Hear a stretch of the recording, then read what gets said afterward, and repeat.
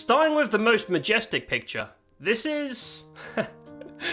this is me and my dad. This is the first picture we took in Japan. This is in Osaka. It's in our very fancy hotel, because it was only one night. I couldn't have a fancy hotel for like 2 weeks. I can't. I'm a streamer. I don't have that kind of income. But just for one night, because I knew the trip, the actual travel, is terrible. 16-hour flight, or 13 hours, and then like a 6-hour layover, and then 3 hours more. I'm gonna be honest with you. As much as I enjoyed the trip, the travel is horrendous. Giant plane, very, very cramped. 700-ish people on the plane. Oh my god, it is claustrophobic, uncomfortable, and awful. So I knew that would happen. So I got us a really nice hotel to basically sleep well, so we could actually start our holiday.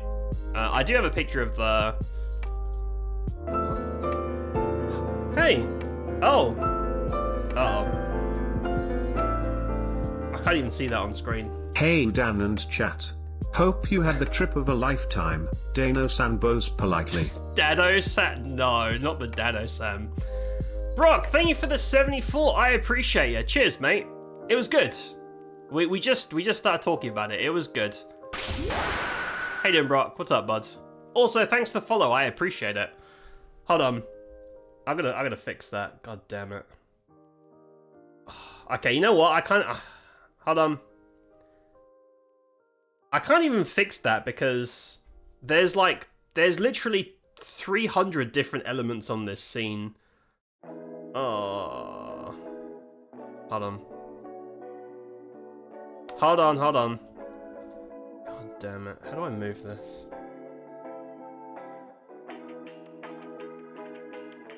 Okay, you know what? If you see alerts, you're not going to see them because the AMA text is going to cover it. So just pretend the alerts are working and they're really cool. There you go. It's just easier that way. Do you have CurseForge? I do not. CurseForge is a mod manager, right? It is sponsored by Asda. Comic Sans and black background are classic. Thank you. Thank you. I see you get the funny faces. No, I told him. I said, dude, this is our first picture in Japan. Pull a silly face. And he was like, I got you. He was like, I got this. You want to go to Japan? It was cool. Just depending on where you live, be advised, the travel is very long. Some people can handle it, some people can't. I hate long traveling. If it was like 2 hours, no problem. But 16 hours in a plane, each way, is a nightmare. Absolute fucking nightmare. I hated getting there. Once you're there, it's great, but getting there is shit. Although, for the price of what we paid for the trip, I guess I shouldn't complain. You know, it's very much on a crazy budget. So, kind of impressive, actually, but still a rough trip. We rough-necked it a bit. Here's slow aging, runs in the family. My old man's young. He's early 50s now, I think. Will this feel like a school presentation? No, it will feel even shittier. This will feel even shittier than a school presentation. No direct flight, Ken. There was a layover. We stopped off in China for 2 hours the first time and like 6 hours the second time. Yeah, that was interesting because we didn't have any Chinese money for like food or anything, so. Itadakimasu. I know that. That's something like thank you for the meal. I know that one. Xenon, thank you for the, oh look, the big, it's 88. But Twitch says 69. 69 is a funnier number. Thanks, man. What's up, Xenon? How you doing, dude? And also, hi, Ken. How you doing, bud? Can't handle that long in a plane. Waiting for teleportation technology. Yeah, no, dude. That trip is killer. The whole time I was in Japan, I was dreading it. Like, we would sometimes bring up the plane. New Ko-fi subscription from Broctimus_Prime. Dude, Brock, thank you for the Ko-fi sub, mate. I appreciate it. Cheers, dude. Thanks, buddy. I'm glad it says it in my chat because I can't see shit because of that stupid AMA text. Who put that there? Who did that? Thanks, man. I really appreciate it, dude. Thanks, buddy. Thanks for helping me pay off all the money I spent in Japan. Thanks, everybody. It was on a budget, but it's still a holiday. CurseForge has all kinds of mods on it that are easy to update and manage. Gotcha. Yeah, I used a mod manager for Skyrim, but I haven't used one for The Sims yet. It's about 4 hours from here to the other side of Australia. Oof. Wait, 4 hours in a plane? Just to fly domestically? Traveling to the west coast of the US from here with 2 was not the best. Still no 16 hours though. I think I feel like my US trip was a lot more palatable. I think the US trip for me was like 11 or 12 hours. But it didn't kill me as much. I don't know, I probably just got like a nicer plane to the States. I don't know, man. All I know is my flights to and from were very, very uncomfortable and not nice. Guess I should do the thing too. Welcome back. Tiny, thank you for the 86. I appreciate you. Cheers, mate. Thanks, Tiny. Oh, I was supposed to make new emotes. Speaking of subscriptions, I was gonna make a load of new emotes, and then I got sick, and now here we are. I'm gonna be making new emotes soon. TM. Happy to see you again. Happy to be here, Brock. Good to see you as well, man. I've seen you around in Versus stream. It's good to see everybody here again. I appreciate everyone stopping by. Balling on a budget. I'm gonna tell you guys straight up. You would not believe how cheap, relatively. I mean, you're still flying, you're still having a hotel. You'll not believe how cheap we did this trip. Considering it's Japan, like the interesting thing about Japan is, once you're there, everything is cheap. The only expensive part is getting there. Once you're actually on the ground, especially for food, like when we start looking at food pictures and I tell you how much they cost, you'll be like, what the fuck? Food in Japan costs half to 1/4 of the price of food in the UK. It's so insane. Really, and like much better quality as well. It's really silly.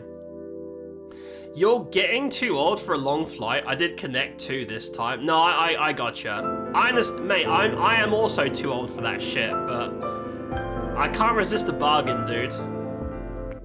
Ah, hello. 88, the lucky number in Asian culture /o/nah. I won't be surprised since I'm cultured. Not surprised at all. I don't think any of us are surprised. Ah, thanks for the 88, mate.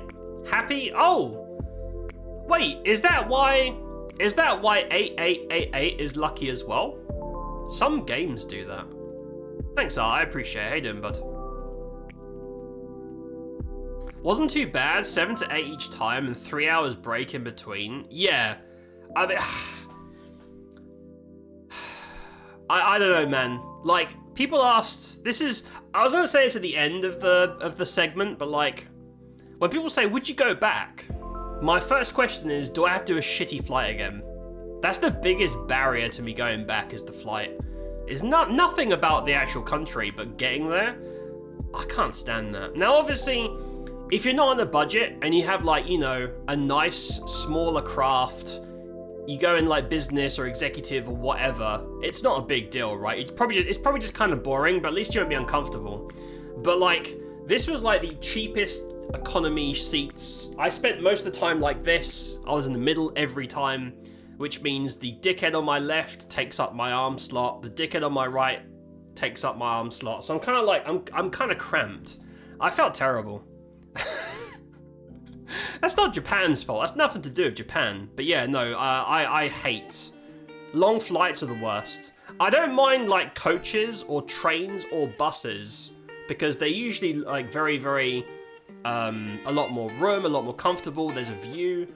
But on a plane, you're just kind of like dead for however long. Pretty terrible.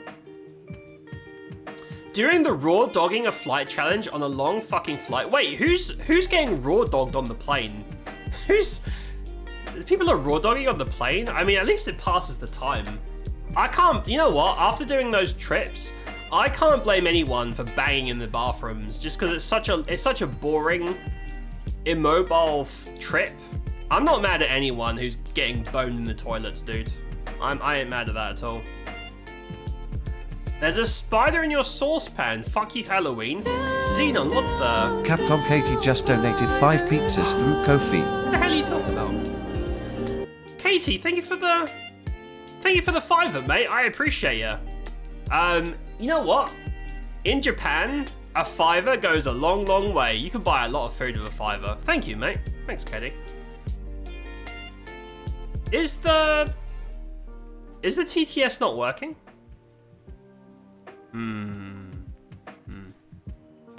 Oh, you did mean domestic. Okay, got you. Look. Bradley's watching with me. I'm trying to bribe him into taking me to Japan. Okay, so maybe mute the stream while I complain about the flights, and then unmute it when I talk about the good parts. Japan's cool. There's some really cool stuff. There's some not so cool stuff. I'm gonna talk about it. Let's change pictures. I've been on this picture for like an hour. We have almost 300 pictures to get through. Look at this amazing transition. Professional. That's our room. So this is our fancy one-night expensive hotel because, like I said, horrible trip, immense back pain. We needed like a real bed. So this is like, in Japan, this is considered like ultra large luxury family room. By Western standards, it's just kind of a slightly big room, but you'll understand very quickly in Japan, space is a commodity. Like every indoor space is tiny.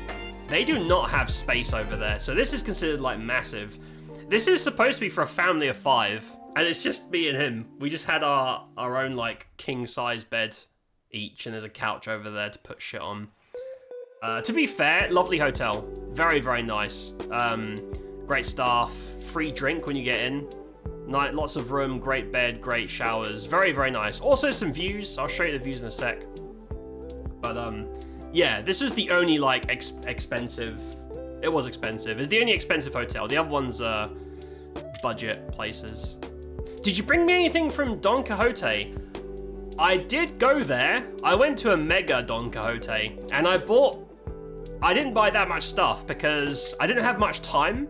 Time was very, very scarce on this trip. I'll explain more as we go through. So I did buy some stuff. I have some snacks and have some trinkets, but not a lot because of bag space as well. So I did not buy enough stuff. If I split all my snacks up, everybody would get like 1 or 2 pieces each. So I only have enough snacks for like a couple of people. I'm afraid to say. Shopping was a very small part of my trip.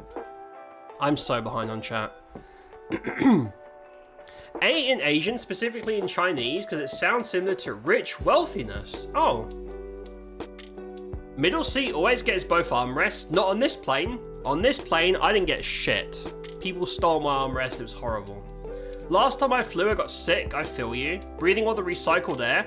Yep, this is a really big craft, which means that we were all breathing the air of like 700 people.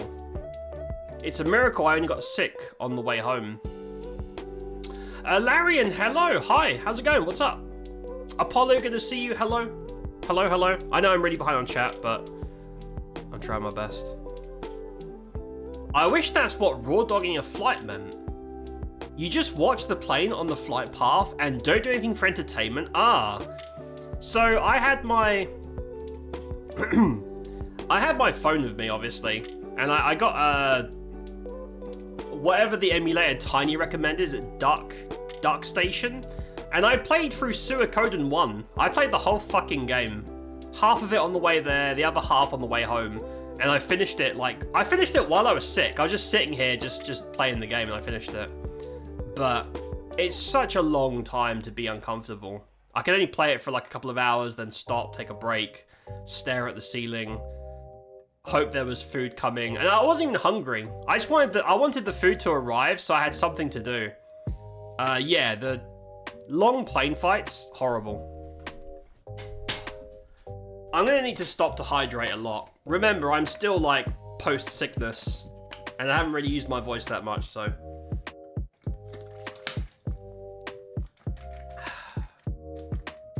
Fuck you, Kofi, not reading my messages. I don't know why it does that. Before I left for Japan, all the TTS was working fine. I don't know why it's not now. Did you put any naughty words? They have a really crazy naughty word filter on Kofi. I don't know. Just sit there and stare at the back of the seat in front of you. I kind of did that. It was terrible. Where are my Mado Cafe pictures? There are pictures of maid cafes. I did not go in because I am not a cringe lord. I know you're going to say you shouldn't judge people. I will definitely judge you. That whole maid cafe shit is cringe as hell, man. I judge everybody that goes there. I don't care anymore. Did you get a picture of Blowjob Granny? No. We ran away. I found that situation was really funny. My dad did not find it funny. He was scarred. He was genuinely scarred. And he just wanted to end the day and go back to our hotel. He did not find that funny. I did though. I did not go to the Pokemon store. No. I'll be honest. About 90% of the things I wanted to do, I didn't do. I feel like I blinked and the holiday was over. It was very, very fast paced. To be honest, very hectic and a little bit stressful. But I did do a lot of stuff in the time we had, but no Pokemon. We even had a tour guide. Not a tour guide, but like there was a lot of times in Japan where there'd be like a couple of old people just doing like community stuff, right? And there's two very, very nice gentlemen in Shibuya. And they said, oh, England, let me show you. And he got this big old map. He gave us all these leaflets and stuff for free. And he was like writing, these are all the important places. So we went to a temple, I got pictures, went to another temple, lots of temples, too many temples. And one of the places was like Nintendo HQ, which is where, and there was like a bunch of Pokemon centers outside it, but we didn't even go there. Cause I'll be honest, I don't like Nintendo. I don't like him. Not really a fan. But I didn't want to tell him that. He was so excited to tell me about Nintendo. I didn't want to be mean. But no, we didn't go to any Nintendo or Pokemon or anything like that. Time was very scarce over there. Make sure to get the Fem69 sex bot. Yes, I did bring a whole sex bot out on the plane. And she's currently at the back of the room. I have to clean her though. Pretend to get sick and they'll give up them armrests. I didn't need to pretend. I should have just coughed early. Longest flight was about 7 to the Seychelles. Stargate, Family Guy, and Scrubs on my PSP. Good times. 7 hours is like, that's still a long time to be on the plane, but I could do that, but 16? Horrific. Right, let me try. Guys, we have 300 pictures. I'm gonna try and pick up the pace. Anyway, this is our room. Very nice. Very nice. What's this? What's next? Oh, that's our view from the room at night.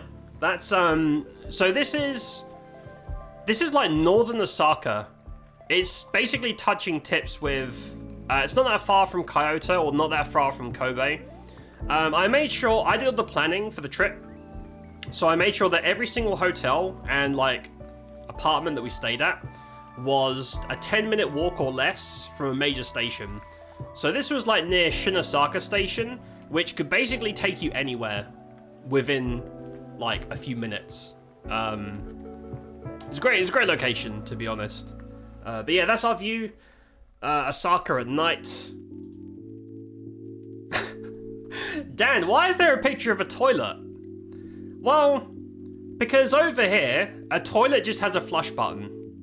If you look on the left, and this is pretty much every single place we went to had like a fully configurable toilet. All those buttons on the left, basically, how would you like this toilet to ass blast you, to wipe the shit off your butthole?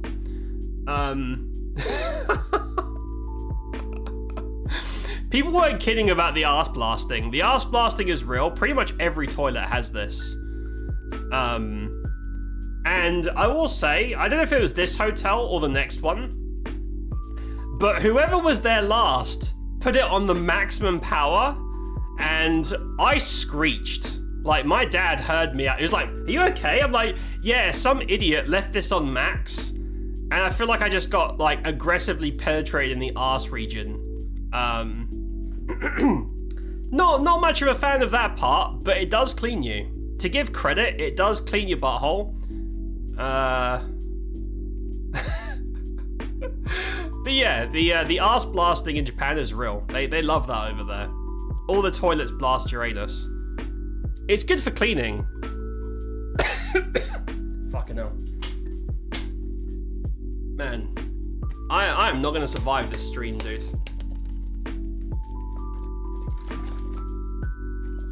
The arse blasting is real.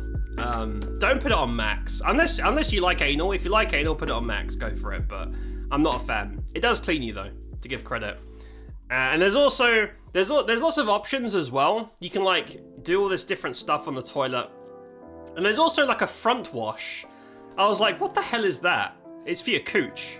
Or I guess if you want to wash your balls, you could use it, but I believe it's intended for the cooch if you have one. So you could get your cooch blasted as well. Just a bit of a bonus.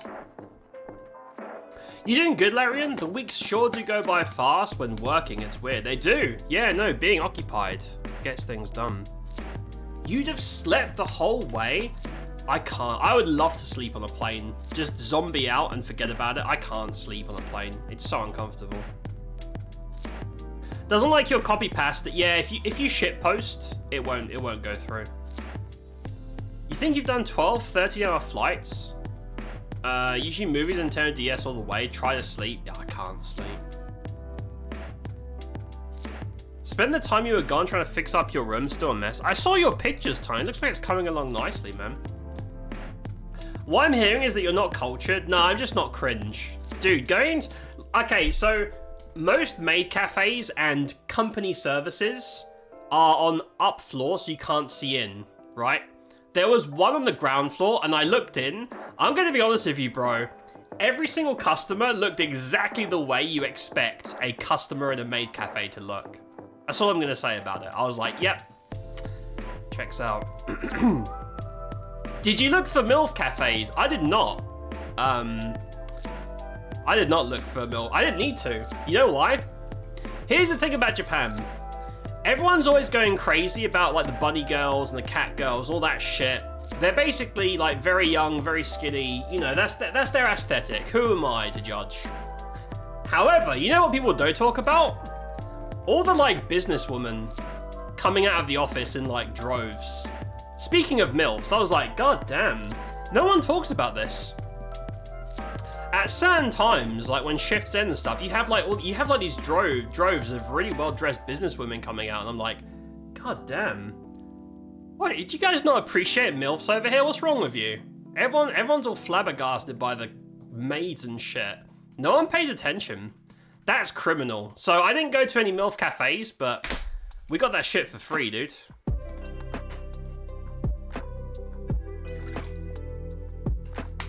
You and your old man should get together and react to anime? No. No thanks. Proud of you for hating Nintendo, thank you. Yeah, I don't like their games.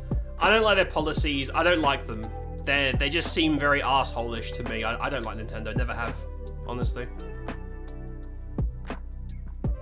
Did it have a premium flush? It had a premium arse blast. Doesn't need drivers, no. How long do you spend playing with the toilets? I was probably in there the first time for like 20 minutes trying to figure out what they did.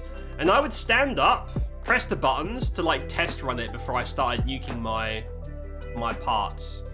The toilets there are crazy. Did you learn any Japanese? No. I know 4 words in Japanese. I know hello, thank you, sorry, and delicious. That is all the Japanese I know, and it got me through 2 weeks. That's all I know. I didn't learn shit. Didn't learn a damn thing.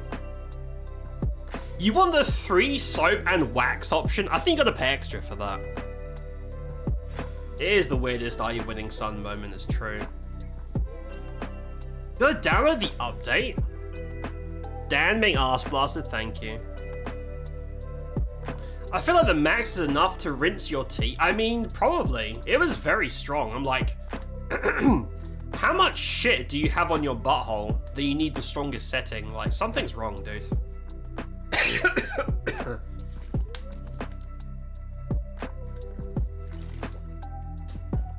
My voice is struggling, man.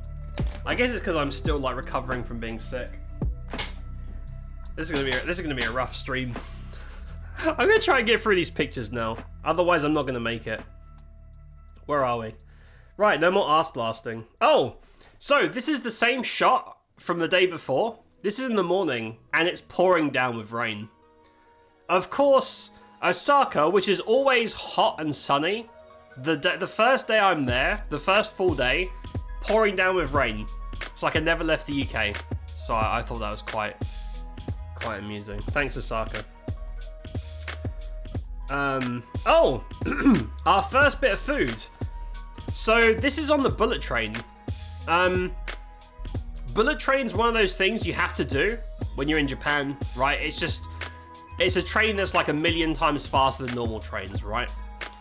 I do have a video of it. I didn't want to put a video on OBS. It's just too finicky. It's on my Twitter if you want to see. Yeah, it's on my Twitter if you want to have a look. I have a video of like the bullet train coming in. They are very fast, but to be honest, they are just trains. So like, it's cool to go on there and be like, wow, this is really fast. But once you're there, it's just a train, bro. And they're also really expensive. The train from, considering how cheap everything else is there, the train from Osaka to Tokyo is like 75 British pounds. Now, you are going like a third away across the entire country in 2.5 hours, so you get what you pay for. But that's a lot of money, considering how much everything else costs there, so... Yeah, I would say do it once, and then never bother again.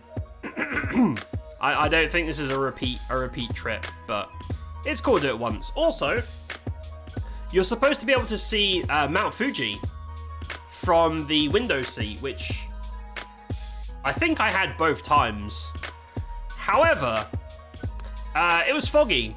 The whole trip while in Tokyo was foggy. You couldn't see anything. Tokyo's weather is just foggy all the fucking time. You can't see a goddamn thing, which was very not great for a traveler. You can't see anything. So no Mount Fuji, nothing in the distance could be seen.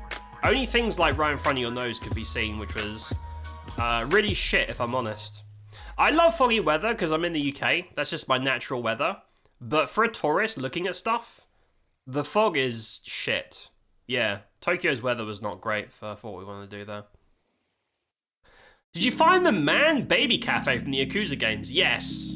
And I saw the president of the Yakuza in there. It's the guy from the game. He's actually a real dude. He's just playing with the babies and the baby shakers. Clock out time was cock out time. What are you even talking? Xenon, you're drunk. You're drunk, mate. You'd appreciate the hordes of business MILFs too, more than cat guys. I'm saying, dude. They were pretty good. I was like, damn. I could not get into the cat girl maid shit at all. I don't get it. Like, the thing is, Japan's like beauty aesthetics are so different to mine, right?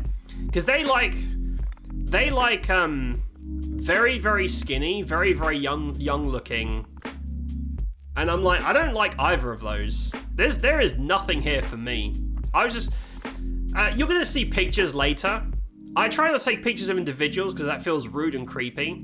But you will see some of these like maids and cat girls and hawkers. There's like hosts and shit in there as well. You will see some later because I have pictures of the red light district. Don't worry, there's no porn. It's Twitch safe.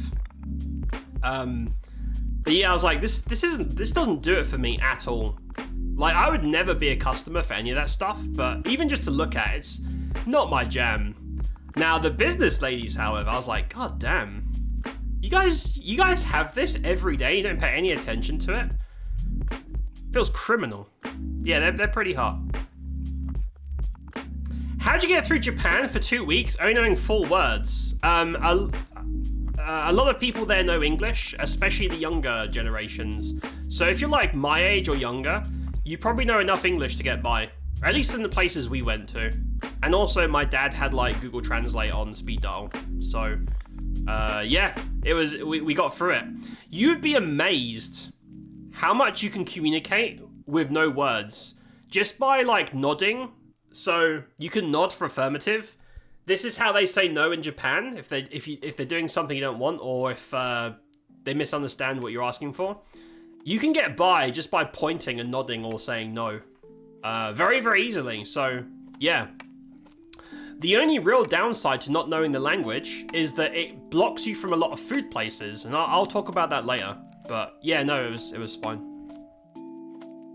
When we were there, it was all okay. Not much rain while we were in Japan. Gotcha. It rained a fuck ton while I was in Tokyo. The last half of that week was all pouring with rain. Rain and fog, which I like, but not as a tourist because I can't see anything. Yeah, the weather was pretty bad. And then in Osaka, it was really, really bright, sunny, and too hot. So it was like a lose-lose. Google Translate does save a lot. Gotta blast through. This explains... Oh, God damn it. Okay, I'll try and be faster. Okay, so this is our first food. This is our first thing we ate in Japan. This is convenience store food.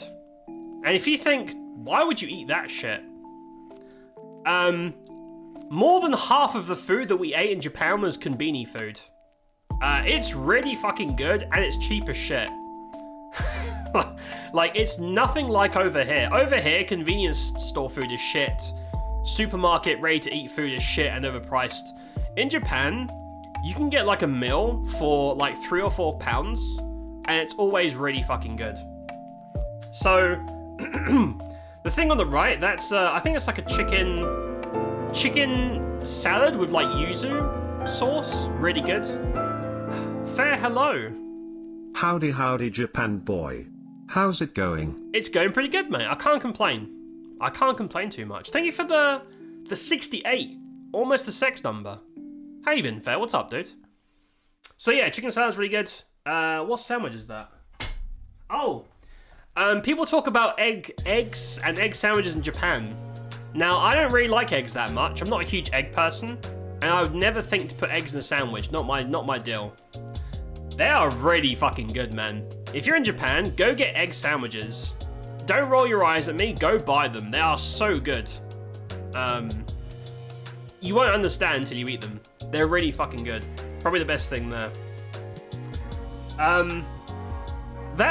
So I always picked like some weird stuff as well. That thing in the bottom left, that was sweet potato and whipped cream. So it's sweet potato baked into a dough bun, which tastes like a brioche, and then whipped cream. I was like, this is so dumb. I have to get one.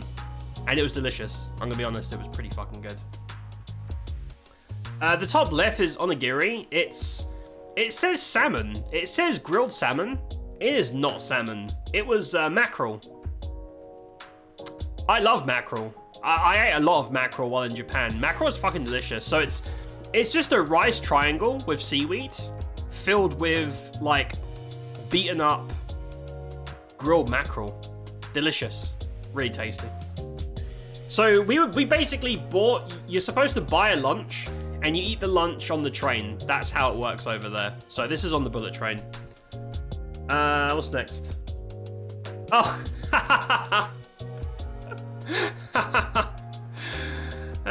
So we got to Tokyo, right? We got to Tokyo. We went to Nishinopori, which is where our apart hotel was located. I'm gonna be honest, the apartment was pretty shit. That was not the highlight of our trip. The apartment was pretty shit. Crappy beds. It was like late there, and we were just walking around, just kind of getting our bearings. We didn't want to do anything too exerting. We just kind of wanted to go to sleep, right? And then we tried vending machines, had delicious chocolate milk for like 50 pence. And then my dad looks at me and says, "We should go to that place." And I said, "What? Where?" He says, the electronics place. And I was like, "You mean the Wii place?" And he was like, "Yeah." Now? Yeah. It was really impulsive and out of character. But I was like, okay. So we went to Akihabara. And pretty much the first thing I saw when I got out was this. It's just a bunch of like fat-titted MILF cat girls. And I was like, yep, this is where we are. This place is exactly what you think it is. This is where all the maids and shit are as well, to lap up those rich, lonely Westerners coming in. This is the first thing you see when you get off the station, is this. It's just titties everywhere. I thought it was quite amusing. There's more of this, by the way. This is like the beginning of it. No, the sweet potato whipped cream was tasty. You like apples? You are an olive. Everything's expensive. I will kill your father. What the hell? Why do you know that? Is it that much faster than French TGV trains? I don't even know what those are. All I know is the bullet train in 2.5 hours can cross 1/3 of Japan's length, which is very, very, very fast. The exchange student in my high school said it every time entering a store in Norway. Oh. Yes, John Yakuza. John Yakuza.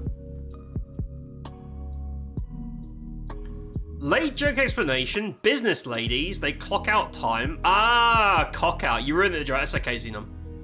That's okay, mate. Everything's gonna be late tonight. I don't mind.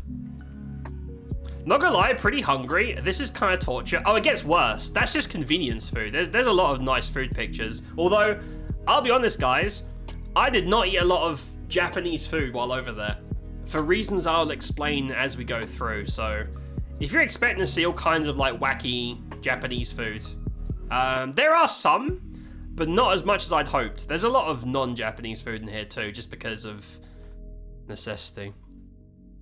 They do make great food. Even like the cheapest, shittiest food over there is really good.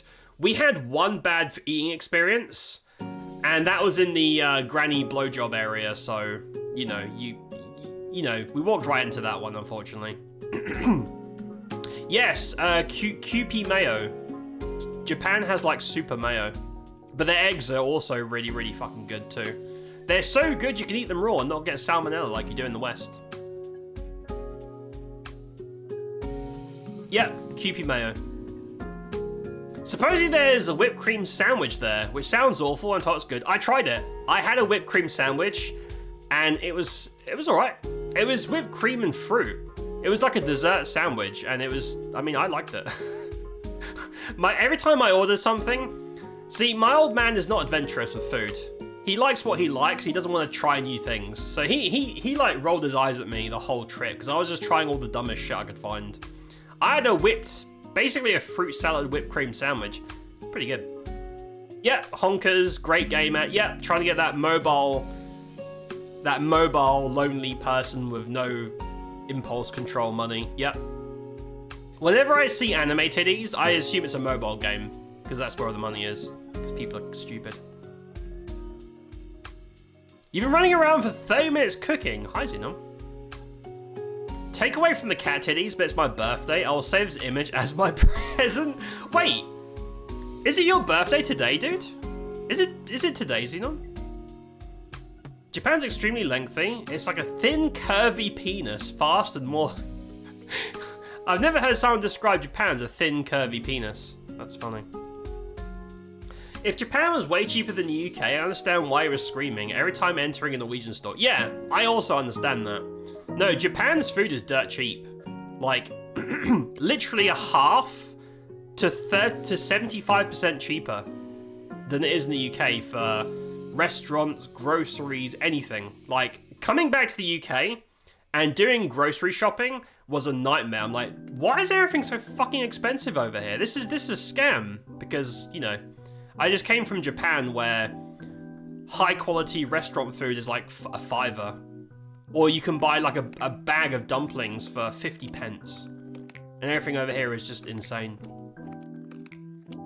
Han, hello. I always buy QP mayo imported, never locally bottled. Well, there you go. Yeah, I've never had it before I went to Japan, but it's pretty good. It's the backbone of a lot of like sandwiches and stuff.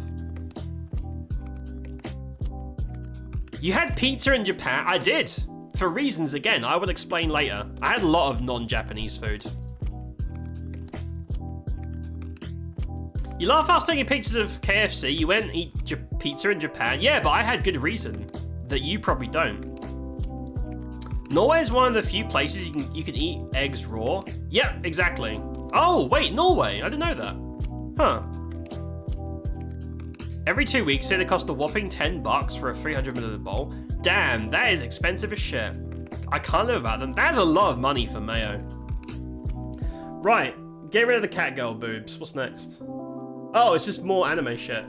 So, when you get out of the station, you have the, like, anime titties, and you have, like, a bunch of random, I don't know, more anime girls. You're going to be noticing a lot of this, because this is, like, Weeb Central, but it's probably just more mobile games. This is pretty much everywhere. Everywhere you look, it's shit like this. I'm going to try and speedrun. We need to get through these pictures, man. Oh. So, I really like the aesthetic at night. So something interesting about Japan is, when you're planning to go somewhere, you have to go at the daytime or the nighttime. Most places are shit if you go at the wrong time. So Akihabara is definitely a nighttime place with all the boards lit up. There's like cyberpunk vibes if you go down alleyways and shit. Very, very cool at night. Wouldn't go there during the day. We made that mistake with Shinjuku, which I'll talk about later, but yeah. More boards, more ads, more bright lights. I think this is right next to Maid Girl Lane, which I didn't take pictures of because that's fucking creepy. Also, nice legs on the right. Any leg appreciators in chat? That one's for you on the right. I thought it was pretty good.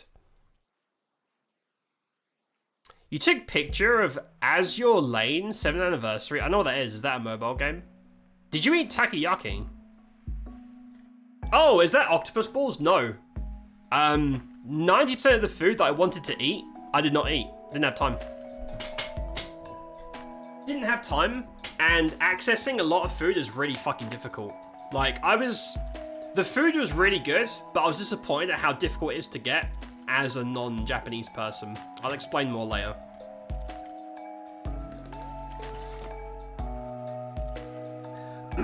The day I get closer to that 60-year-old train discount card. Xeon, happy birthday, dude. Happy birthday, man. I hope it's a good one for you. Given where you were at, it is always going to be there. What do you mean, Ken? You mean all the weeb stuff? Kewpie mayo, smoked sesame seeds. Sambal is a hot sauce, right? I don't know what that other stuff is. I know what sriracha is. Hoisin's great. Lots of good condiments, ingredients. Hell yeah, I love hoisin sauce. Very nice. Zoom in on the legs? No. Okay, fine, I will. This is the only picture I'll mess around with. Guys, we're on a schedule, okay?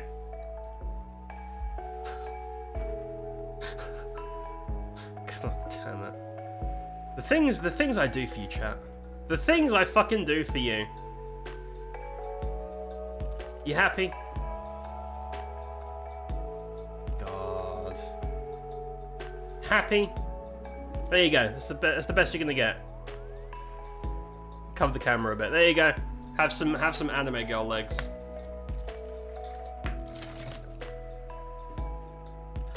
Azure Lane, the only thing I know of that is a crossover world of warships. Oh! Wait, warships and waifus?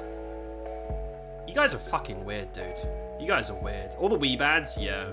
That's the stuff. I mean, look, I like legs, but... Moving on. What's next? Oh! Okay, we're gonna get a little bit weird now. If you guys think the whole maid cafe thing isn't real, man, do I have some news for you. So, as we were walking around, I saw this sign, and it was on the ground floor, because most maid stuff, they basically have like girls outside trying to get you to go upstairs. It's very, very shady. But this is on the ground floor. I was like, huh, that's weird. So I went for a look at I went up to this thing to look. I was like, what the fuck am I looking at? But someone in Discord explained the X. So this sounds really bad in English because it reads "eat me like a doll," which sounds a little bit suspicious. It is not. Oh, wait, okay. I mean, maybe. They like that, though. They really like very, very small, dainty, sickly thin women. That's their aesthetic over there. I can't relate at all, but that's what they like. So it reads Eat Me Like a Doll in English, but in Discord, someone said the X means collab. So this is two different companies collabing. So I guess Eat Me is probably like food mates, and Like a Doll is like the, like, I don't know, skinny, sickly looking aesthetic shit. So that's probably what that is. But as someone who speaks English, that was a very, very weird sign to come across. And no, I did not go to the Eat Me Like a Doll. I did not go inside the cafe. I did not participate. I just walked past it and thought, man, I bet people are gonna have some opinions on this. Anyway, bit of a weird one there for you. What's next? Oh, palate cleanse. This is a cat cafe. Nothing weird there. It's just a cafe, you go get food, and there's like a million cats inside. All over. They're all up the walls. They're on the fucking roof. They're dicking around downstairs. This is a cat cafe. Something a little bit wholesome to counter all the degenerate shit going on. Yes, Lit, you were the one. The X is a collab. Because, yeah, that makes more sense now. It makes more sense. Yes, Eat Me and Like a Doll. Yeah, they're two different companies, I assume. Me with a 6'1" girlfriend could never relate. Look, man, I don't care about height. I have no height preferences, but I don't understand the appeal. But of course I respect it. Being attracted to, like, very, very, like, sickly thin. I can't relate. I've never been attracted to them, so I don't know. But they like that in Japan. They really, really like dangerously skinny people. And hey, all the more power to them. Not my jam. Not my jam. Although I think it's the obsession with youth, like people who look very, very, very young. That's weirder to me. Like I can't. I'm not gonna get into it, but that's the part that I'm like, I don't know about this one, guys. I don't know about this one. The X has caused so much confusion over the year. Yeah, no shit. They knew what they were doing in that sign. They did story. They knew. Or maybe one person knew. Maybe like the Westerner specialist was like, I bet he doesn't get a lot of Westerners in here with loads of money. I feel like I knew. What's up, story? How would one eat a doll? I don't know, and I don't want to know. I see an X and think it's just shipping. Yeah, I think that's what a lot of people think, but it means collab, we assume. Hunter x Hunter is Hunter and Hunter. Yeah. Did you go to the cat cafe? No. Most stuff I just walked past. I did not go in there. I don't like cats. I hate cats. Cats can go fuck off. I don't like cats. So no, I didn't go to the cat cafe. I don't like cats. I don't like coffee. But I did take a picture for the people who do, so enjoy your cat cafe. Right, moving on. Don't worry, guys, we only have like 240 pictures left. Oh my god, it's like 8:30. Oh. Okay, we have to speed run this now. Oh, this is the entrance to a shop that is like 50, 60 floors of pure electronics. We went in, and we were like, when does this end? Dude, it is like infinite electronics all the way at the top. And there was a basement we didn't even go in. It might have been a sex dungeon, I don't know, but this place is crazy. And this is like all the ads outside. I just like the aesthetic. I like the shiny stuff at nighttime. I think it's cool. Oh. Okay, so this is random. Anything at nighttime that was like lit up with signs and cool stuff, I always took a picture because I like the aesthetic. If you are very observant, you might start to notice some of the company workers. Now again, I wasn't going to take pictures specifically of people because I feel like it's really weird and creepy. I don't like that. But you may see them in some shots. Basically, they're hawkers. If you see people standing perfectly on the side of a pavement, especially if they're holding a sign and they look dressed up, especially if they're on a line, they're a company service, as in selling company. It might be maids, hostesses, hosts, whatever. When we were walking through, you know where the anime titty sign was? No, the anime leg sign was? From that area, there was literally hundreds, 3 digits, hundreds in one big line maids, cat girls. Apparently, like one thing that women really like over there is big boots, like giant fuck off like gothy shoes that are like double their height. I don't know. That's what they like over there. Like most. A lot of women in like trendy areas, and also a lot of people who are working like company services, they all wear the same boots, like copy paste. They all wear them. Each their own, I suppose, but yeah.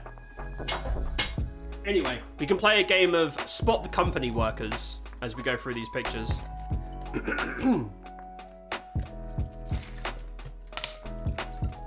I did not see a raccoon cafe. You don't mind height? Has the figure to accompany that height, which is definitely my cup of tea. Hell yeah, fair. Katie, thanks for lurking, mate. I appreciate it. Go get some rest. Thanks for hanging out. And I'll see you next time. Have a good night, Katie. Thanks for chilling. 9 years together, almost 50 pounds later, too. So, hold on. Okay. Guys, I'm still recovering from being sick. I'm gonna go off stream and cough up some shit, because I don't want to do that on stream. It's kind of gross. Ty, hello. We love a good Weebama. So glad you had fun. Ty, I have gifts for you. I'll have to DM you in the next few days. Thank you for the 78 months. I appreciate it. How you doing, Ty? I have almost 300 pictures to talk about, and we're like picture 13. I've been doing a terrible job getting through this. Hold on, let me just cough up this stuff. Hold on.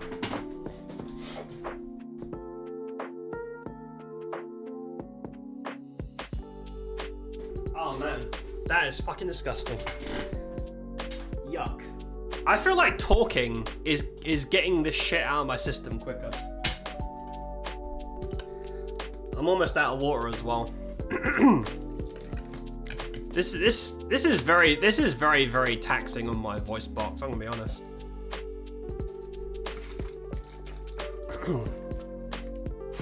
I can't relate to that level of thinness either. I see people that are skinny around here now and they look like a good breeze could blow them away. Yeah, and there's nothing wrong with that, and there's nothing wrong with liking it, but I can't relate to it. It's the aesthetic over there. You do not see, you see very, very few people who are like what I would consider even average weight, let alone overweight, unless they're foreigners. Like, you'll see like a crowd of very skinny people, and then there's me and my dad. We're both fat. It's almost like a stereotype, just like walking. It's like you notice. It's like two elephants coming in the room. Don't lie, you like Luna. I never said I didn't. Okay. I don't like most cats. Most cats can fuck off. Oh, Ty, I think you missed this picture. Hold on. There you go. Cat cafe for Ty. Cat cafe. We'll go back here. Just got home from Psychoval results. Did everything go well? I hope everything went well, Ty. Welcome home, mate. There's, a lot of places in Tokyo at night look cyberpunky. I love that aesthetic. Very, very cool. Have some cat hair of your cake. I don't mind skinny, but need some muscles too. I don't want them to break from a hug. Yeah, I don't like dainty. I don't like fragile looking. I can't get behind that. They have muscle girl bars over there, Tiny. I didn't see one, but there is like a trendy on the rise thing where it's just bars of very, very fit women. Although guys go there to hang out. Obviously, it's like a lonely thing, but also they like beat you up. If you pay extra, they like punch you in the nuts, which I find really weird. But hey, man, get the bag, girls, I guess.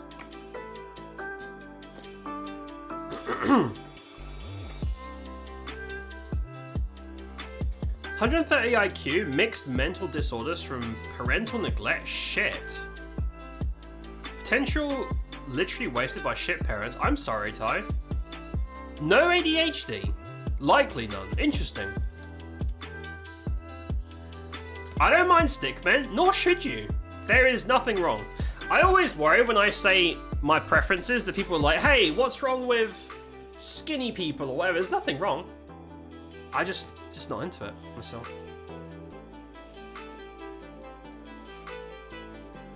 I think that's what people look like normally. Us in the West are so used to everyone being overweight. I feel like, maybe, but I feel like, well, I wouldn't use the word normal. But I feel like, I don't know. Over here, too heavy. Over there, too not heavy. I feel like a comfortable medium is probably better in both instances, but each their own. I would find one. I don't know about the nut punch. Yeah, you don't have to. That's an extra service.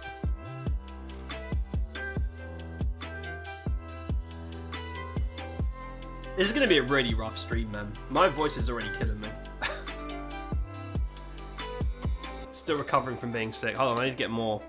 I need to get more water. Ugh.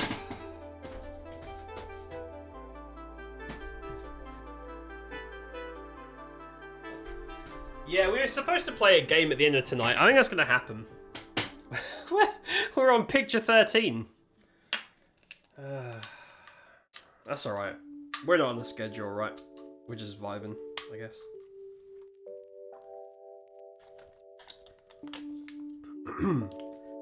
Maybe it's just stern talking and a pat on the head. I'm sure if you ask them, I'm sure if you pay them, they will talk down to you if that's what you want. I'm sure. But yeah, I've seen videos of people go in there and they're just like, it's just a bunch of like athletic to muscular women. It's just like any other like lonely people area, except they have like,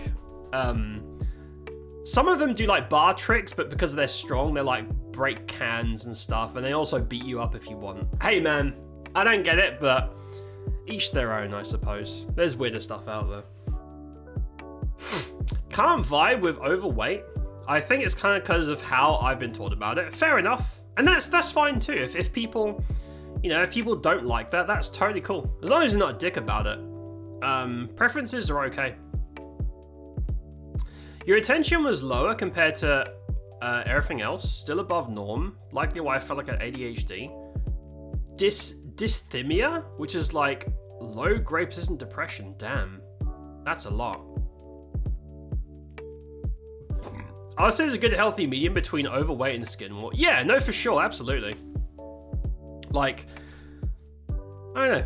Maybe we're too big over here and they're too small over there. I don't know, man. Right, what's next? Is it the last one for... Oh.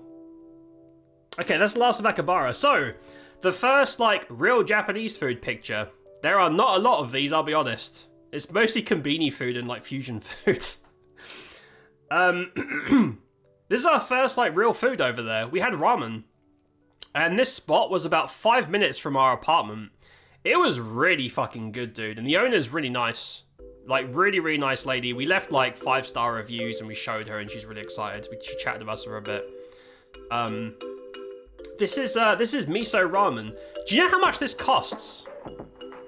How much do you think this bowl? Now, the picture maybe doesn't do it justice. The bowl is full all the way to the top. It's a pretty big bowl, and there is like 20 different ingredients, like visible ingredients in the bowl. It is very, very hearty. Like it's a meal. It's a meal. For comparison, when we left the UK for Japan, my old man had a bowl of, I don't know why he had ramen in the UK before leaving for Japan. I don't know, but he had ramen. He paid 20 quid. £20 for a smaller bowl of ramen over here that was mediocre. This cost 1,000 yen. That is £5.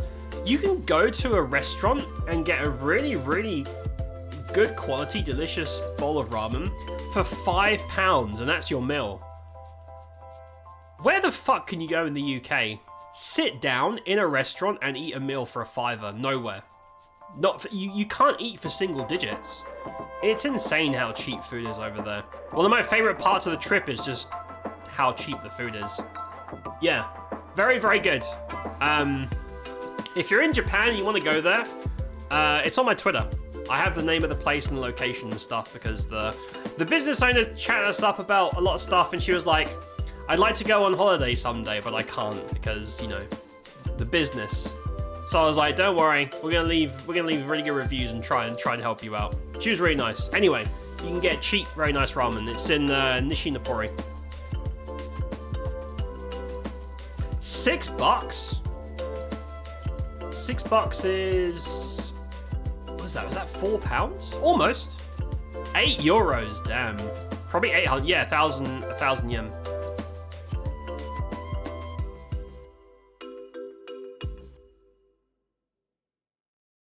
Can you pay for someone to Kamehameha your nuts? If you pay them enough, they'll probably dress up like Girl Vegeta and do it, I'm sure. Quite a few people in my family make being healthy and skinny so important, more so when they see overweight people they like to criticize. Yeah, a lot of cultures and people are like that. I would prefer if people would leave other people alone, to be honest, but you know, you can say the same in reverse as well.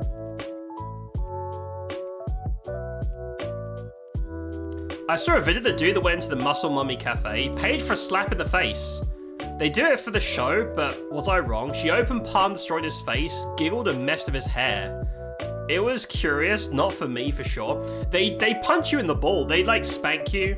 They like punch you in the stomach, they'll punch you. Basically, they will hurt you if you pay them enough. I start to think people just go there because they have like certain tendencies, I'll be honest. But hey, each their own, I suppose. That's not the end, not spewing it all on the wild internet. I don't blame you, Ty.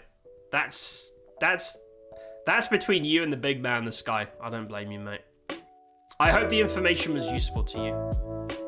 Looks lit, yeah, it's good. Yeah, about a fiver. It would cost €12 in Vienna, damn. How much is a euro in British money? I think the euro is weaker than the pound, right? €12 in GBP. Yeah, oh, it's a tenner. That's exactly a tenner. Yeah, so half of that. Basically half of that. Crazy. Yeah, one of the best things about the trip, once you're there, everything is cheap. Everything is so cheap, especially food. It's crazy. Like, it's expensive to get there because it's a long-ass flight, but once you're there, your expenditures, besides, like, you know, hotels are obviously expensive, but the amount of money that you spend on day-to-day stuff is a fraction of what you would spend in the UK. Like, not even comparable. It's so crazy how cheap it is over there. Wild.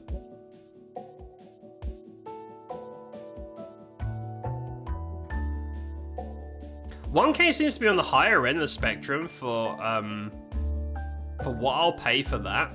I mean, I didn't mind. It's pretty good. Had it yesterday with my girlfriend here in Brazil, very typical Japanese restaurant. It was a nice big bowl. To USD, it was like $12. Yeah, how much is, man, I'm behind on current. $12 in GBP. How much is that? Is that 6? Oh! Damn. I thought the dollars were doing badly. Maybe our economy's shit. $12 is almost a tenner. Huh. Yeah, so about half of that. Can you pay them to hurt someone else? Only with consent. $24 in Norway?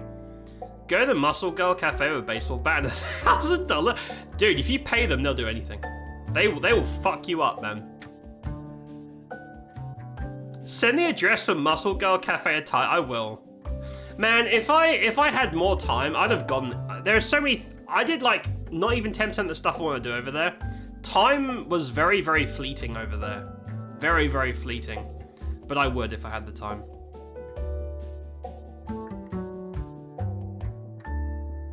It's not that. Wait, I think you must understand what I meant last year regarding the place we were. It's not that it isn't good. It's just not Japanese, which they claim to be. Well, yeah, it's like a Korean/Japanese restaurant. I mean, I like the ramen there too. It's just different. It's just different. Jackie, hello. Jackie, thank you for the 55. I appreciate it. Hi, Jackie. How you doing, mate? How you been? Right, I'm gonna try and speak. God damn it. We're not gonna get through this list of pictures in one night. I'm trying so hard to get through this. Right, more pictures. What's this? Oh, I think this is pretty much the only selfie I took over there, I think, apart from the one with Dad. This is the famous Shibuya crossing. Yeah, next day was Shibuya. I didn't want to stop and try and take a picture of literally like what feels like thousands of people all running around trampling each other. But this is like moments before like infinite people just cross. It is very busy. Like this whole thing is for real. This was Shibuya. What do we do next? Oh, random gold baby faces on restaurants is a very common look in Japan. I don't know what it means, but they really like golden babies to let you know that you should eat there. So there's a lot of gold baby pictures for some reason. I think fruit and veggies are really expensive. They are a little bit more, so, veggies are a little bit more expensive than the UK. Some fruits are very expensive because they have like fancy types. Things like Hokkaido melons, for example, which I tasted later, is very nice. Things like that are really expensive. You doing good? Eating food and chilling. Hell yeah, Jackie. Glad to hear that, mate. We're just going through our Japan trip. Or I'm trying to anyway. Slowly but surely. Oh. Yeah, this is just random shop. So, we had to keep stopping for coffee. My old man needs coffee like every couple of hours, so you have to keep stopping for coffee. Found this really nice place for coffee, and I saw this outside. I was like, that's a good shot, so I took the shot. But this is all Shibuya. Oh, hold up. Sorry guys, I'm recovering from being sick, and I have to keep coughing shit up, and I don't want to do it on stream because it's gross. Give me one moment. It's fucking disgusting. Hold up.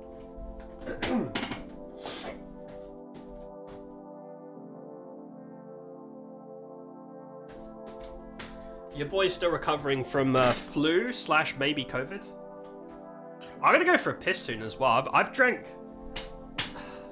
have drank so much water for this stream because my voice is not holding up. I'm gonna need to AFK for a piss. We're not playing a game tonight. There's no way we're gonna have time.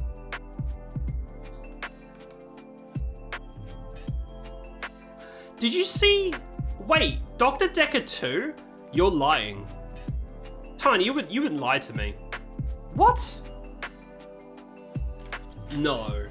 There's no way they're making a second Dr. Decker. I don't believe it. Liar. Dr. Decker 2? What? Yo. Fuck, you know what? I don't want to talk about the Japan trip anymore. Who fucking cares about Japan? Dude, Dr. Decker 2?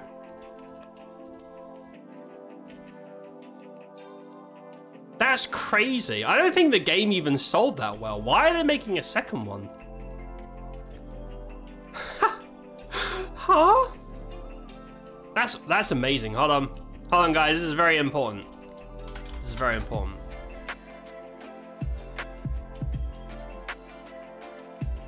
Trying to get, I'm already trying to weasel my way into a free key for that game. Thanks for letting me know, man. That's awesome. I don't think that game sold very well. That company doesn't really make sequels. That's really odd. But I am happy. Can't complain, Brazil's nuts in terms of food prices. Filling delicious Brazilian food for like a $5 bucks is good. Go fancy typical Japanese or European or pizza, something stupid expensive because it's imported. Yeah, no, I understand. No, over here, you can't eat cheap over here. Unless you cook your own food, of course. But going out to eat is insane. Like, you can't eat for like less than absolute cheapest 15 quid a head, which is like 20 bucks. There's no way you can eat in a sit-down restaurant for less than that. Even if you don't drink, you just have like water. Photographer Dan, I tried my best. Mariana is reprising her role and is getting released in 25. That's so cool. I love that game. I will stream the shit out of that. That is a very pleasant surprise. Cafe, wine, beer, falafel. Oh yeah, this is where my dad got his coffee. Very nice. One of his favorite coffees, I think. What are falafels doing? I love falafels. Hey, say what you want. I know a lot of people knock falafel because falafel is usually the token vegan in a non-vegan place ingredient. Falafel's delicious. Maybe need another week of recovery. I'll be okay, Lit. I've got like 2 days before next stream. It's just that because I'm just talking and there's no like gameplay to like give me a break between words, it's gonna be rough tonight, but I'll be fine once we're back to normal on Thursday. Thank you for worrying about me though. I know Deca from several streamers. I think it did pretty well. Hold on. I don't think the game did that. Let me look. Yeah, I mean, not even 500, well, 400 reviews on Steam, and the game was released almost a decade ago. I don't know. I mean, it did well enough they want to make a second one. I'm really happy. I love that game, but I am surprised they're making a second one. That's awesome. What a pleasant surprise. What a great day to be alive. Twitch is recommending channels to me. Why is it recommending... Oh, I don't know, mate. I had that as well. And I'm not even American, so... I don't know why. Right, more pictures. We're going to get through this. Oh, this is like a typical food alley in Japan. When you see shit like this, you know it's like infinite food. This was... I think all... yakitori, which is like chicken on the stick stuff, which we didn't have. Well, we had it once, and it was disgusting. But it wasn't because the food is gross, but just that specific area was gross. It wasn't here, it was in Shinjuku. Oh, something for the nerds. So, I don't really know what this is. At first, I thought this was like some sort of porn thing. Because of like the pictures, I thought like, is this like VR porn? What is this? But no, this is where nerds sit and like read. I don't really get it, but it's like electronic nerd chair where you read. I don't know, man. I just saw it and thought it was interesting. There you go, it's for the nerds. Oh, so we accidentally walked into a festival like every other day. Every other day we went somewhere, oh, there's a festival here. There's like a food fair in Shibuya. This is on the way to the shrine. We tried, I didn't get a picture of it because you couldn't really see anything. We had this giant, like, massive fried dough tube full of cheese and crab meat. My dad bought it, snapped it in half, and we ate it. It was fucking delicious. And he got a Sapporo because he likes that brand of beer. So he's chugging away. But the best thing in the fair, this is one of the best things I had in the whole trip. So Hokkaido is famous for milk and famous for melons. And you all know how much I love big milky melons. I'm pretty open about my adoration of it.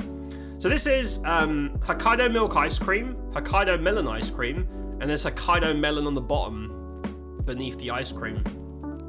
It sounds very plain. It is fucking delicious. It is one of the best, probably the second best dessert I had in my whole trip.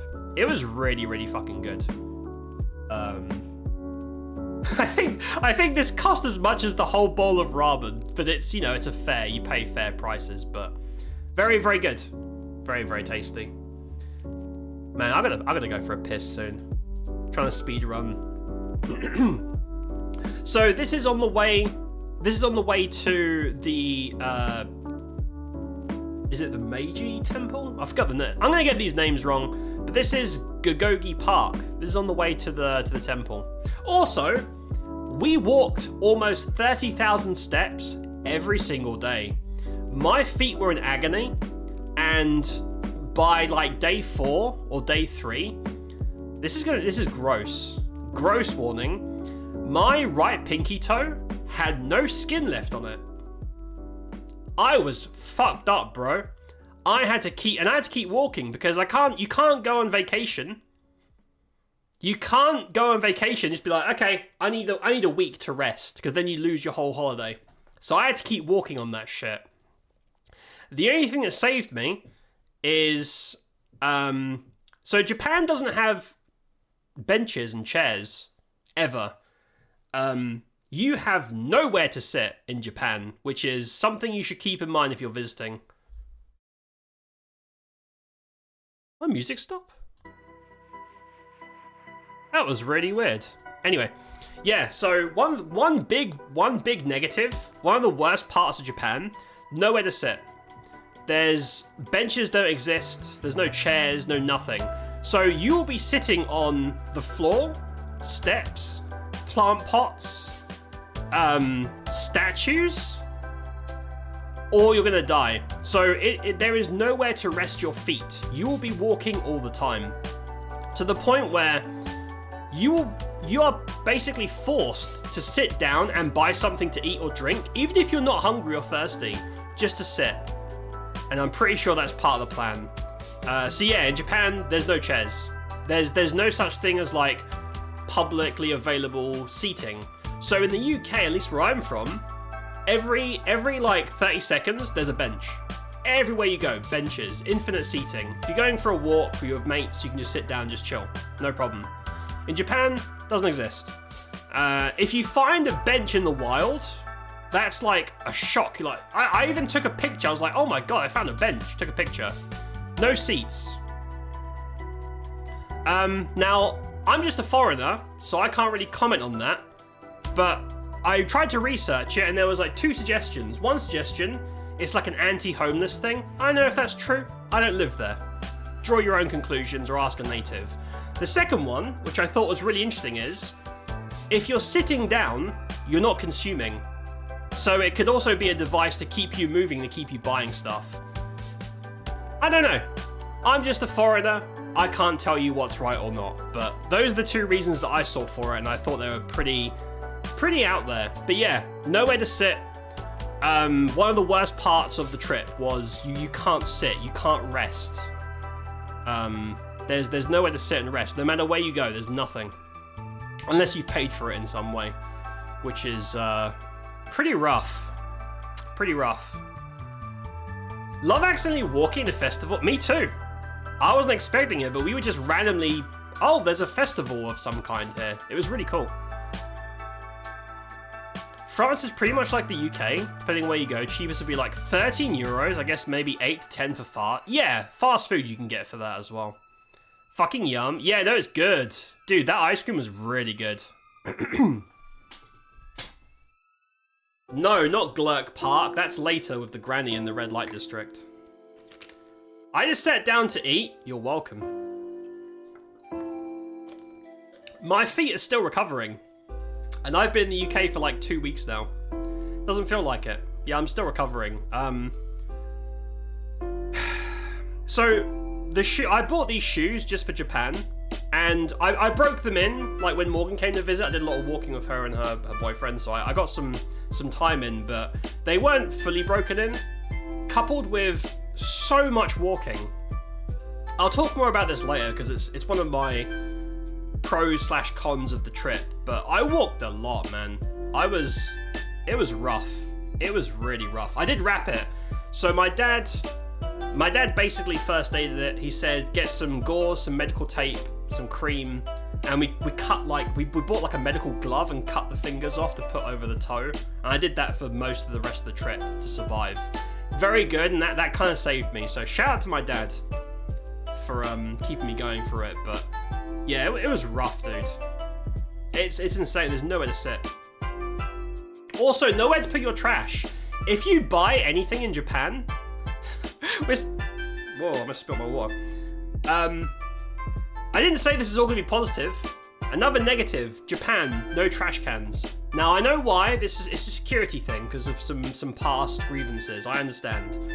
But if you buy anything, you'll be carrying that trash all the way back to where you live. So your apartment, hotel, whatever. Trash cans do not exist. Except like some fast food places. The idea is you can buy something, drink it there, and then throw it away. But there's no trash cans. Almost do not exist in any outdoor capacity whatsoever. So anything you buy, like if you like to buy coffee, I don't drink coffee, so I don't care. My dad is addicted to coffee because everyone is, I feel. So you buy a thing of coffee, and now you're gonna be carrying that around for the rest of your day. And because it's coffee, you can't just like seal it and put it in your bag because it's open. So yeah, have fun with that. That's another big no-no in Japan. It's not great. It's not great. Not their strong point. But I understand there's some security stuff from the past. I get it, but it's pretty bad for a traveler. Getting too old of all the walking. Almost 30,000 steps every single day apart from one. One day we did pretty much nothing to try and survive, but yeah, almost 30,000 steps. I didn't mind the walking. Like, I have really, really strong legs. I don't have like leg problems. I don't have fatigue problems. It was sheerly pain. I'm like, Dad, I am in every time my feet are on the ground, I am in agony for the entirety of a day. And these are like 16-hour days, man. I was like, what can I do? I didn't want to like, it was difficult because it's his holiday too. I don't want to like be the guy that fucks up his holiday because I've got to keep stopping, or I want to go home to rest my fucked up foot or whatever. But it was tough. It was really tough. Use the trains for a feet break. Yeah, that's a good idea. Or I jokingly said this. So buses, Japan runs on metros. They have a fantastic, like, I hate metros and metro systems because they're so confusing, but they run really efficiently, very rarely late, and they're very cheap. You can go from like halfway across Tokyo for like penny, literally like 80 pence. It's great. But when you're like overworld, you can hop on a bus. Buses typically have single fares. You give them, I think it's like 200 yen. So like £1, and you can just sit on the bus however long you want. So you could actually use a bus as a place to sit and have shelter if you wanted. As long as you know where you're going, of course. But yeah, just keep that in mind if you're going to go visit. I need to go for a piss as well. Chat, we are on picture 22 out of 250. We're doing really badly. This is going to be a long night. This is going to be a long night for all of us. I got to go piss because I've been drinking so much water to try and keep up. It was a pain. There are benches in anime. Anime lied to you. We're going to eat my lunchtime bento created by my platonic childhood friend of egg-shaped like hearts on the floor where you belong. No bin anywhere. Carry all your shit. Yep. And like, it's not a big deal if it's like a wrapper. Just put it in your pocket, put it in your bag. It's not a huge deal. But things that are liquid, so like a coffee cup, there is no way you can safely dispose of that. You have to hold it. If you put like even if you drink the coffee, it's still liquid. Put that in your backpack, it's gonna go everywhere. There's no way of doing it. It is insane. I get it, but it's not great. Shout out to Dad Anticipate. Yeah, no, he was great. He really helped me out with my toe thing. I dread to think what would have happened if we didn't do that. There was no truck coon. You're obsessed with that guy, but no, there was none of that. Right, folks, I'm gonna go piss. This is gonna be a long night. We're not gonna play a game tonight. We have like 200 something more pictures. I'm gonna try and speedrun this when I get back. I gotta go piss. Thank you all for hanging out. We'll be back in a sec, and then we'll talk more about Japan. I don't know what this button is. This the button? Hey. All right, I'll be. Hey. Oh, you touch my tra-la-la. At last, Mondstadt's rodent ruler in the flesh. Whoa.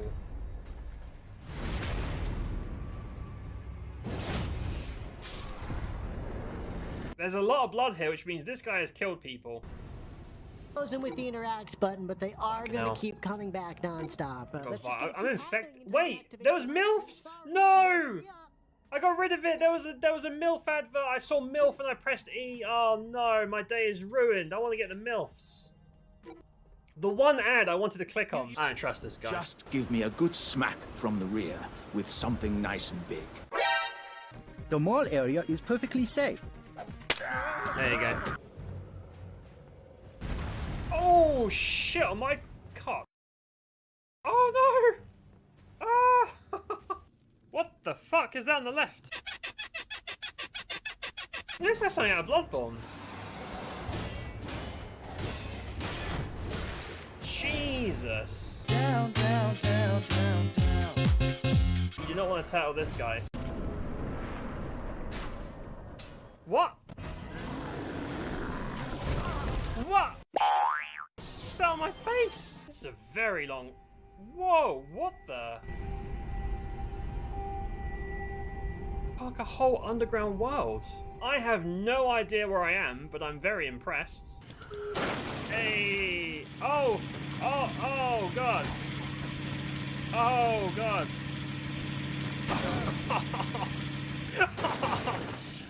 Sorry. I'm a learner driver, man. Come on, dude.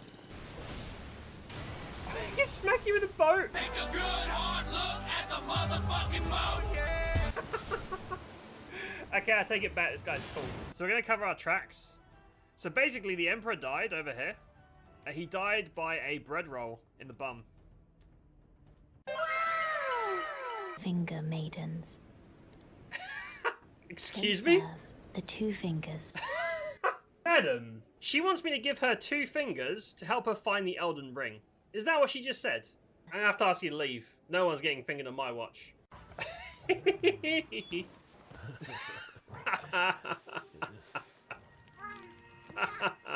Beautiful.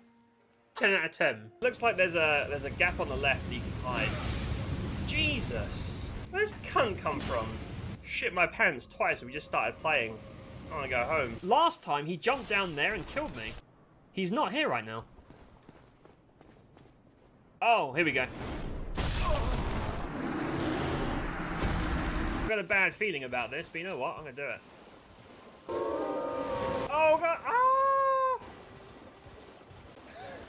Run away! You know that sexy catwalk song? On the catwalk, yeah, I shake my little tush. On the catwalk. Oh no! Ah! I'm fucked. Oh my god. Shit.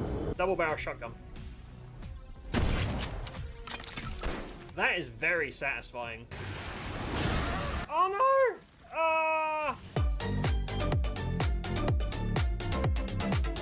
This guy is stuck to my head. What the fuck?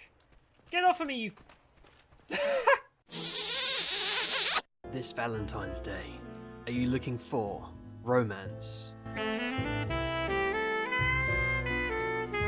Roleplay. What are you doing in my swamp? Really fat cakes. Then dial 555-69-STEVE today. Steve. Sexy Steve has what you need. Sexy Steve. This is like reuniting with an old friend.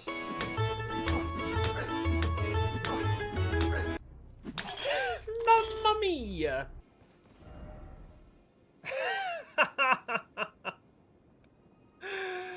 Try crouching, butthole ahead. Oh, whoa, that does feel good. Oh my. Damn, they were right. That feels great.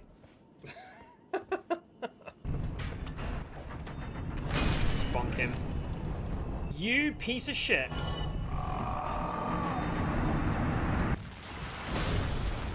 You just killed his baby. You saw him just like pincer crush his own baby. Okay, that one was me.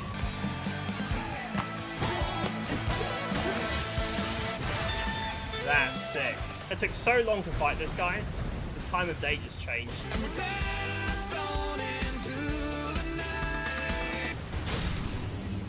Is that it? Beast blood. All that? All I got for it was beast blood? Are you shitting on my balls? Hey, dickhead. This place isn't big enough for the both of us. You fucking cock. Fuck you. Flamingo brutality. Damn, Andre, what happened to you, bro? You used to be handsome. You look fucked. Lamb shank. It's not a lamb shank. What the hell was that?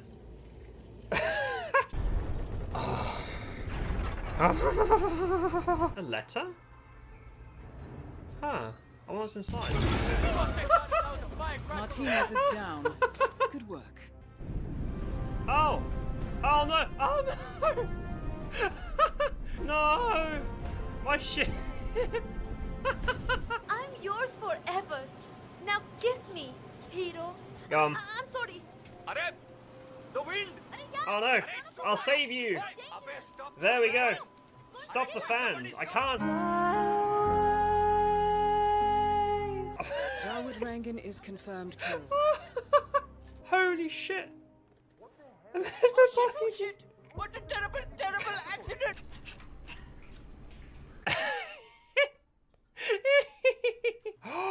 Muffins! What's going wrong, dude? Fucking muffins!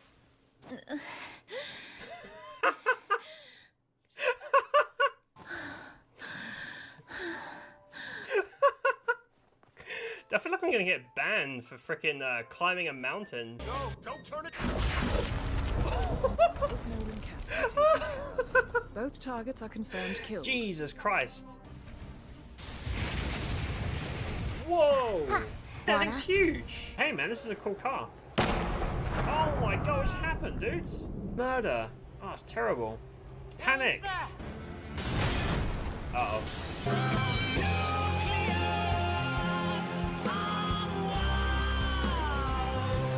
You're very aggressive for a first main boss. There you go. Just me chilling between three very large melons, just like paradise. Where's the horse?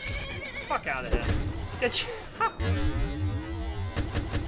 Why are we hugging? I don't understand. I will take you in my arms as often as you need. I don't know you. It's weird. Oh, what's up, guys? Stop! Have a time! Alright, let's go have it. I can't use any of my illusions. You dumbass. What the?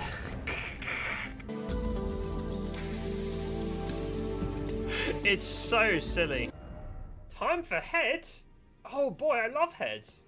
Oh no! Mad Tongue Alberic? Suck. I don't want a head from him. Back up. The fuck up right now! Ah, fuck you. Oh yeah, choke me, daddy. Oh, hell yeah. So I think the sword for DPS, the whip for range. The whip two-shots big boys too. I like it, man. I think the whip sword's awesome. What's up, bro? Look at him. Under the sea. He like vomits blood at them.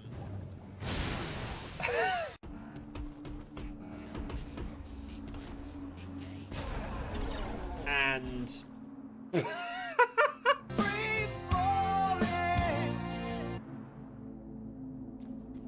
wait, I'm alive.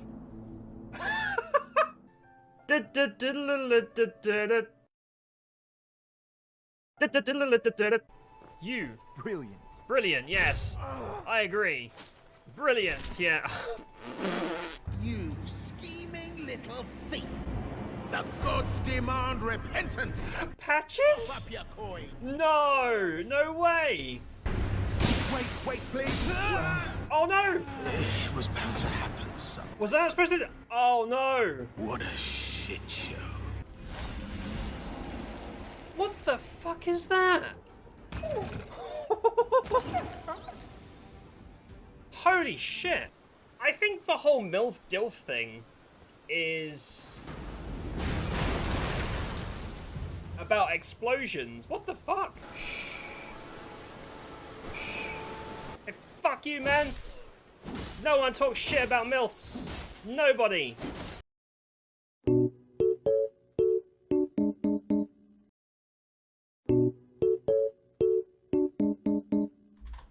We are back. Thank you all for waiting. Yeah, I just saw that it's like past 9 PM already. We're gonna pick this up a bit.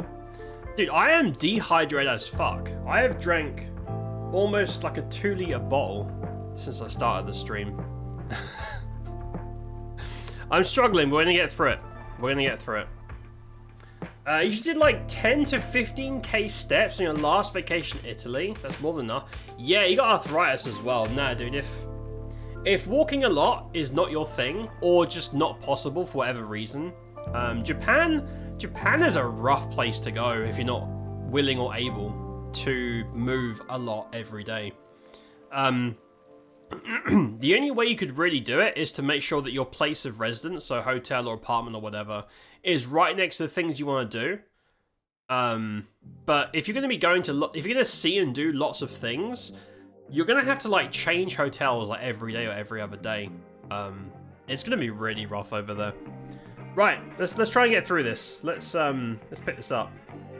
Hold on. We're on picture 22. Okay, what's next? Ah, right. I want to double check these names. I believe this is Meiji Shrine.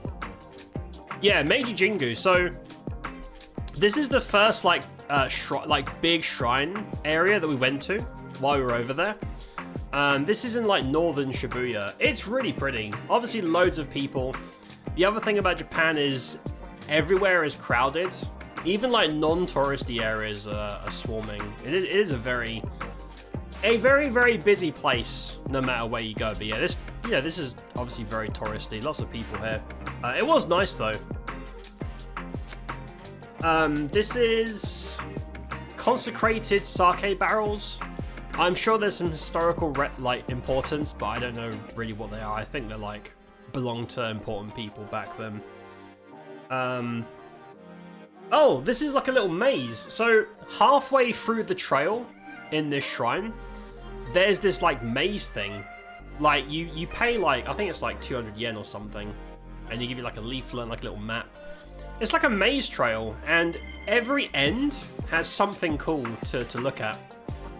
And this was like nestled in the middle of the trail. It's its own separate thing. So we ignored the map and just went in random directions to see what we would find, and we got to this like greenery place. So this whole area is enclosed in like a forest, and right in the middle there's like all these little landmarks and other cool things. It's very pretty. What's this? Oh, this is the lily pads. So depending on what time of year you go here, there's different things in the water. This was apparently, according to the leaflet, this is like one of the Empress's favorite fishing spots, apparently, from what I can remember. Oh, this is like very close to the actual shrine. Dad's just chilling, probably waiting for me to take my picture and move on. On the left, you see this a lot in like sacred places, but you see where the person in blue is on the far left? So that's like a purification ritual thing where there will be like I didn't get a picture of it, but there's a bunch of pipes coming out of something tall, and they're running with like special water or whatever. And you're supposed to wash your hands, rinse, wash your mouth, rinse, wash your hands, rinse. They call that a purification ritual. You're supposed to do that before you go into the shrine. Dan and Dad went to do side content. Yes, it pretty much was. You'd be walking around to try and do the main story, and then some really fun looking side quest pops up. You're like, God damn it, not again. Thanks, Skyrim. You might do a trip to northern Norway at some point. Oh, for the Northern Lights, you've never gone far north? Yeah, do it, dude. Especially since you're an avid photographer. That sounds awesome. You should do that. Got Northern Lights down here where I live and gotten some pretty good shots, but that would be neat. Yeah, why not, man? Why not? What else is there? Oh, okay, so this is... I think this is the last picture of the actual place, because you're not allowed... So, most places you can take pictures, no problem.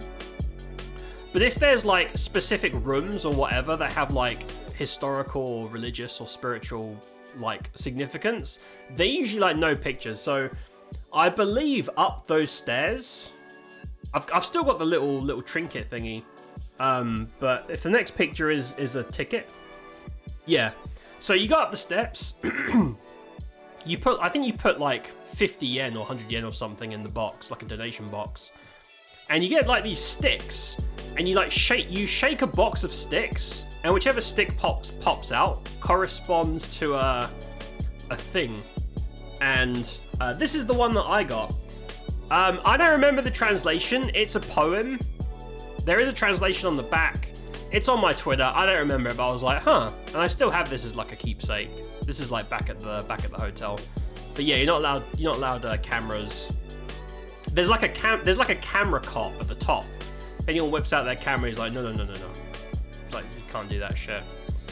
Something else about Japan that I find really interesting is everything is, I don't know if I would say overstaffed, but every single job has like double or triple or quadruple the amount of people they would have over here. So over here, at least in the UK, I feel like everything is understaffed, right? Like sometimes you'll have delivery people show up and the package says this must be handled by 2 to 4 people. And it's just like one poor guy breaking his spine to deliver it to you, right? It's all understaffed. But in Japan, every single job, if it takes, let's say 2 people, there would be like 6 people. So for example, if you're, and the reason I'm mentioning this is because of that photo cop, right? These are jobs that over here, they would never pay someone to do that. But in Japan, they always have more staff than you would think is necessary to make sure things get done properly, which is really interesting. So if you see like roadworks, in the UK where there would be like maybe 2 dudes doing the work, in Japan there would be 4 people doing that job, and there would also be 2 more people for a total of 6 to help guide the traffic on both sides to try and minimize any problems. I thought that was really interesting because we like seriously understaff everything to save money, which is kind of ratty. But over there, it's the opposite. Like, there are what appears to be, from my perspective, more people than necessary to make sure things run properly, which is good. But yeah, I noticed that in pretty much every avenue. Like, there are always way more staff for a thing than you'd expect. But things get done. Side quest, red light granny, objective escape. Objective, get the fuck away from her before she gets a little bit too friendly. The UK runs most shit on skeletons staffing to minimize cost and max profit. Yeah, exactly. And I think the vast majority of countries run like that. I think Japan is the outlier because they have way more people than is maybe not necessary, but just seeing like plenty of staff to do one task is very weird to me. Because in the UK, it's fucked. So they're doing a good job, but I do find that interesting. Gotta head off. It was nice seeing some of your pictures. Larian, thanks for hanging out, mate. It's good to see you. Take care. Have a good night, and I will see you next time. Take care, mate. Especially if it's a national service. Yeah, for sure. Absolutely. Dr. Fuss, hello. Hi, how's it going? What's up? How you doing tonight? I'm just going through some Japan pictures of my trip. Trying to. Right, what's next? Oh, is this the right one? Yeah. More konbini food. I don't know what that means. I have no idea what that means. But I'm happy you feel that way. Right, konbini food. You'll be seeing a lot of this. So, this is... You see this chocolate thing on the right? It's basically a cinnamon swirl with chocolate. This cost 127 yen. That is 60 pence over here. And it is fucking delicious.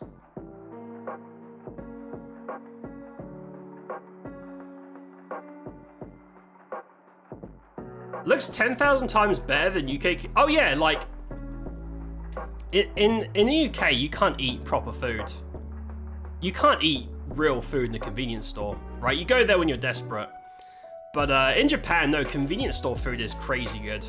Like, probably more than 50% of what we ate was konbini food. Just, I know it's lame because you want to try stuff, but without it, we would have serious problems like having foods because it's tough to eat non-chain food in Japan if you don't speak Japanese. Like, food is surprisingly inaccessible considering how there's like millions and millions of places to eat. But yeah, someone doesn't speak the language, it's difficult. The breads and sweets at the konbini, always good. Yeah, absolutely, delicious. You had melon bread? Oh, I had that. It's like, the top looks like tiled, right? I had that, it was good. Yogurt like every morning, I swear. Inaccessible food is kind of a new trend because of stupid YouTubers. Oh, really? So, the big problem we had with getting food is most food places are tiny, dinky little places that are they seem to be intended for like a social drinking experience, like the izakaya stuff, is the most common kind of place to eat. But they're very small, like two to 6 seats, very cramped, very claustrophobic. I know that's just a cultural thing, but those places are not accessible to someone like us because you're supposed to sit down, have a drink, chat. It's a chatty exchange. You eat your food and you fuck off. Which means that most places are completely inaccessible to us. And don't get me wrong, you know, if you go to someone's country without speaking the language, that's our fault, right? I'm not blaming them. But it is something to keep in mind. So most of the time you're stuck eating konbini food or chain food, which, you know, they're not bad. Konbini food's good. Chain food's pretty good too. But one of the biggest disappointments is if you don't speak the language, most real food is inaccessible. Like, you can't get it. So yeah, if I was going back, I don't think I'd go back unless I learned the language to actually do that stuff, because so much of the food that I want to try, I just can't. I can't get there. It's also difficult as a foreigner because Japan is very vertical. Like, I feel like in the UK, you just walk through a street. You walk through a street, and you're like, oh, there's an Italian place, there's a Korean place, whatever. You just walk in, you get a table, you eat, you leave, right? It's very straightforward.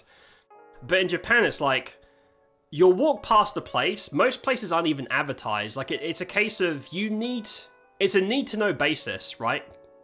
There's no advertising. There might be like a little sign saying, yeah, we're on the 28th floor and we sell bread, sandwiches, I don't know, whatever. So yeah, it's surprisingly difficult to get real food over there. I say real as in like proper Japanese food if you don't speak the language.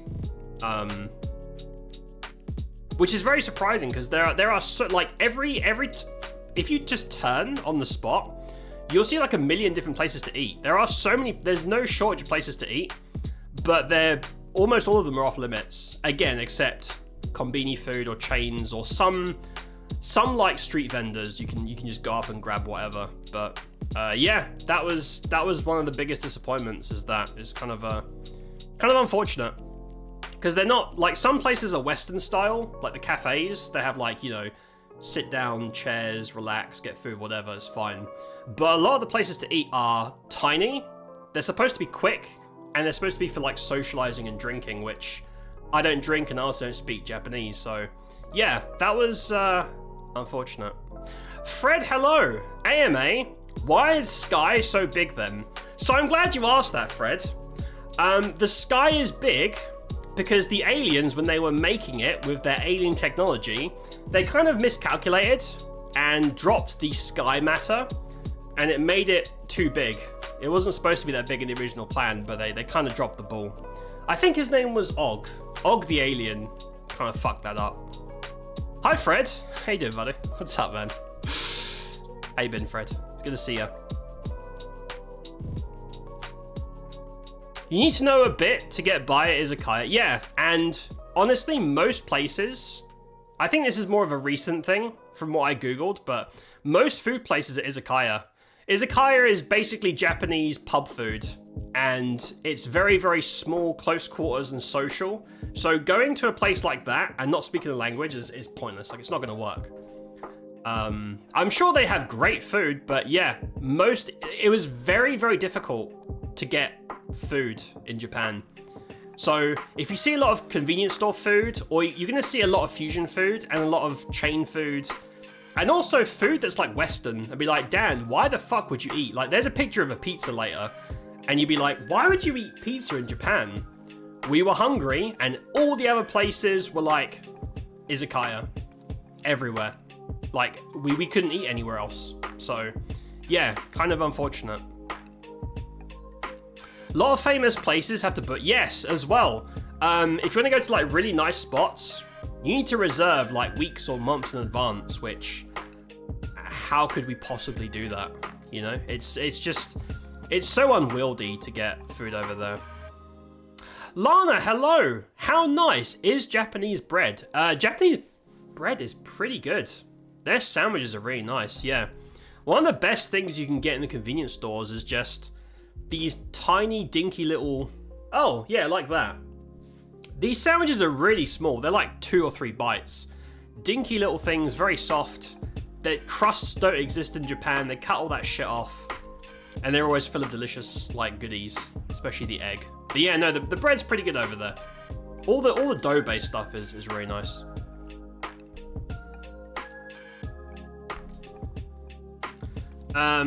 After 3 years of me raising her kids, Luna finally paid rent and killed a mouse. There you go. Hell yeah. Other man in hat said other thing. Did he lie? Yes, Fred. You were lied to. I'm afraid you were lied to. Very sorry to say. Arsehole tourists went start doing kinds of arsehole shit. Yeah, I'm very aware. I'm very aware of the douchebag foreigner thing happening over there. So to be honest, I was surprised people were as nice to me as they were. There are a couple of douchebags, right? One of our first days, some guy tried to shoulder check me. Shoulder checking always happens on the metro. I don't know, people go down the metro and they just get a little bit rowdy. This guy was walking along. He looked my age. He was a bit of a shorty. And, I mean, he was very lightweight. I'm not. So, he was walking towards us on the metro. And at the last few seconds, he, like, suddenly deviated, diagonally, tried to bump into me. And tried to, like, you know, shoulder check me. And I wasn't prepared. I wasn't prepared. But he just bounced off me. I was like, huh? What happened? And this little like skinny dude just bounced off me. He didn't fall over, but he like stumbled, caught his footing, and then carried on walking like nothing happened. I'm like, are you okay, bro? He just bounced off it like, yeah, maybe you should put your back into it. Look, if you're gonna be, all I'm gonna say, if you're gonna be xenophobic, at least put some effort in. I would at least respected him for points, but anyway. The other time I got shoulder checked, it wasn't even really a shoulder check. It was like a nice shoulder check. So on one of the last days, again on the metro, there was this lady walking up the stairs and she was staring at me all the way from the bottom. She was like staring at me. I'm like, whatever, dude. I'm an outlier here. It's not a big deal. I didn't even think about it. And on the way up, so she was coming up and I was going down, she moved all the way down the line on the stairs to like stand next to me. And I don't know if you know what I mean by this, but you know how in college, right? College right after high school where people are figuring things out, people are so awkward physically, they'll try and like brush against each other. Do you know what I mean? So she like repositioned herself to be like in my path of walking and like slowly like rubbed her like arm and shoulder like on my side, like lingering. And I looked behind me, I was like, that was weird. She didn't like push me, it was just like a I don't know how to word it. It was like a curious rub and then carried on going. And I looked behind me because I thought maybe she moved. Maybe there's people there. Nope, there was no one else coming down. She had no reason to go there. Anyway, I was like, well, I'd rather take that than some arsehole trying to knock me over and failing, but yeah, that happened. Reminded me of college and uni when people are a little bit physically weird. The only other time there was really any douchebaggery was we were, again, the metro, always the metro. We were paying for our ticket and I heard behind me this lady says some stuff that I don't understand. I understood one word of what she said. And one of those words was gaijin, which is like outsider or foreigner or whatever. She was talking about my dad. She was just like grumbling like something gaijin, because like I'm like queuing up. I'm respecting the rules. I'm queuing. I have money. Maybe you should shut the fuck up with your shitty economy that I'm trying to help. Okay? Anyway, that was it. Everyone else is really fucking nice. Like people really went out of their way to try their best to accommodate us. You know, if I was a foreigner in the UK, people would shit on me from all sides, right? So, no, people are generally very, very, very nice. Too nice even sometimes. If you ask for help, you'll get like swarmed by staff members trying to help you out. But yeah, no, people are really nice. Very, very nice. Oh, I'm behind on chat again. Oops.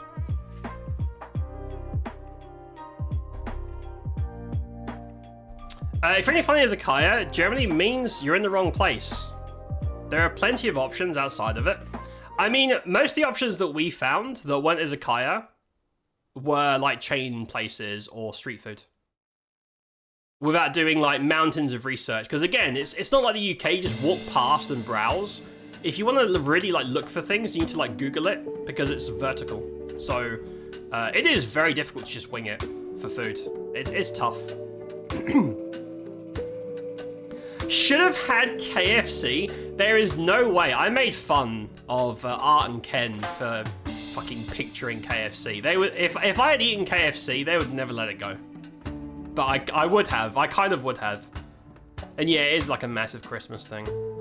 I love Konbini onigiri more than Mazuri. Yeah, the mackerel, the like smoked mackerel onigiri was like 100 yen, 50p. They were delicious. This one is, I think this is Bonito flakes? Whatever it was good. And the sandwich is, yeah, just, every sandwich I had egg in it because the egg was good. Egg plus bread equals good meal in Japan, no matter what it is, really. They're generally clumped together. Well, it depends on where you are. Because this was true pretty much everywhere we went. Even went to different places, they all had the same setup, so it was pretty inaccessible and tough. Right outside our Osaka hotel and right outside our Tokyo apartment. Now, the Tokyo apartment had more options because we went to like there was ramen shops, there was other stuff. There was the conveyor belt sushi, which I have lots of pictures of because that was my favorite part of the whole trip. But yeah, generally, food was surprisingly inaccessible over there. It was difficult. You love the crust, you weirdo lit. Who likes the crust? Come on. Several restaurants, they tried to give us English menus, but we knew how to read, speak, so it wasn't needed. Gotcha. Yeah, a lot of restaurants do have an English version. It's just, I suppose going to a social drinking place with no intent to socialize or drink just feels kind of odd to me, so we didn't. Because those places also charge you. Izakayas charge you for your seat. They give you like a bite-sized starter as their way of charging you for it. And there's also like you must buy a drink of some kind when you sit. So it's kind of, it's geared toward that kind of experience, which is a shame, but you know, it is what it is, I suppose. But yeah, I'd want to, if I went back, I'd have to go with at least basic Japanese to have a friendly conversation. Otherwise, it's not really worth. No, not really worth it. You're now the head of the Yakuza. Oh, nice. Thanks. How did that happen? Do you know getting taken out at the knees by a granny? No, the only granny thing. We had two experiences of grannies. One was a granny in the red light district offered my dad a blowjob and to play with her tits, which horrified him and he immediately requested to leave, which we did. And the other granny, some sweet old lady in a convenience store started chatting to us. People are, especially in Osaka, people are very friendly and chatty. The opposite of what they say about, you know, foreigners, everyone hates, whatever. On the way out, so she spoke to us for a bit. She ran to the exit. On the way out of our shop, she bought us non-alcoholic beer, which I don't drink that shit, but it was so sweet. It's just a gift, because I guess we look like young men, and young men like to get drunk, right? So even though it's no alcohol, but whatever. So she gave us both these non-alcoholic beers. I got a picture of it, and she was like, "For you." I was like, "Oh, it's so sweet." If we knew that we'd see her again, we would have bought her something. Like, my dad felt really guilty. He wanted to get her like flowers or a chocolate or something, but you know. So yeah, those are our two granny experiences over there. Yeah, no, skip the quote.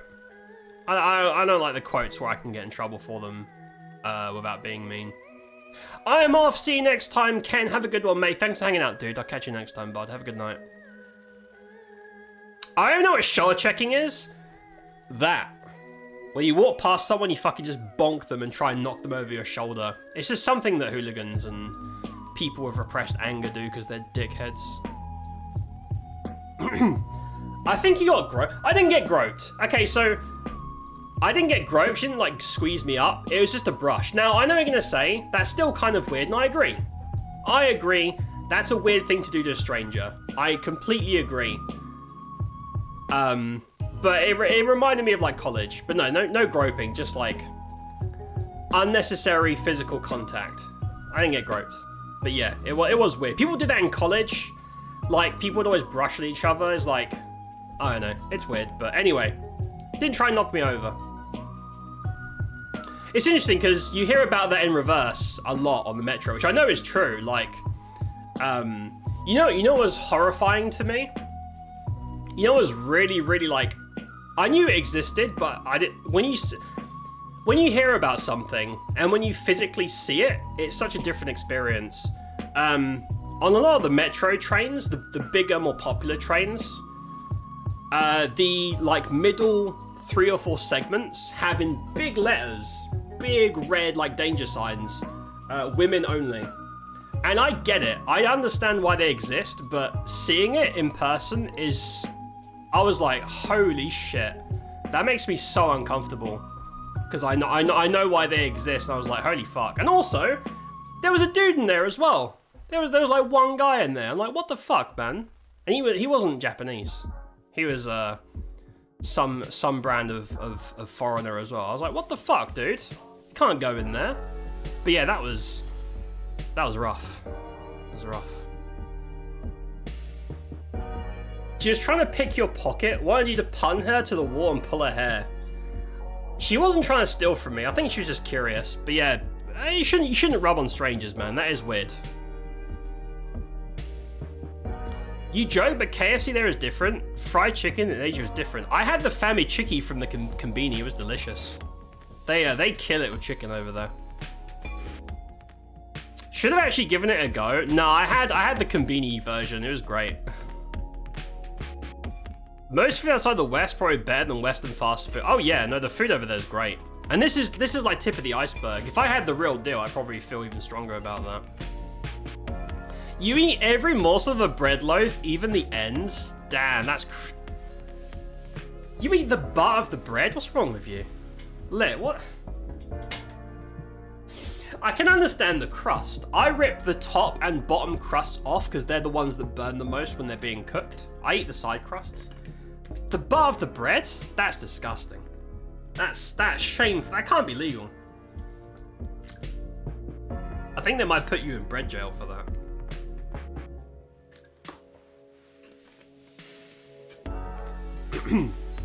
Yeah, that's what I mean, Art, is if you want to eat, you have to like Google it, research it, and plan it in advance. You can't just you can't just walk down a road and walk into a place, which is a huge bummer. Because I don't want to waste valuable holiday time planning a thing, but you kind of have to. It's a culture shock. Can we aim for 50? Oh my god, chat. Okay, I'm gonna speedrun these pictures, right? Come on, no more talking. Oh, this is the Tokyo Skytree, the famous Tokyo Skytree. Do you know how much it would cost for 2 people to go up to the top and look? Do you want to guess? Would you like to hazard a guess how much it would cost 2 people to go up and look from there? Now, for context, we walked a long time. We walked a long ass time to get here because it was so foggy and the weather was so shit. You could not physically see this giant tower unless you were next to it. We walked hours here, and honestly, it was a waste of time and a waste of energy. But we got there, so we took a picture. So the price was hold on, I know it in English money, so I have to convert it in my head. Wait, how much? Hold on. I'm gonna fact check myself.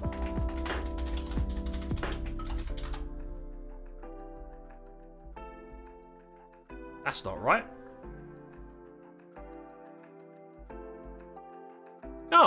I mean, that's still kind of a scam. Just go up a thing. So it's about 30 quid for 2 people. 6,000 yen, about 30 pounds, just to go up and look around. We didn't go. We got like I already looked at the price. I already knew I wasn't gonna go up, but I wanted to see the tower. And I was like, we got there, and then we went home. We just went home, and we were like, no, not worth it. What a fucking scam. Also, because it's foggy, you can't even see anything from up there really, and it's not the best place to observe. We went to the best place, I think, the next day. But yeah, that's the Sky Tree.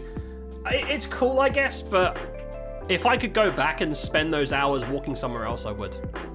It's kind of whatever. Oh, this is, I think it's just called a Asakusa. The guy from Shibuya that gave us like the best places to go. He says you have to go here. This is quite close to our apartment.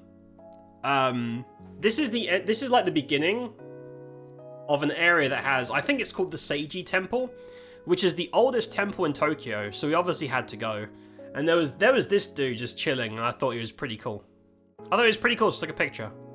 Of course it's raining. It's busy. It's a touristy area. There's bodies everywhere. Pretty busy. An arse load. €4. Like 6,000 yen is.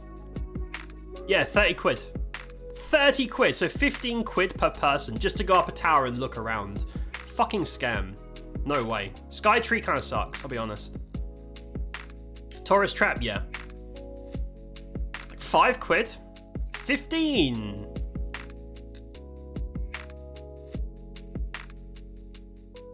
Bread is likely better in the UK. Oh, in Australia? I don't know much about Australian food, I'll be honest. Apart from, eating crocodiles and kangaroos. I don't know much about Australian food. Yeah, I don't know, our quality of, like, bread and stuff over here is not great. Unless you buy the, like, artisan stuff. You don't have to plan. Literally open your phone.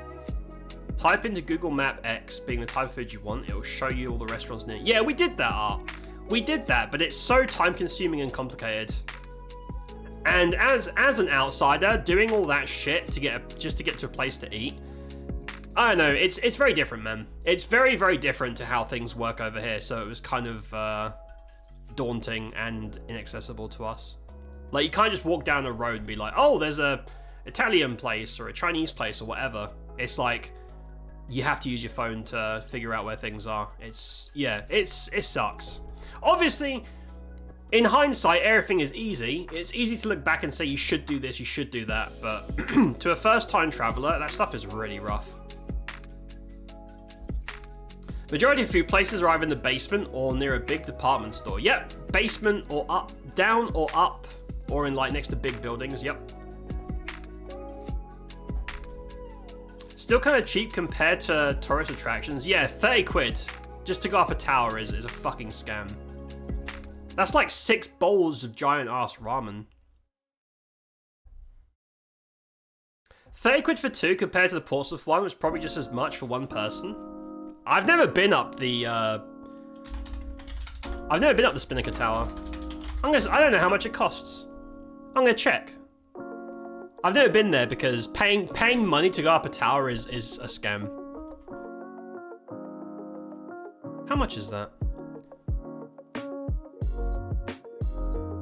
Oh, it's about the same. It's about the same. 15 quid to go up that fucking tower. What a scam. If you're in my neck of the woods, if you ever come to my area, please don't pay £15. Wait. Oh, okay, so it's about 50, yeah, about the same price. What a fucking scam. Paying to go up a tower is a scam. If you do it, you're a bellend. You're a bellend.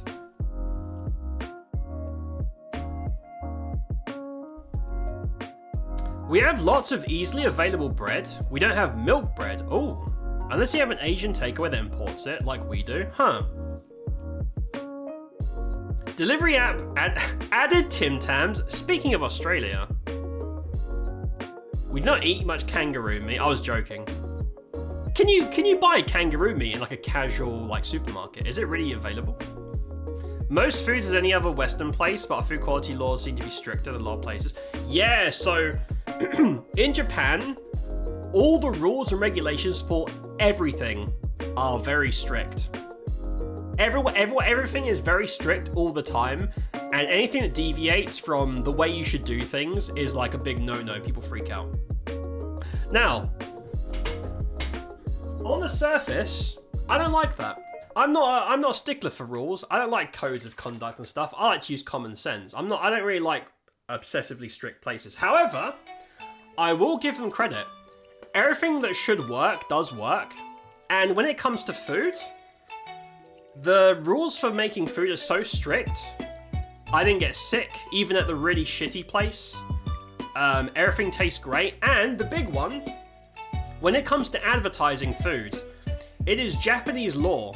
If you advertise a food with a picture, whatever you present to that customer has to be identical. So you know in the West, you look at a McDonald's advert and so there's this massive, delicious burger. You're like, wow, that's the best burger I've ever seen.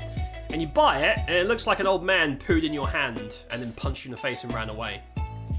Right? The food you get is terrible because there's no regulation for advertising here. In Japan, every single thing we had was exactly like the picture. And they always look exactly the same. That is really good for consumers. So I like that law. I think we should bring that law everywhere to stop getting scammed by false advertising. So yeah, shout out to Japan for that one.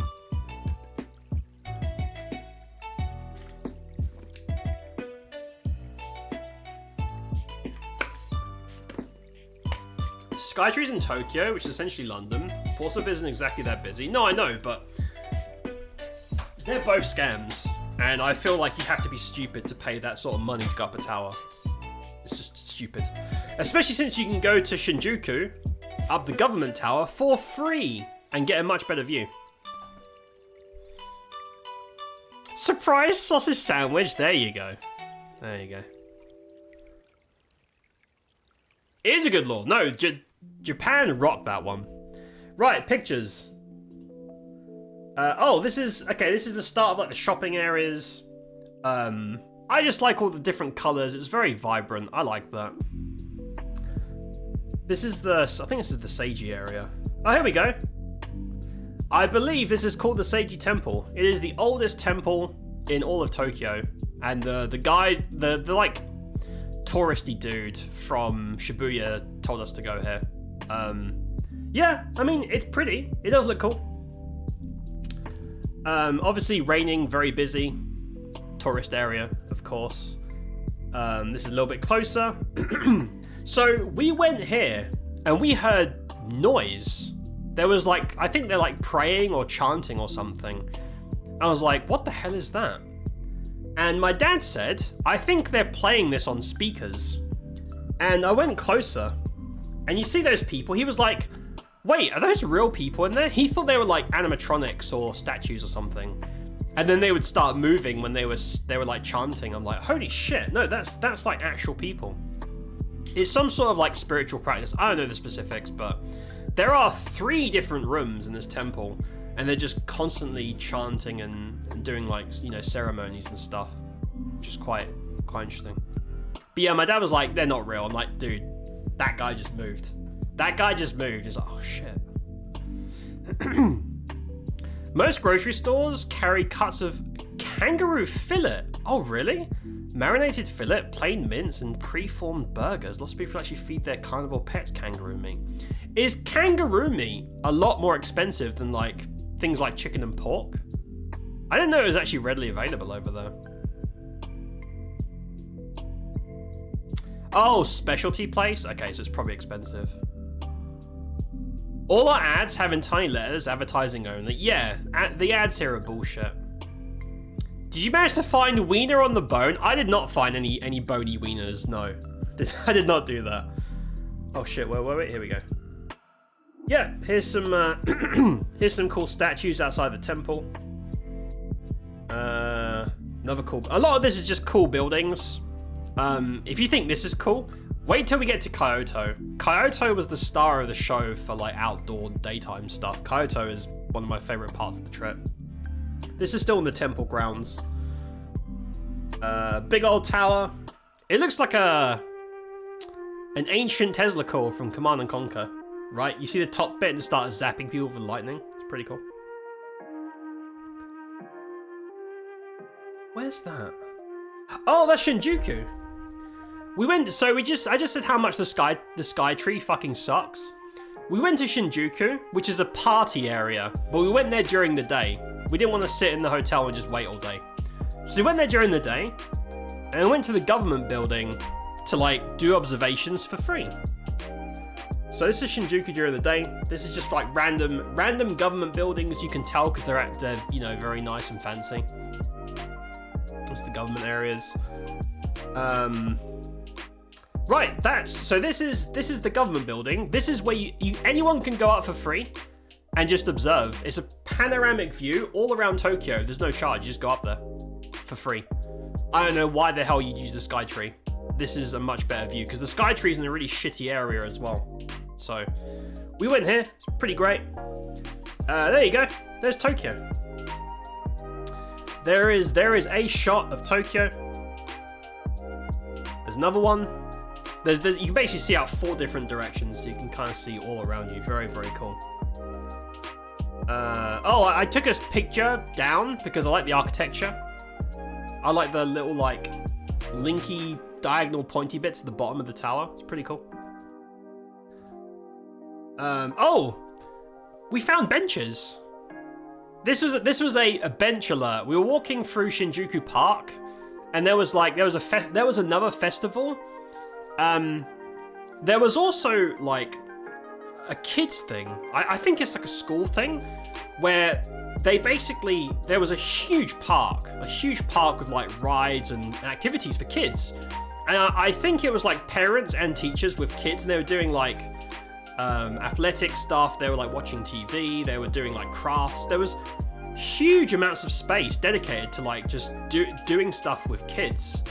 And I was like, damn, that's crazy. Because over here, the most you'll get is you'll go on a school trip and it'll be fucking shit. It'll just be, it's an excuse for the teachers not to work for a day. But yeah, they were having a really good time. I think it was like a parent-teacher thing off to the side. But I took a picture here because we found benches. This is the festival sites, like food and other stuff you can buy. And there was benches here to sit. And me and my dad are like, holy shit, we can sit in Japan? Again, Japan does not have chairs and benches. They do not like you to sit. They want you to keep moving and buying stuff. So this is quite a shock. So we sat down here for like 5 million hours before we continued. If we had that law in the States, it would come at the cost of us eating like 6% glue. Yep, it's true. Yeah, those laws just couldn't exist over here, which is a shame because it's a great law. We have whale in our grocery stores. Did you see any signs for Viking lunch? Viking lunch? What is that? It's not particularly expensive in comparison to say beef, but like the high-end cuts of beef, like sirloin and ribeye. Really? Interesting. I'd try it. I've never had kangaroo. I'd try it. I'll give it a go. It's apparently they call all you can eat. No, so here's the thing. I love food. Let's be honest, no one's surprised by that. So the idea of an all-you-can-eat buffet is amazing to me. I didn't go to a single all-you-can-eat, and the reason is, my dad, like he's a big guy, he can eat, but he eats very impulsively. So he'll eat he can only eat at a certain time of day depending on his mood, and he usually eats in small amounts. Right? There's no structure to how this man consumes food. So going into an all-you-can-eat, and then for him to have like 1 or 2 bites, felt wasteful to me, so I never did. And obviously I can't just I can't go eat without him, can I? Right? So I never got to try an all-you-can-eat place, unfortunately. But yeah, I didn't want to like, you know, encourage him to go in with me and then waste money on It just wouldn't feel right to try and expect them to eat if you didn't feel like it, so I didn't. But no, there was lots of all you can eat, especially in department stores, but I didn't try one, unfortunately. It tickled me when I was there. Huh. No, I didn't see any Viking related stuff. Carnivore rupets? You read that as if that's just common knowledge. Huh? What do you mean that? Like, what was meant is you're getting kangaroo meat to feed to animals, right? Isn't that what that meant? Anywhere from 14 Australian dollars to 35, so 7 to 20 pounds depending per kilo. Oh, that's not that bad. That's not bad at all. I assumed kangaroo meat was like really exotic and expensive, but I guess it's availability. Right, what's this? Oh, another cool building. I don't know if it's a hotel, but it looked nice. I just like taking pictures of nice looking buildings because the buildings in the UK all look shit. They all look the same. They're very uninspired, but I like Japanese architecture a lot. Whether it's modern or old, I like both. Very, very cool looking stuff. Oh, right. This is my first time having Mapo Tofu. Now, Mapo Tofu is Chinese. It is not Japanese at all. But we're in the middle of Shinjuku during the daytime. Every single place we can eat has a massive queue outside. Japanese people love queuing. I do not like queuing. I am not going to stand for hours outside waiting to eat food. Not going to do it. So, we walked around. We were both hungry. We wanted to sit, you know, we wanted to sit more than we wanted to eat. And there was a Chinese place. I was like, dude, we didn't come all the way to Japan to have Chinese food. But it did look good. And I always wanted to try Mapo Tofu. So I was like, you know what? Fuck it. Let's just eat here. We have plenty of time left for, like, Japanese food. So Mapo Tofu is, like, spicy noodles, tofu, and, like, mincemeat. I'll be honest. It was alright. It was okay. The lady asked, spicy? And my dad said no. My dad was like, no. He used to be a spice guy, but he doesn't do spice anymore. And she looked at me, spicy? I said, yeah, go on then.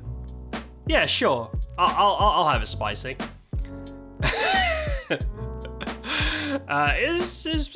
It wasn't the hottest thing I've had. It didn't kill me at the time. It was tasty. I liked it. It was fine. Like, it tasted fine, right? It tasted okay.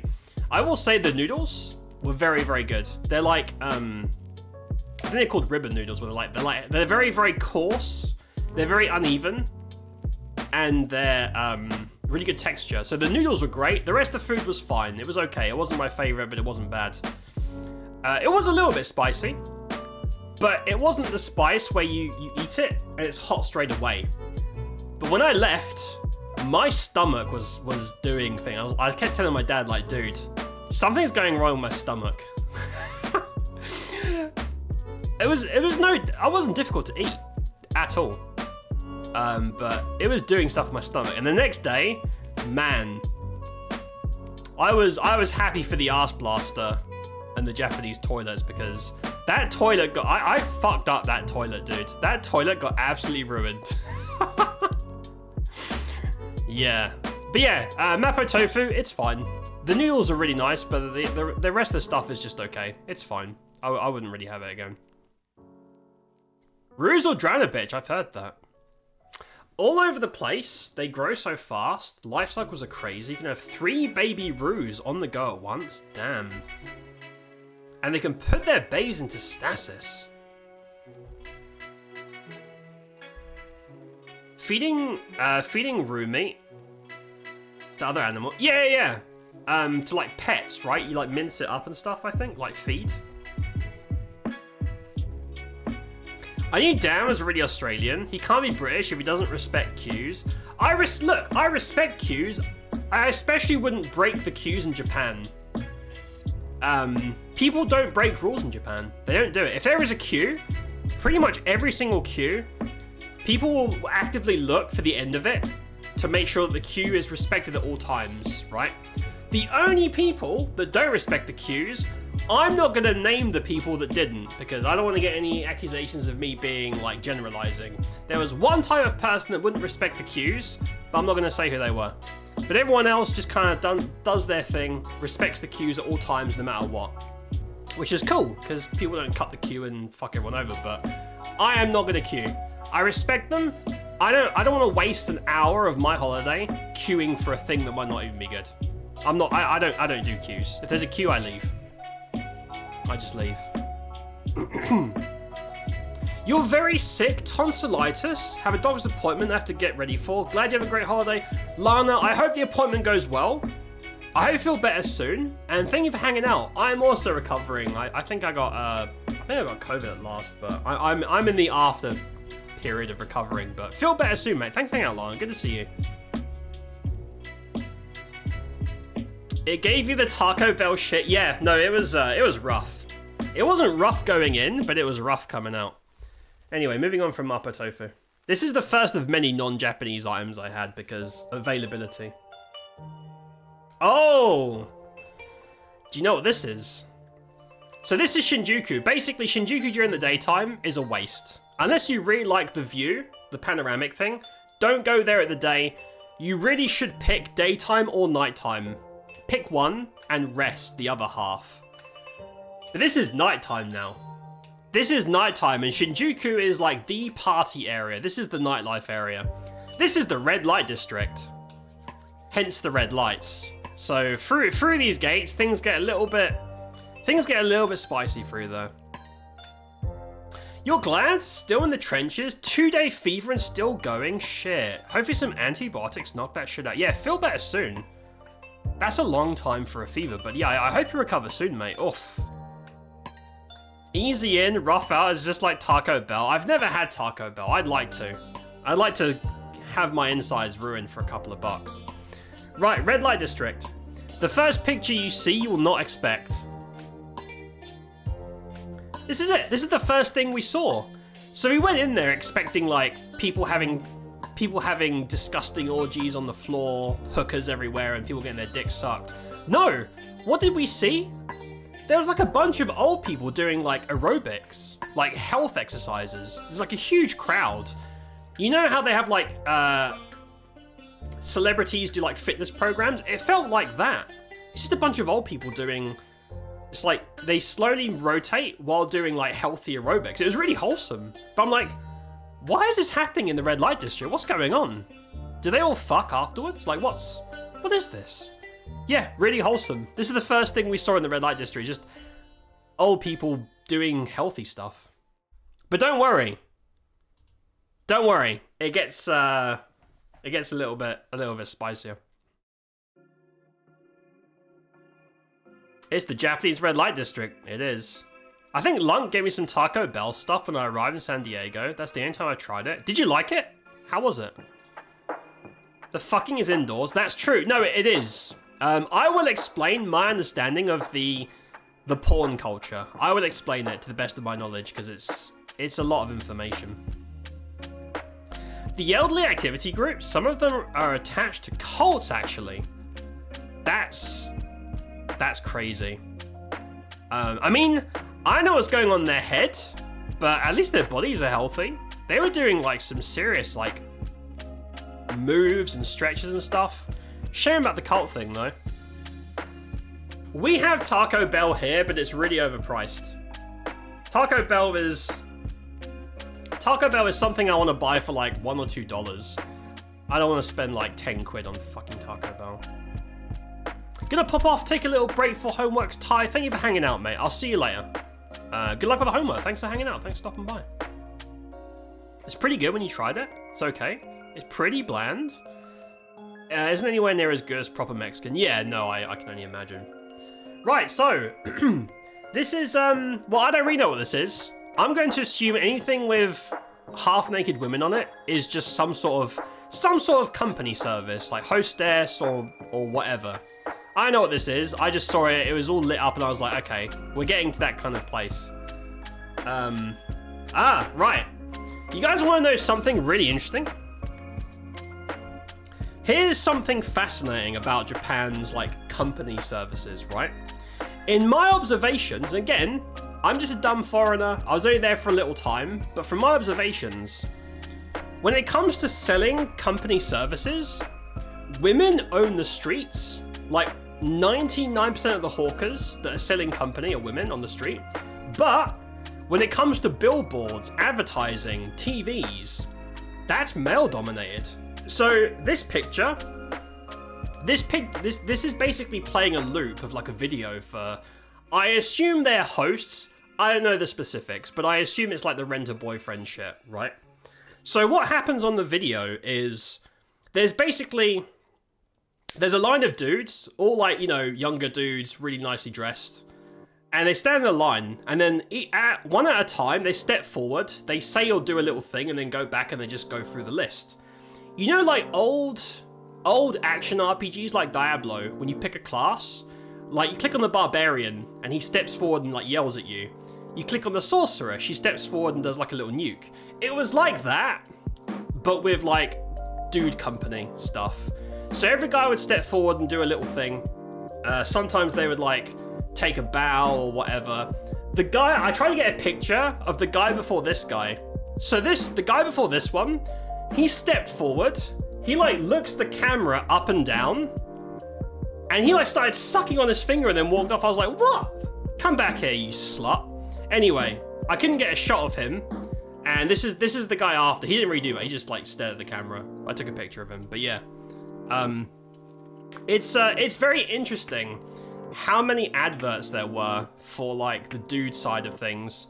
I don't have the time or the voice box left to talk about that whole culture. Very fascinating though. The culture behind that shit is very interesting. But yeah, most advertising is like advertising male company, and most people on the streets are advertising like female company. I just thought that was interesting. This happens all over as well. Because we went to Dotonbori, which is another nighttime area later, and it was pretty much the same thing. Interesting. Here is where Dan's Yakuza gaming came in handy. True. Very true. Don't recommend Taco Bell. If you get it for delivery, you'll be missing over half your order. Nah, I don't do delivery. Delivery's too expensive. Delivery's too expensive. I don't do that shit. I just cook my food. Hostess joint includes Batman. Wait, from the symbol? Batgirl hostesses? What were their classes? Well, so the thing is, Japan loves archetypes. They love... You see this in their media as well. They love, oh, that's the quiet one. That's the noisy one. So when it came to the dudes showing off, you'd have like the cool one, the like angry-ish looking one, the slutty one. I don't know what this guy was. He just kind of stared at the camera. I don't know, but they all have like different like archetypes, which I thought was interesting. Oh, right. So this is a random shot. This is like the streets. Now, this is a picture of the street because I like all the signs and the lights. However, remember what I said earlier? If you see people standing on the side, like literally on the pavement, and they look dressed up and they have signs, then you know what's going on. So look at the left line and the right line, not the middle, because the middle is where pedestrians like us walk. But look at the left and right pavements. Basically every single person standing on them waiting is like maids, hosts, hostesses, all that sort of shit. And this was like huge lines, right? This is just one of the roads. This place is quite big. I was like, damn, y'all are busy here. It is a nightlife place, so, but yeah, it's so interesting how prevalent, because as a foreigner, you hear about this and you think, okay, there's probably like 1 or 2 cafes out there, right? No, dude, it is a huge industry, which is interesting. I'll leave it at that. It's interesting.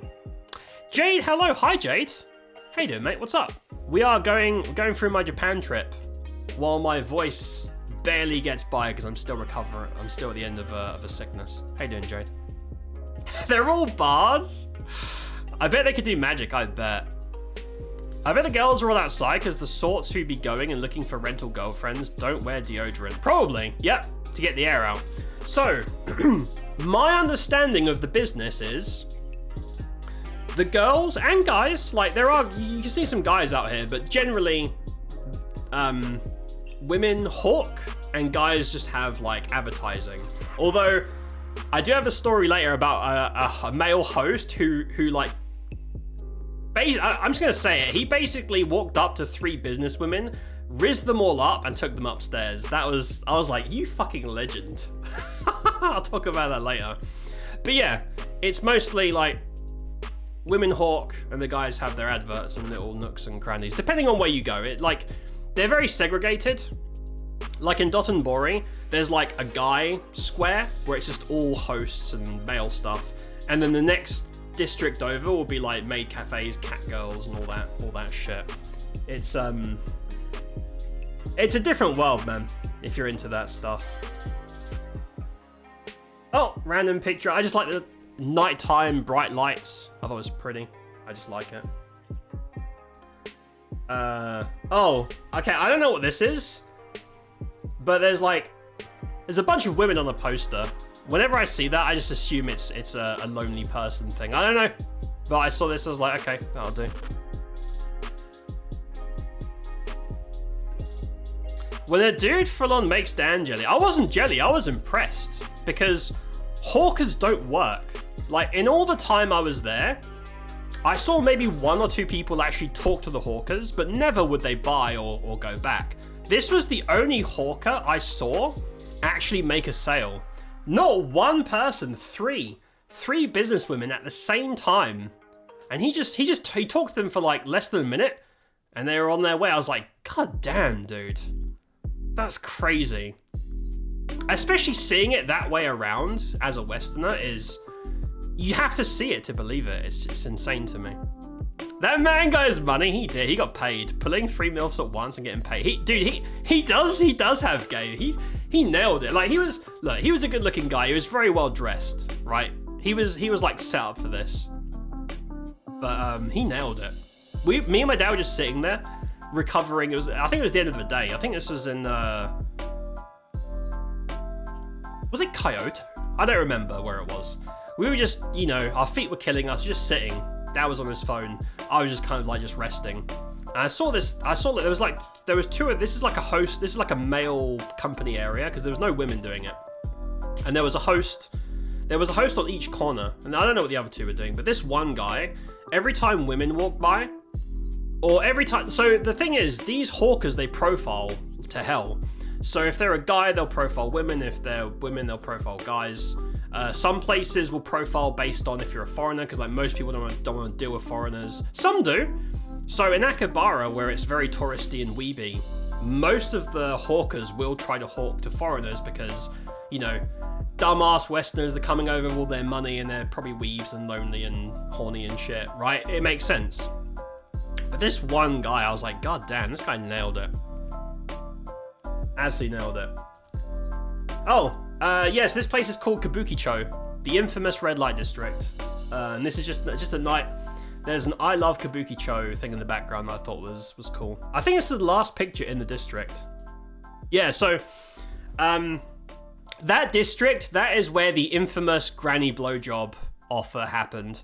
So just to get it on record how it went down, we were walking around, right? Just like my dad wasn't into the area. He was like, can we go? It wasn't his scene. I thought it was fascinating. I was very curious about it. So we're walking around, there's all these like maids and hosts and all that shit. Whatever. So we started walking towards, one of the landmarks there is called the Golden Guy, which is like a famous nightlife place, right? It's in the back streets. So when you're walking around the main area, it's mostly like platonic. Like it's all for like lonely people looking for company, but it's not like there's no one's getting fucked really, right? You just sit down, you hire a boyfriend or a girlfriend, they talk to you, buy drinks, you go home, right? There's none of that stuff. But in the back alleys is where you'll see foreigners who are working for the like prostitutes, right? Because as you go to the back alleys, that's where you get to the nitty gritty stuff. Now, these foreigners are like that. I don't want to talk too much about the foreigners because it might sound like I'm implying something else, but they're always foreigners. And they will basically, if they see you walking down these alleyways away from the main place, they'll approach you and say, "Hey boss, what are you looking for?" And that's where you say, "Oh, I'm looking for a threesome. I'm looking to get pegged by a fat lady." Whatever you're into, right? You tell them and they'll like direct you to the place. It is shady as hell. It is obviously very, very shady, but generally the whoring stuff doesn't happen in broad daylight, right? These guys are basically the connection points, and those are the guys you go to, and they'll lead you to, like, you know, into a room or a structure where it's, you know what I mean? Because you can't just be hoeing on the street. I mean, you can, but yeah. So the stuff you actually see is above the table, and in the back alleys there are the guys, and then the guys will lead you to whatever happens. I was getting very bad vibes.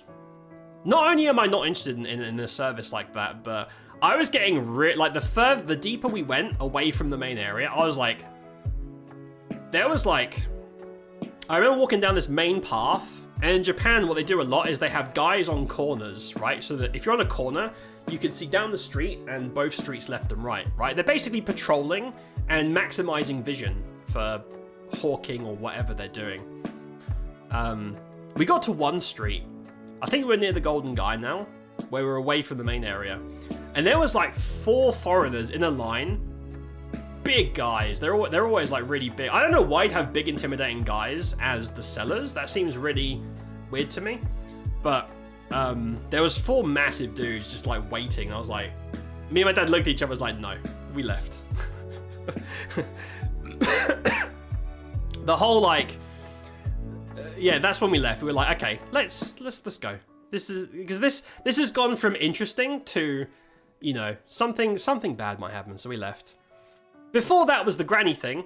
This old lady approached on my dad's side, and she like tapped him on the shoulder, and she did this, right?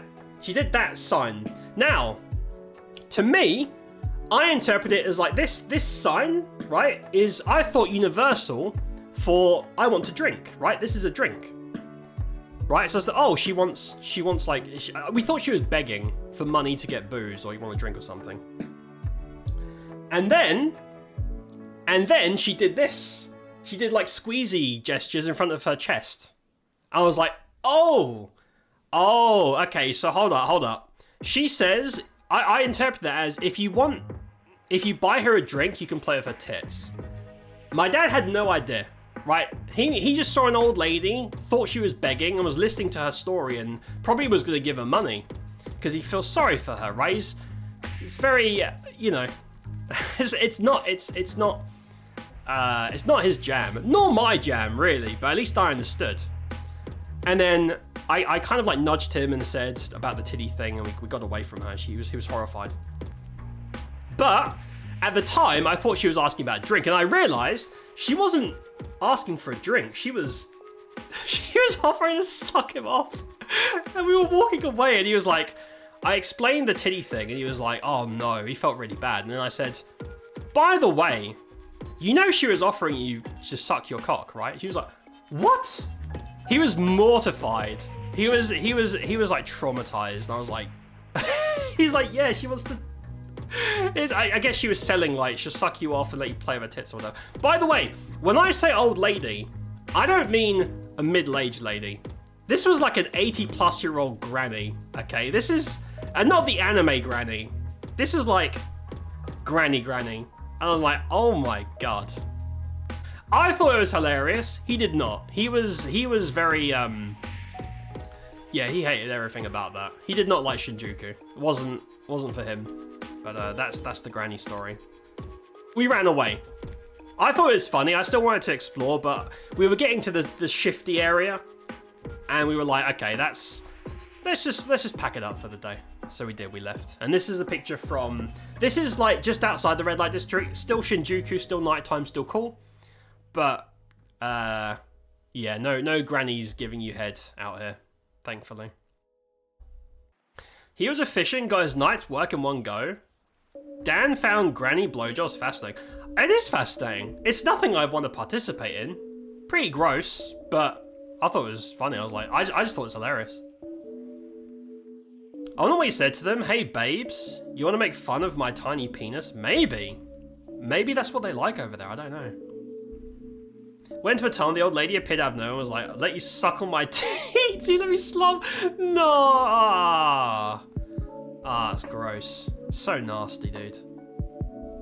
I can see Eva and Rem in the background. Hey, I recognize them. Who is that? Are those like anime characters? Yeah, Scary Tunnel. It is a great picture. Thanks, Paulo. Yeah, no, this, like, jokes aside about the shady and the granny blowjobs and all the weird companionship, loneliness stuff. I love Japanese. I love Tokyo at night. Tokyo at night and all the lights is very cool. I love that aesthetic. I gotta go piss. Man, I'm dying over here. Okay, I'm gonna finish the Shinjuku pictures and I'm gonna go for a piss. We're not even halfway. I don't know if we can do this tonight. I'm gonna try and speedrun the rest. I'll finish Shinjuku and I'm gonna go for a quick BRB. Oh, this is just a random. Oh no, this is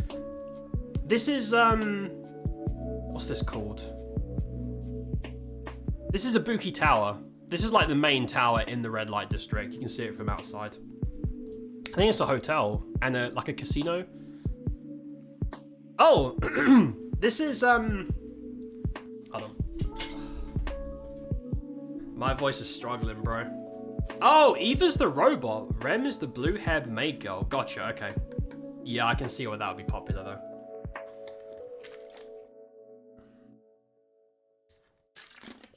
So, this is called Memory Lane. Basically, about 2 minutes away from the red light district. This is like an infinite, like endless tunnel or endless like walk of street food.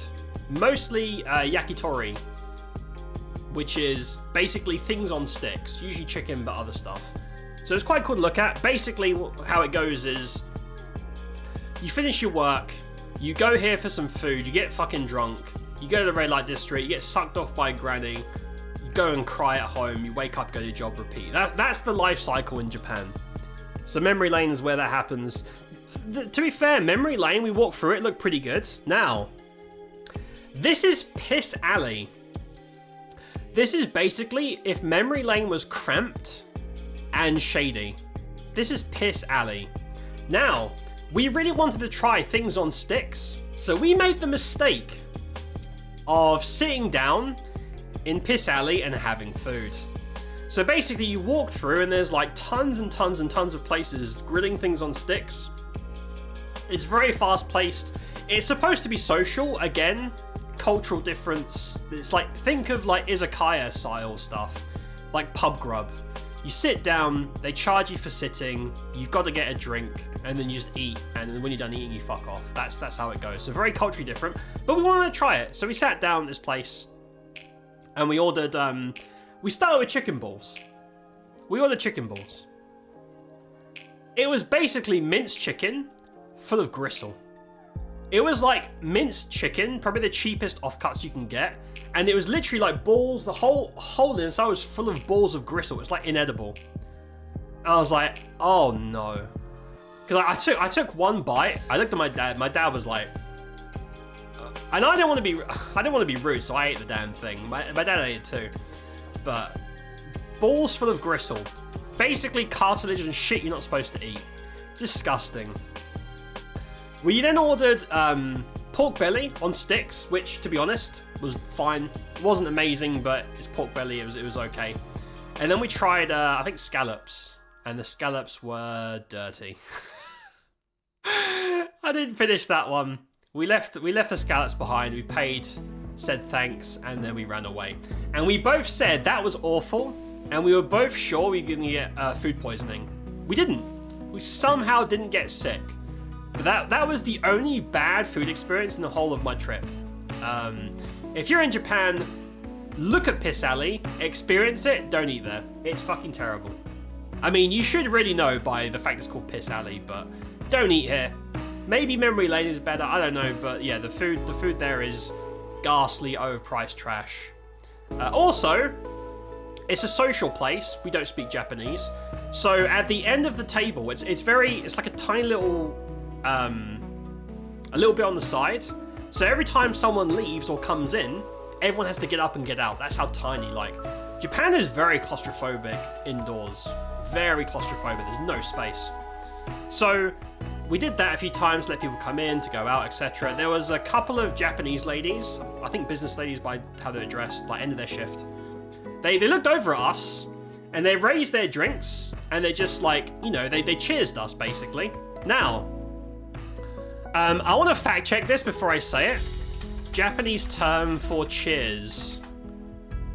Okay, so in Japan, they looked at us and said kanpai, right? Kanpai is like the greeting. If you're drinking with friends, everyone says kanpai and then they drink.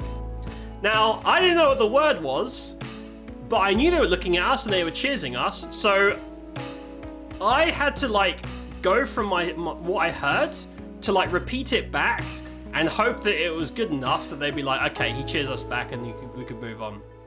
Do you know what I said in response to kanpai? I thought they said kampai. So I raised my drink and I said kampai. Now, I know for a fact that they did not understand because they didn't laugh or look disgusted. They just assumed correctly that I didn't know what the word was and I'm just dumb foreigner, I can't pronounce it. I said kampai and cheers them and that was it in the conversation. I didn't know what to say. I thought that's what they said.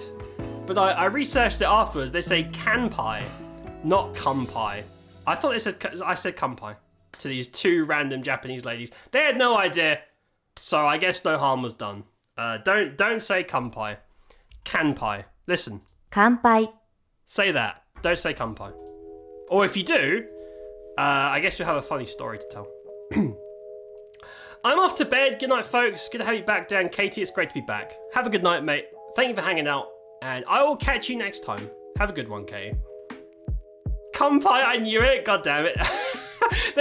They were trying, like, the thing is, I'm sure they were really nice. They were just trying to make us feel included. They were very chatty. These two ladies, they were very, very chatty. Because it's supposed to be like a social izakaya kind of thing, right? I think they were trying to make us feel included. And I feel bad because I just said, yeah, kanpai, mate. And it's like, come on, man. I feel bad.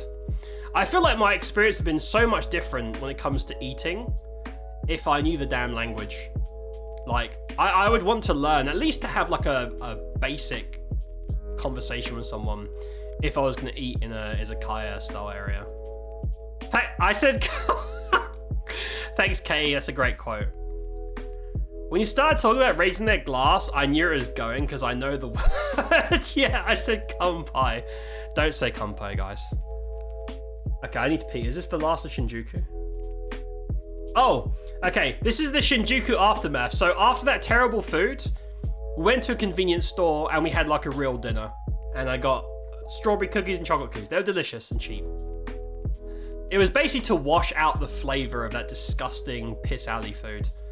Very, very bad. The only bad food in Japan that we had was that. I think that's...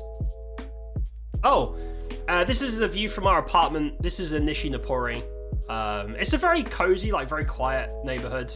Not much goes on there, but it's right next to the station. So it's very, very easy to get from there to anywhere in Tokyo within like a few minutes. It's very cheap to get around as well. Their metros are very good.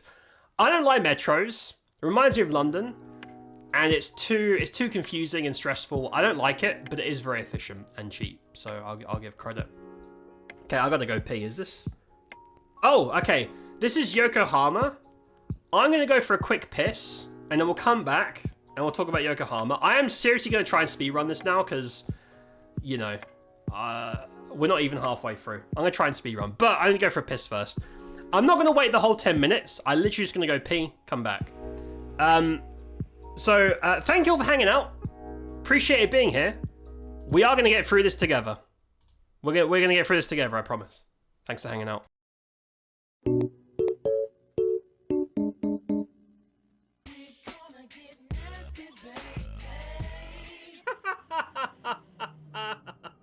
4 hours of hard work.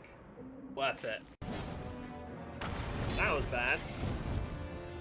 Oh, he tripped up on the rock. That's embarrassing. Who's that, Betty? Fuck you, Betty. You can't do that here. What? And now you have to pay. Betty fucked me up. Dragon Ball, gotta find that Dragon Ball. Don't stop until you.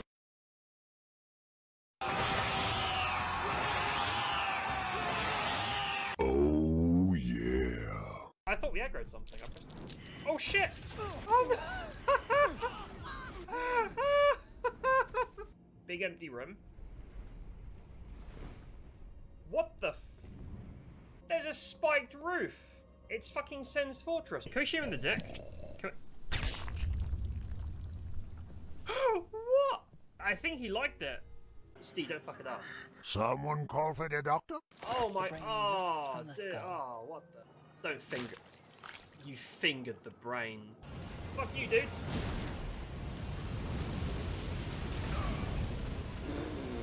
Okay, he is pretty hard. Alright, Mr. Hobo.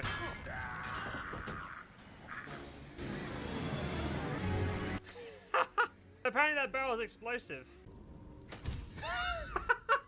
We're just spanking Gale. He's a very naughty boy! Dude, this guy almost one-shots me. Look at my health, like what?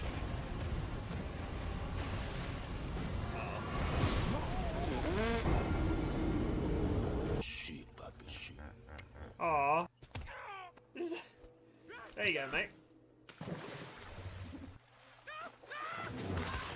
Holy shit! Damn, she's got some cheeks on her. What did I say? Steve just died. What the fuck is going on? That is a big boy. You look awesome though. Toasty! Is he mining carrots? I don't think that's how that works.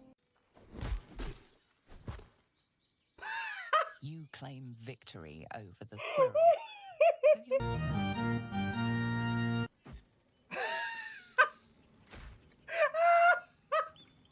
Hey, dickhead.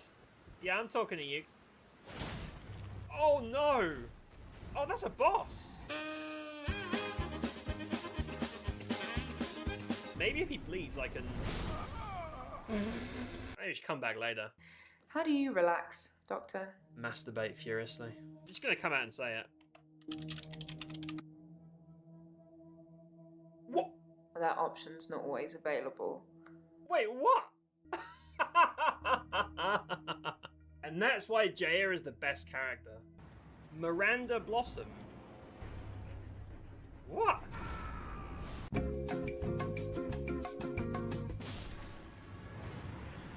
Are you serious?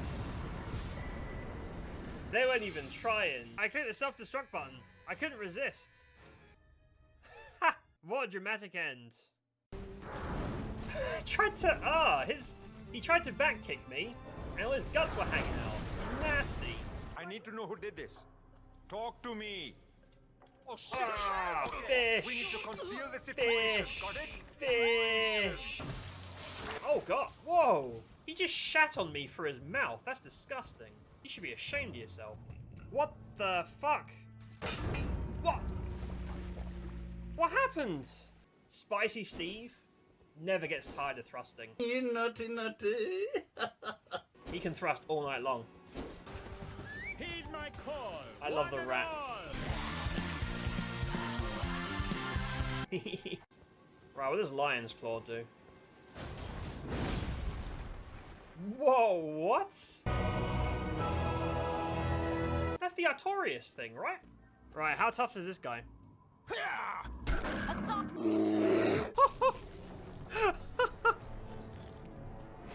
Don't fuck with the bears, they're very angry. That is a weighty sounding weapon. I'm into it. Yeah. giant self-portrait hanging in the foyer of my New York apartment. Maybe I'll let you paint me. Oh. Oh no. Dude, you cut your arm off. What is wrong with you?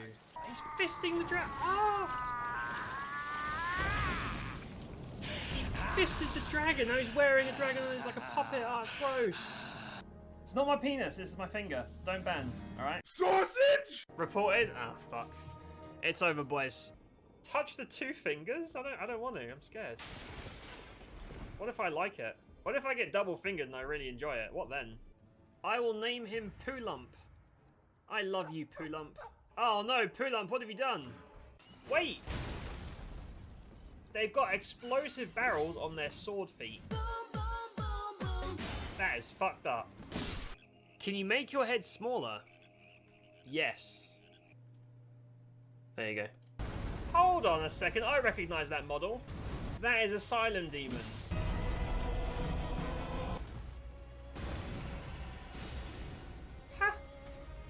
Oh no! Oh Jesus Christ! What the f— Asylum Demon doesn't have that. Light her up. You're actually crazy. As the world burns, we rise from its ashes. Set the world on fire. One target down. Nice work. Excellent. Next up, Sophia Washington. Oh no! Oh, oh shit! If he grabs you, you're done. Oh no! Oh no! I'm getting the fuck out of there. I had to set you on fire. I had to set— This game has corpse physics. That's amazing. This is game of the year. Oh god! Lobster Man! Oh no! Oh! This guy's killing all the trees. Man, they would hate you on Twitter, bro. He just pissed on me. Where's like a paper machine that I can... what the hell? What's that edgelord character from Overwatch? Die, die, die. That is... Oh my god, what? Dude, I look away from the game for 1 second. The game crashed. Drunk the potion. Shh.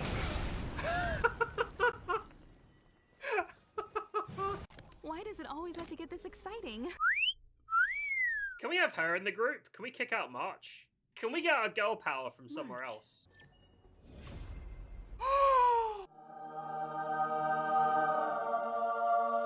She's got titties! Chat said she's shit. I don't care, chat. I'm gonna make a squad of MILFs, and there is nothing you can do to stop me.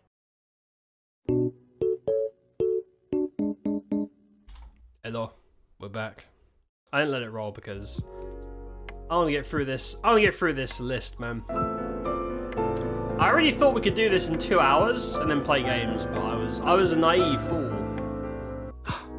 Welcome back, Dan. Ursa, thank you, mate. Thank you for the 75 as well. I appreciate it. Cheers, dude. It is good to be back. I'm still in the after throes of recovering from being sick. My voice isn't holding up very well, but I'm doing my damn best. How you been, Ursa? What's up, bud? How you doing, man? I was right at 11 hours. Yeah, DST fucking sucks. I hate daylight savings. Right. Speedrun. We can do this. I believe in us. Right, so this is next day. This is Yokohama. Yokohama is like a dock. Like a naval town. You've been good. Glad to hear that, mate. Glad to hear that, Ursa. Good shit, dude. Speedrun. Oh, as soon as we got there, we were like, what should we have? There was a place doing like fancy gourmet donuts. And they had this like cookies and cream Oreo fat boy donut. And I was like, yeah, I want that. I don't remember what my dad had, but I had this one. It was like 300 yen, which is like just over £1. I was like, hell yeah. Hell yeah, dude. Welcome to Yokohama. Oh, this is our first time on a cable lift. Cable lifts are quite popular in touristy areas, but to be honest, this lift is only like 60 seconds long. It's not very long. But you can get from just outside the station to like the main area. So here's a view from the cable lift. Oh, I think this is from a Ferris wheel. I think I'm in the sky at the moment. Yeah, because I'm high up. So I think it's from the Ferris wheel. Yeah. So this is one of the main structures in Yokohama. It's shaped like a, what's it called, a rudder on a boat, like a sailor thing, because it's a naval area.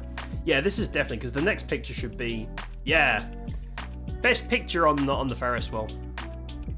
This is the very top. This is the very top of the arc where you can kind of overlook everything. It's a pretty nice picture. Ferris wheel was cool. Oh, I took a picture of this because there's chairs, and we all know how impossible to find benches are. There's actually benches here in the open for free for the public. I was like, holy shit. Very shocking. You can tell my dad wanted to sit because he's way up front. I'm sure I ran to him afterwards to get my rest time in. Oh, you're planning a Japan trip next year? Have you been before, Ursa, or is it your first time? If it's your first time, feel free to DM me. I can give you all the idiot mistakes that I made so that you don't have to make them. First time, yeah, let me... I can let you know all the things not to do that I did to make your trip better. Where are you thinking of going? Do you know, like, which region or anything? Don't make Dan's mistake of saying kanpai instead of kanpai. Yeah, don't say that. Kanpai and kanpai is very different. Kanpai is to cheers, like, cheers, mate. Don't say kanpai. Don't do that like I did. Oh, I actually, honestly, my whole time in Japan, I did not use a single gacha machine, which I regret. I didn't have time. I was always on the move. I didn't have time to stop and do it, which is a bummer, but I just want to show you how crazy they are about gacha. Now, this is one picture. If I pan the camera to the right, there is like 4 or 5 times this amount. This is like an endless, it's like a whole building. This is just one part of a department store. It is almost a whole floor just of gacha. I don't know what's in the gacha, probably some dumb shit, but yeah, they really like gacha over there. No MGS Pachinko. Oh no, don't worry, Penguin. I have a picture of a pachinko place later, which is massive. They also, there's 2 things I love, gacha and pachinko. Me and my dad walked into a pachinko place, just out of curiosity. Oh my god. It's just smoke, alcohol, very, very loud noises, and flashing lights. Sensory overload. I'm not even sensory sensitive, really, but that place is insane. I don't know how you could sit there for like whole nights at a time. Those places are insane. I could never like hang out there. It's crazy, crazy. My girlfriend and her sister went before and are planning where we're going. Oh, I see. Very cool. I hope you enjoy it, Urs. I had fun. The travel, like, I don't know how you are with flights or how long your flight will be from there. The flight was rough for me, but once you're there, it's really cool. I enjoyed it a lot. Don't intend to look at any reviews. Oh, for Velgard. Gotcha. They like their gachapon, they do. Yeah, there's every kind of gacha you can think of. Every single kind you can think of, they have them. I wish I had done some, because it's like 100 yen. It's like 50p. They're really cheap. They're just a way of burning loose change, but so many things I wanted to do I didn't have time for. Feels bad, man, but yeah, they love gacha. Oh, okay. Remember when I said, haha, Japanese food? No Japanese food, just fusion food. So I mean, fusion food is still a country's food. So this is, oh, what's this called? I had to Google it. So we were really hungry. Again, the food problems. We can't get food anywhere because we don't speak. But department stores saved us because you can always go there. They're very Western style. You get a table, tell them what you want, you get it. So department stores are a saving grace. The food's very good. This is called, oh shit, this is a rice gratin. Now gratin, I think, is French, right? Hence the word. So this is a Japanese take on rice gratin. So there's rice gratin on the bottom and everything else is flavored. So this is a red wine and beef and cheese like stew on top of the gratin. This is what my dad had. My dad had this. I didn't try this, but he said it was lovely. He cleared the plate. It was one of his favorite things he had. Actually, hold on. Let me Google that. gratin from what country? It has to be French. Yeah, France, hence the name. So this is Japanese-French, like, fusion food. Oh, it's called Dorai. Ah. Dorai food, Japan. Yes. Wait, no. Doria. Doria is a type of rice gratin popular in Japan. Okay. Yeah, so rice gratin, Doria is the name. So we found a place that was just Doria. We didn't know what Doria was. We just saw the pictures and they looked tasty. And we know that because of Japanese laws, if they show you a tasty picture, they have to provide exactly that when you order it. And it was true. It is exactly what we saw. So my dad had this. I had this. This was fucking delicious. So this is a chicken, basically creamy chicken and mushroom, one of my favorite flavor combinations, and then you have like the rice gratin on the bottom, and there's like a little bit of cheese on top. This was amazing. This was really tasty. And from what I remember, so there's like underneath the gratin, there's like a candle burning, or like a heat source burning, so that it makes the rice kind of crisp at the bottom, and then you mix it with all the sauce.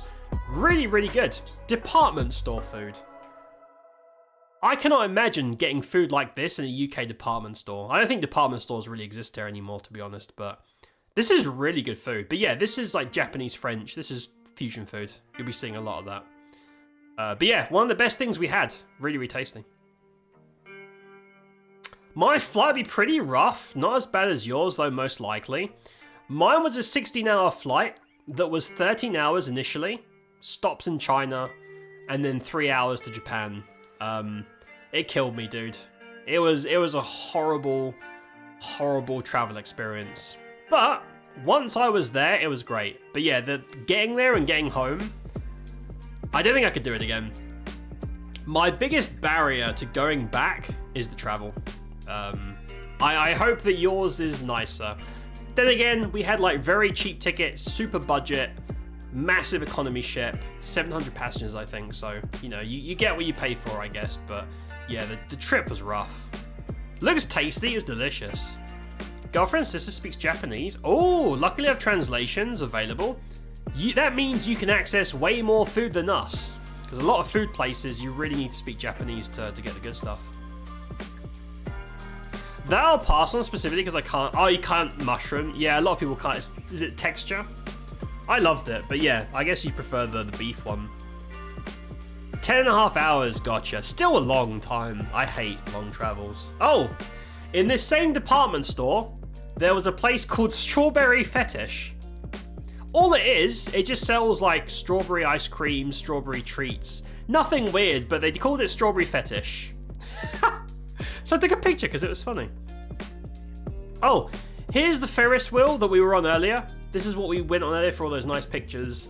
They were bragging about how this is Guinness Book of World Records biggest Ferris wheel with a clock on it.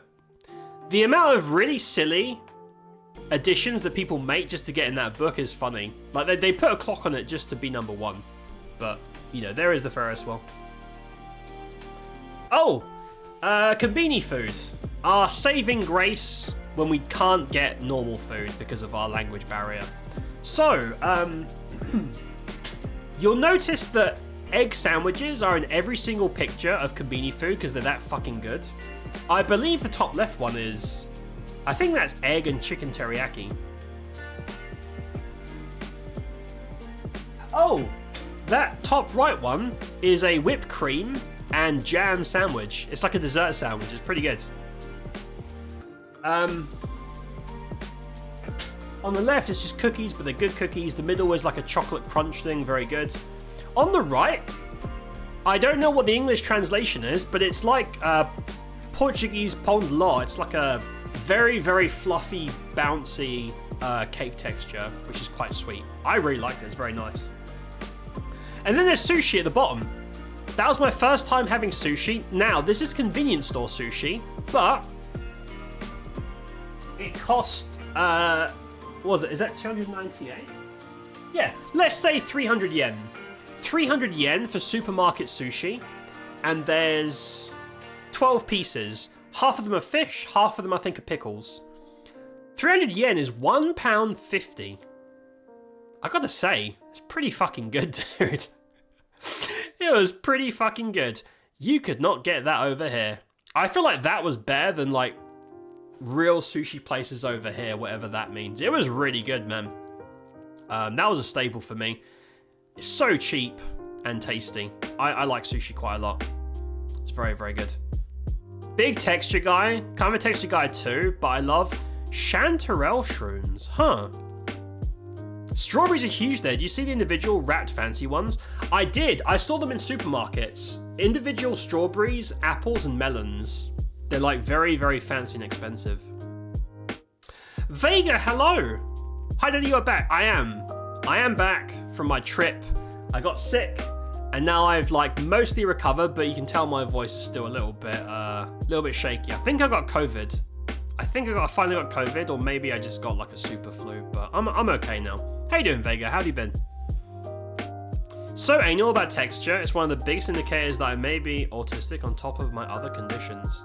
Oh, because of like the sensory input of things that don't feel right are like bothersome. Is that what that is? I used to. So textures don't throw me off of food. I definitely prefer some textures to others. They don't throw me off.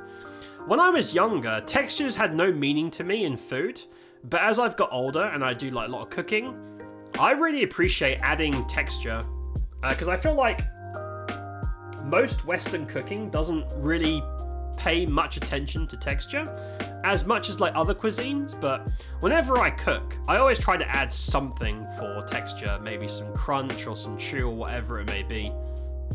So I appreciate texture, but it's not something that put me off of food if the food tastes nice.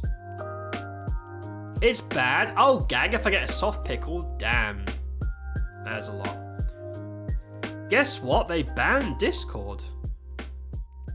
Wait, so all Discord, you cannot load or install Discord over there? That's crazy. I'm sorry to hear that, Vega. That's wacky. Man, what's next? Isn't like Twitter and stuff already banned over there? Chanterelle shrooms. Hold on. Let me chanterelle shrooms. Oh. You know what? I don't think I've ever had those. I've seen them. I had to Google them. I've seen them. I don't think I've ever had them. I don't feel like they're readily available in the UK. It might be like a fancy thing. But I don't think... You can't get them in the supermarket. Probably really expensive. I tried them. I love mushrooms. You're a texture eater. I can't do... You can't do mochi. Taste is fine. I can't handle the texture. I fucking love mochi. You know what I'm really upset about? I don't think I had... I mean, I had, like, types of mochi. I had, like, dango. Dango is amazing. It's like unfilled mochi on a stick. It's very nice. One of my favorite things. I don't think I had, like, real filled mochi while I was over there, which I'm very upset because I love mochi. There are so many foods and things I wanted to do over there that I didn't because of just time and availability. Feels bad, man, but I like mochi. But I understand its texture throws a lot of people off. Can't eat coconut, even though it's quite tasty. Discord is dead. Every social media except Tumblr is gone. How did Tumblr survive that? That's crazy. Anyway, all this food's delicious. Convenience store food. Oh, so this is ramen from the same place as before. We promised her we'd be back before we left. This is our last day in Tokyo. And I said to my dad, well, we got to go say goodbye to the ramen lady. Right, so we went there, we showed, she said, oh, I saw your reviews, thank you so much, she was very, very nice. And my dad went with the miso again, and she looked at me, and she said, spicy? And I said, yeah, I'll try it, spicy. She like chuckled and went off, because you can tell not a lot of people order the spicy stuff over there. I was like, yeah, sure, I'll try it. It is spicy. I will say it looks spicier than it is. It looks kind of dangerous. Very vivid red. It is spicy, but it was fine. It was delicious. It was really good. Very, very tasty. But yeah, I had the spicy ramen. It was a bit more difficult going down than the Mapo tofu, but it was completely fine on my stomach and no shits. So Mapo tofu was like the sleeper dangerous spice, but this is fine.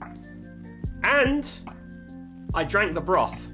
I didn't leave a sip. Every time I have a broth, I drink down to the last bit, the whole, because I finished it. She said, oh, you finished it, did you like it? And I showed her the empty bowl and she started like clapping. I was like, yeah, I finished the whole fucking bowl. We don't waste food in this house. Yeah, very good. Shout out to the ramen lady, she's awesome. She was really cool.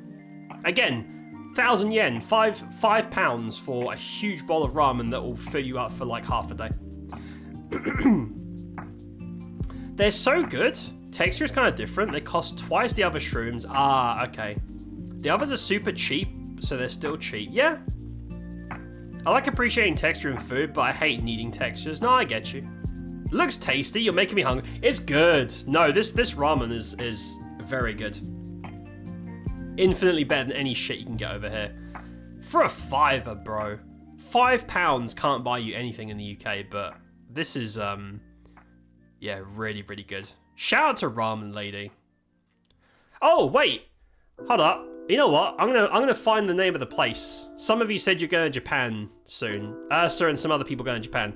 You're not gonna remember this, but I'm gonna scroll all the way down to this place. I'm gonna get you the name. Where is it?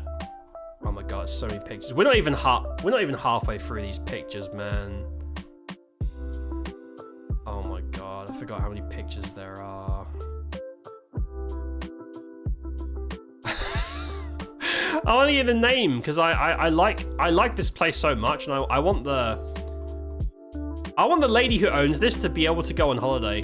So I'm trying to get her as much business as I can because the food's really good and affordable as well. Damn it. So many pictures. Look how far down in my feed this is. Hold on.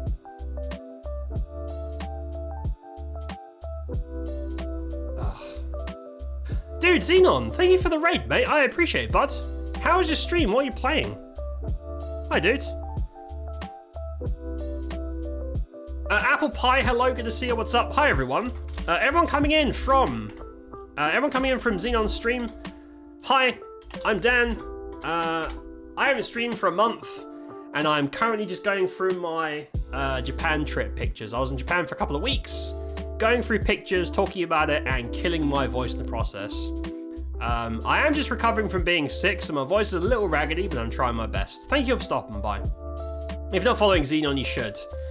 He likes to watch Sonic have sex a lot. So if you like other people who like to watch Sonic have sex, you should follow Xenon. He talks about Sonic sex a lot. You should go check him out.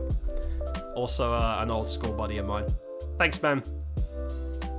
Lou, hello. You went to Japan? I did. I went there and I ate a lot of food. It was pretty good. Japan was pretty fun. How you doing, Lou? How you been, mate?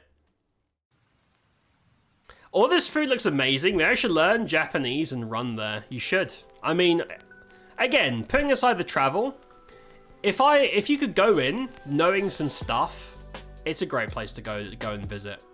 I really enjoyed my time there. Hell yeah, if you will. Dude, let's do it. Let's do it. I've not seen a PowerPoint presentation this slow since Rebirth. Dude. I mean, wait, Xenon, you were here at the start. We're not even halfway through. I'm trying to speedrun this, but there's just a lot to talk about, man. Leave me alone. All right. Just playing some Sonics. Didn't realize how tired I was. Damn. Is that the new one you're playing? Is Shadow involved? Probably, Lou. He really likes watching Shadow rail Sonic. And the big fat guy with the ginger beard gets railed a lot too. If you're into that. Twitter says yes. You learn the language, and I can pay for the food. That's smart because the food's cheap. Anyone's got a sensation when seeing tasty food similar to having warm water hit your back in the shower? That's very specific. That's interesting. So jealous. I don't know if I ever told you, but I'm studying Japanese. Wait, you're telling me you could have translated for me, and you didn't? That is so rude, Lou. I'm also jealous because I wasted all my money on a crappy trip to France in April with my then boyfriend. Oh no, I'm sorry your trip sucked. Yeah, man, I got lucky, dude. Like, I'm gonna, you know what? I'll tell you guys how much the trip cost me. I'll tell you how much the trip cost me. I know people don't like talking about money, but I'll tell you, because in the context of a 2-week vacation to Japan from the UK is very cheap. So I will tell you that my flights were less than 500 a head. Less than 500 per person. That is crazy for a Japan trip from the UK. That's return, by the way. And once you get there, the food is like, compared to here, the food is half the price, or sometimes like all the way up to like 75% cheaper. Grocery food, convenience food, restaurants, all of it. Anything food-based, dirt cheap. It's expensive to get there, but once you're there, apart from like obviously accommodation, yeah, dude, it's crazy how much you can get by on. So this was like very, very tight budget, but we saw and did a lot and ate a lot, so we did really well considering. The new Shadow Generations game, really solid, to be fair. I'm glad you're enjoying it, mate. Probably 500. No, round trip. Round trip, less than 500. It was less than 1k for both of us round trip. That is a crazy deal. If I had gone direct, the normal price would be like 2.5k per head. So we paid basically 20% of the normal price going through British Airways or Japan Airlines. For a moment, you're so close to me across the sea. I probably flew over you, Vega. Yeah, the plane arcs through your neck of the woods on the way, because it does a big loop all the way down to China and then to Japan. Right, speedrun. Oh, I really wanted to help this lady out of her business, so I also did what I never do in a restaurant. I ordered sides. I never do that. To be honest, the sides were like 100 yen. This is like 50p. They are, I believe, pork. Like pork dumplings, and there's like a little cube of like a vegetable, or like a root vegetable of some kind in the middle. They were really fucking tasty, dude. And you just dunk it on that mustard, which I think is English mustard, so don't use a lot. It was really good. Very, very tasty. This is Shimbashi. So this is the next day. It was raining, and we didn't know what to do on the last day. I'm gonna be honest, this day fucking sucked. This day was a waste of time, but I still took pictures. So this is Shimbashi, which is like a connecting point just to show you how rainy it was. We got to, what's it called? Odabi? Is that what it's called? Odabi? It's like an artificial island, right? It's a fake island they built. And there's supposed to be like attractions, and there's like the shops and stuff. Honestly, it was pretty lame, but there was an arcade. I didn't know this, but my dad really likes pinball. He was like rocking it on the Star Wars pinball. We haven't gone to an arcade together in a long time. It was really nice. I watched him play pinball, and then we played that, you know, that disc game where you smack the discs across the table. We played that. That was really fun. Basic bitch stuff, but it was fun to go to an arcade. Just to show you how nice and rainy it was. Look at that. Beautiful weather, right? This is overlooking the marine harbor. Oh, Big Kato. There was like a walkway. There was like a very regal looking walkway to a ramen shop. Now, we already had ramen twice. I don't want to eat ramen again. I like ramen, but I want to try other food, so we didn't go. But there was a Big Kato. Wait, where's the Big Kato? Big Kato, and then lots of little katos. And they basically paved the way to this like very fancy ramen restaurant that we didn't go to. Oh, the place is called Aqua City. And so the pillars that hold the place up, the pillars have aquariums in them for some reason. I don't know, they just do that over there for some reason. The food, I believe, so the food prices in Europe, and they were insane. Sometimes 10 times the price compared to here. Yep. Absolutely, Lou. That is absolutely it, mate. Dude, it's so cheap over there. You guys wait till I show you the sushi, and I tell you how much sushi costs at this place. And it was the best part of the trip. You just wait till the sushi part, which is coming next, I think. That is a crazy deal, right? France food is probably about as bad as it. I have heard not. It's so funny to me. France, the country of love, and all these, like, you know, most Western and European cooking stems from French classical cooking, and yet people have nothing nice to say about France. I find that fascinating. We camp on our road trip vacations to make them affordable, fly into a city and then explore. That's a great idea, Jay, to save the pennies. And then you get to spend that money on food and nice things. Air hockey, yes. I love air hockey. We had a good time. Grey and rainy makes you feel right at home. Dude, Lou, half the days, the first day I got there, in my nice fancy hotel for one day, because it was only for one day, I opened the windows in the morning, grey, cloudy, pouring rain. I'm like, thanks, Japan. Appreciate you. Right, what's next? Oh, more marine shots. Oh, this is like the super sci-fi looking boat. So, we almost went on this. Because my dad thought this is just a tour boat. It would just like do a little loop and leave. No, this is like a fully functional boat that will take you to another like ward. Like, this is a substitute for a metro or a bus. It will take you to different places. There's like a whole route and stuff. We didn't go on it.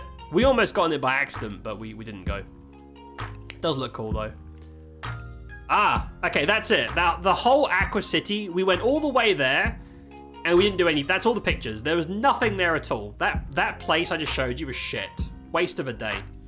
The only good part was, on the way there, the train has to go over the water, because it's an island, and it's like a roller coaster. Like, the train actually goes like on a loop-de-loop to get to the place. So traveling there is quite fun. But the actual place, there's nothing to do. It's shit. It fucking sucks over there. I wouldn't recommend it. Don't waste your day. Now, speaking of something that doesn't suck, welcome to my favorite part of the entire trip. This is my favorite part of the whole trip. I've wanted to go to Conveyor Belt Sushi for years. I've always wanted to experience it. And I did. You know what? It was even better than I thought it would be. I had a great fucking time. I loved it. I loved it so much. Velvet, hello, you suck a lot, you pervert. You big old pervert. You come in here and you start sucking on things. Hi, Velvet. How you doing, mate? Would you suck on sushi? Would you say you're a sushi sucker? How you been, mate? That's because all the good Western cooking is either Italian, Mexican, or Cajun.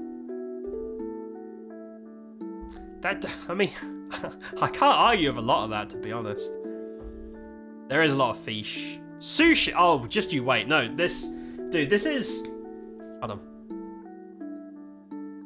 So, I do have a video. I don't have videos on OBS. It's on my Twitter if you want to see. But basically, you go into a Conveyor Sushi place. Conveyor Sushi it's quite private. I mean, it's a chain restaurant, right? This is a really cheap. This is one of the cheapest places you can get sushi. You basically walk in, you sit down. It's very like impersonal, and you sit next to this screen. You press a thing, you click order, and on a conveyor belt, the food just magically appears literally a few seconds later. In the back, there's like chefs, and they'll see your order, they'll quickly make whatever you ordered, and then it goes down. It's like a little plate on a belt.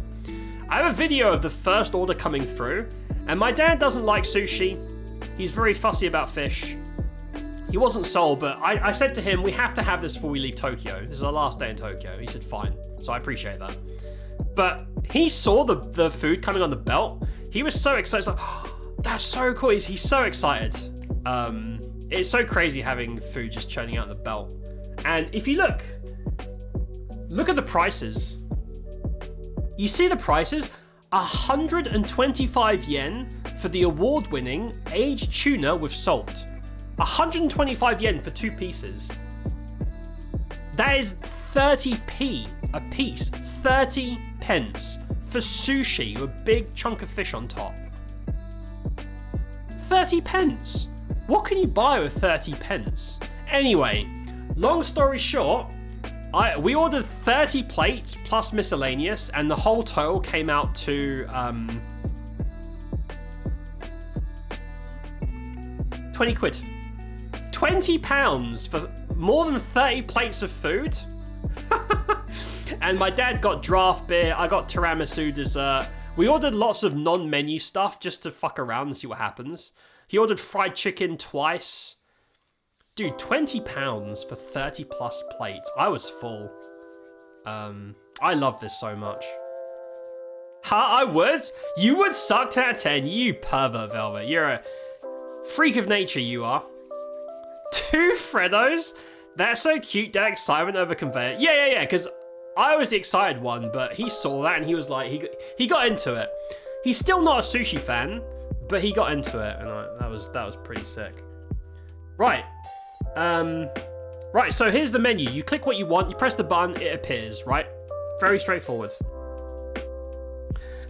So, the cheapest... Hold on, let me hydrate. My voice is really struggling. So the cheapest fish in Japan is mackerel.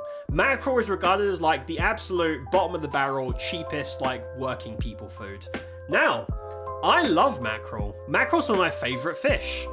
So we ordered to start the seared mackerel, and it was 125 yen, 30p each. And they come in 2s. I was with my dad, it's perfect. Every dish is 1 each. Perfect. You know what? Fucking delicious, dude. This is the second best thing on the whole menu. Seared mackerel, loved it. Really tasty. 30p each for fish.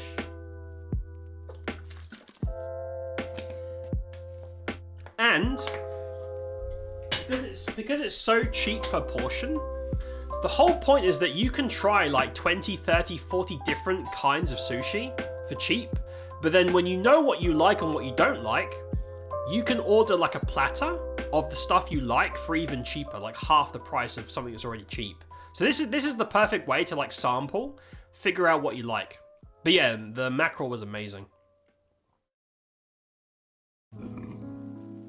A Freddo is 30p?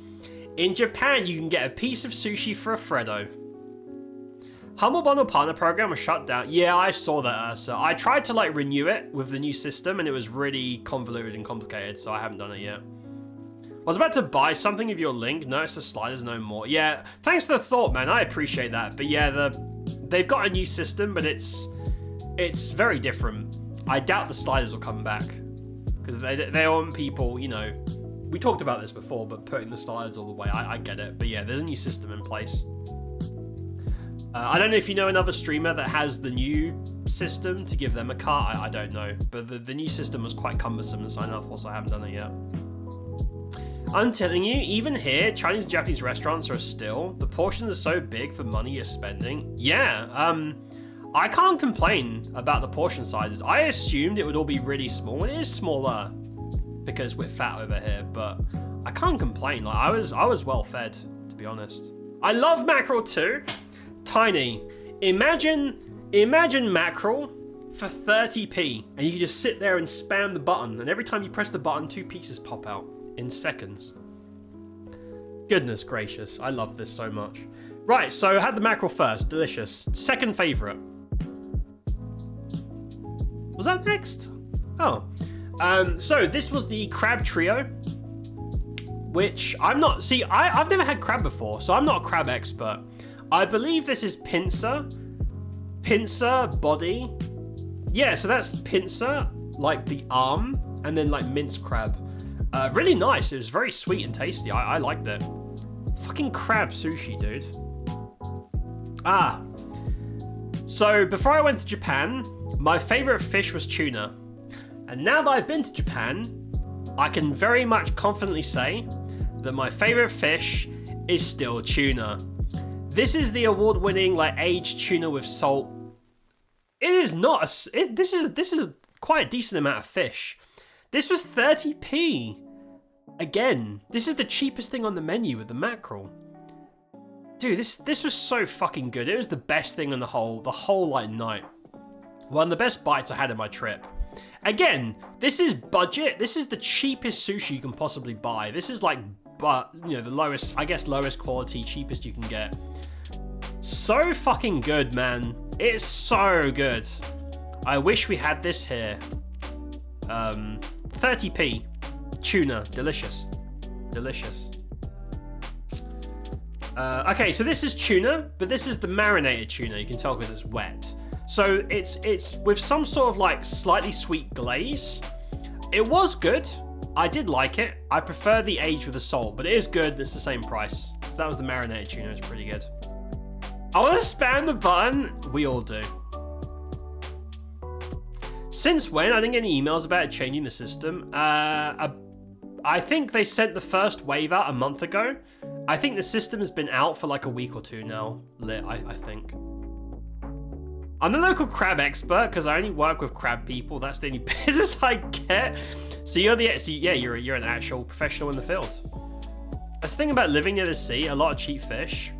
I live near the sea. Why don't we have cheap sushi? Why don't we have like repurposed, I don't know, cod sushi or something? Come on, guys, get it together. Do you not try Otoro? Otoro is fatty tuna. So I don't think there was Otoro by itself. There wasn't like Otoro sashimi or on rice.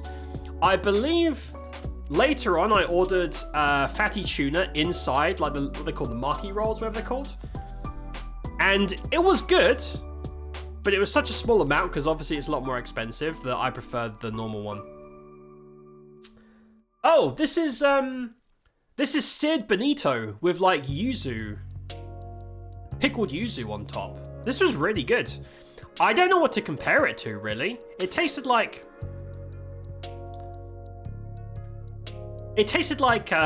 less savory mackerel. Like it's if mackerel wasn't as creamy and savory, but it's still nice. It's quite like refreshing for a fish. I really like this, man. I think this is also 125 yen. It's like dirt cheap. That is a shame. Yeah. So what I wanted to do is to try all this cheap stuff and then go to a decent sushi restaurant that's not conveyor, but I didn't have time. Ran out of time, man. And also, since I'm eating for 2 people, old man doesn't like sushi, so I didn't want to do it again. Right, it's tough, but the plan was to try like, you know, Otoro and like the nicer cuts and stuff. We didn't get a chance to do so. Japan's economy is also where it is currently because of reasons and stuff. Japan's way cheap for foreigners right now comparing. Yeah, no, it is true. Getting there is expensive, but when you're there, like the food is dirt cheap. Like buying a giant ramen for $5, it's like half to a quarter of the price of the food here. It's crazy good for outsiders. Probably toss a rock at the ocean. Stupid expensive. Off. Is one of your favorite? Oh, what this one? What, the Bonito? Bonito is really nice. I liked it. Oh, okay. So this is supposed to be like a family. This is called the chain is called Kura. It's the Kura sushi chain. It's supposed to be a place for you to go with the whole family, have a bit of fun, very casual, right? I didn't know this. They have a gacha game. They love gacha so much, your sushi experience has gacha in it. So every time you get a plate, so there's on the side of the table, there's like a hole where you put your plate when you're done. You just throw the plate in the hole and it washes it, gets rid of it for you. Every 5 plates, you get a spin on the gacha. And if you win, you get that. And I still have that ball somewhere over there. I don't know who wants it. I'll talk to people, but I think it's a One Piece anime pirate thing. I don't know, something. We got one. But this guy. So every 5 plates on the screen, this guy shows up, and basically it plays an animation where your character is doing a thing, right? Like maybe they're trying to catch a fish, or maybe they're like throwing a ball to a hoop. Basically, if they succeed in their task, you win the gacha, you get a ball. But this guy shows up. If you fail, this guy shows up. This cunt with the purple hat, he shows up. He sabotages you. He pushes you before you can throw the ball, or he cuts a hole in your net. He basically ruins it. So if this guy shows up, you've lost. So we had 30 plates and we won one of the gacha, and I still have the ball over there. So this guy's a fucking asshole. I hate him. Oh, this is tamago sushi. Egg sushi. I was like, fuck it. To be honest, I pretty much ordered one of everything I was just going through the list and saying, sure, one of this, one of this, one of this. I was spamming shit. Yeah, it was decent. It was alright. It's not tuna, but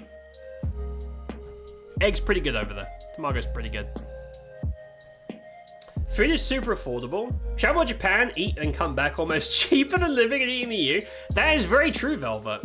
If you could somehow travel there and like stay there for a while and not pay like crazy like hotel prices, you could definitely like make your money back. If traveling was somehow free, I would go there like every day just to eat.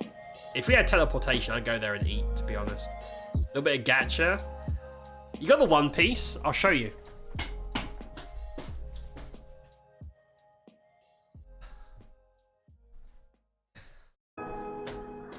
I'll show you. I did get the One Piece.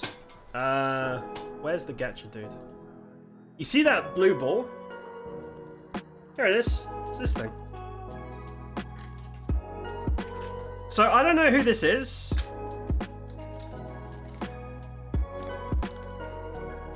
I don't know if you can see it very well. See that shit? I think that's One Piece, right? The pirate weeb stuff? I don't know, I don't really follow. I got this guy. I don't know who this guy is. Some random dude. But he looks like he's from there. It's like a badge or a... Oh, it's a magnet! Oh! It's a fridge magnet. Yeah, it's a fridge magnet. Xenon, are you a One Piece fan? Do you know who that guy is? Do you know who that guy is? Hold on.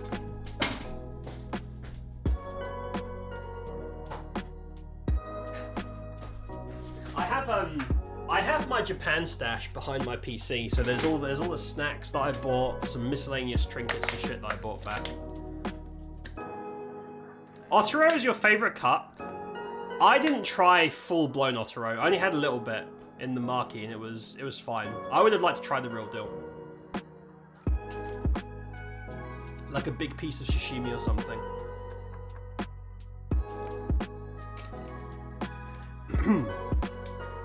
Supposed to get little kids to come.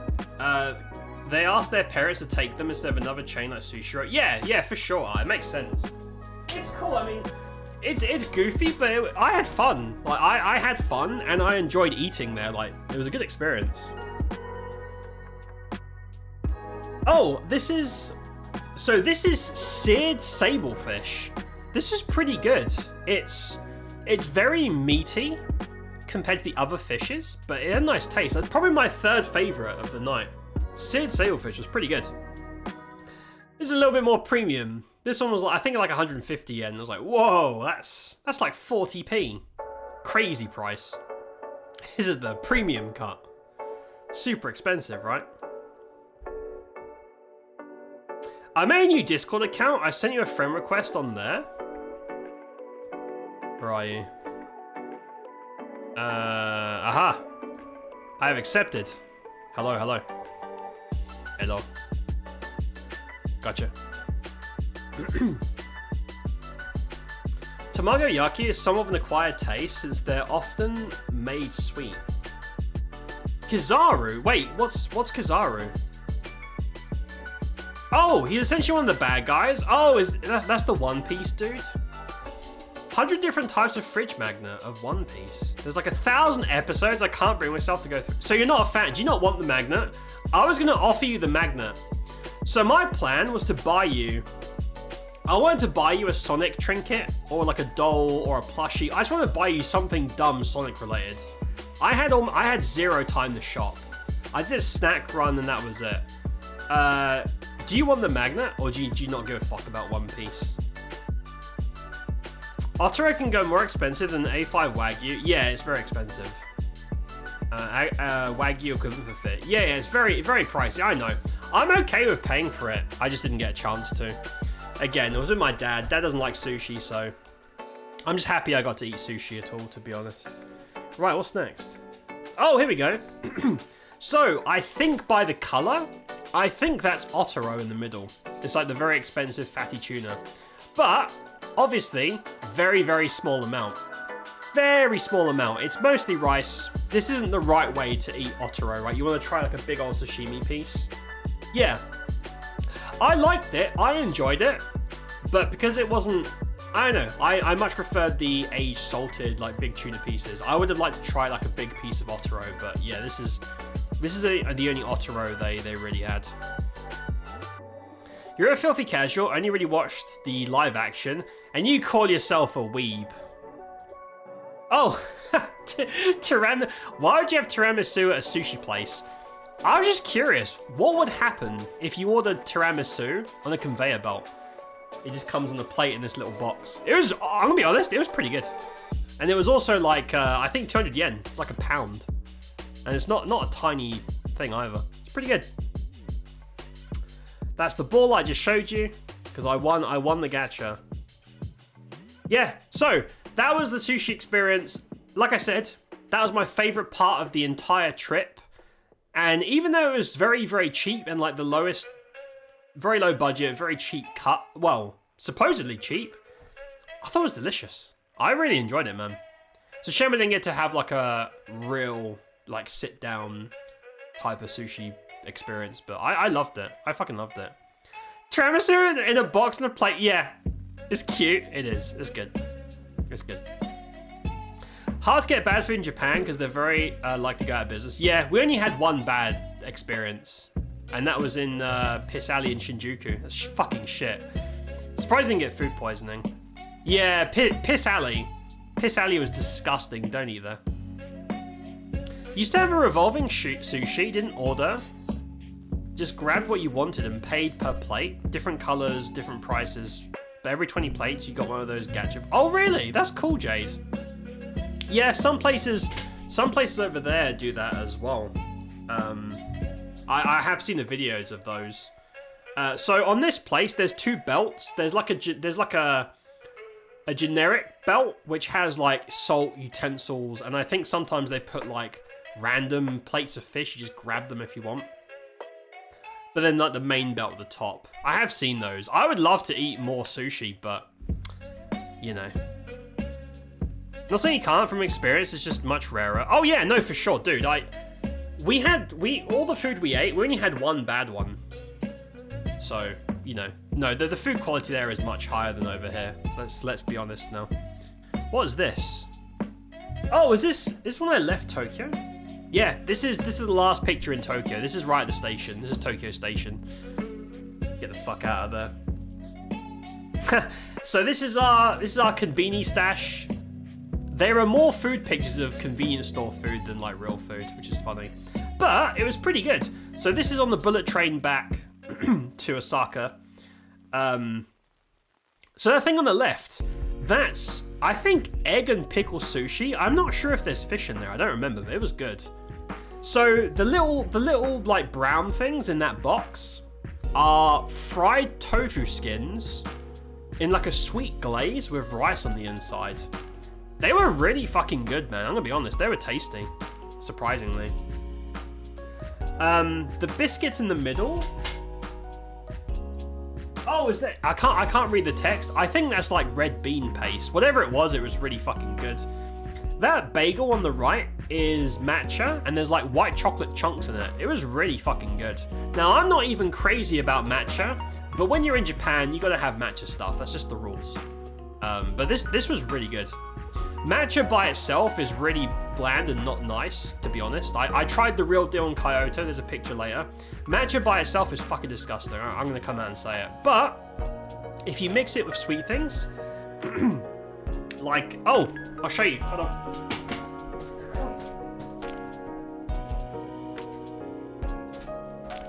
Matcha by itself is really fucking gross, but if you mix it with sweet things like chocolate, it's pretty good. This is the infamous 5 million varieties of Kit Kat. One of them is matcha. There you go, matcha Kit Kat. It's pretty good with chocolate. Pretty good.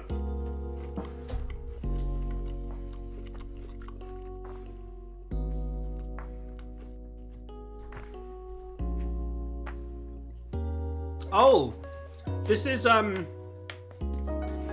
outside our final hotel in Osaka. So this hotel, very affordable, only technically 3 stars. It felt like a 4-star hotel. It was a really nice hotel. Very, very comfortable, very clean. Everything was great. Really good. Punched above its weight. Now this is outside. Obviously it's nighttime already. It was a travel day. We're tired. We're just walking around. And around the corner, we walked not even 2 minutes, and there were 3 women. There was 2 women sitting down on like steps, and there was like one woman at the front with her arms crossed. I assume she's the boss. And we're walking by. The woman at the front steps forward when we're going by and says, "You want massagey?" And I was like, "Nah, I'm good. No, thank you. No, thank you." We carry on walking. I'm like, "Dude, we walked 2 minutes from our hotel, and there's like a trio of ladies offering us a big, sexy massagey." And the funny thing is, when you're walking around, there are so many signs of like secret massage or like special massage, and I'm like, come on, guys, you guys are crazy. Anyway, we got wanked off, but no, I'm joking. We just ran away. Yeah, 2 minutes from our hotel, massaging.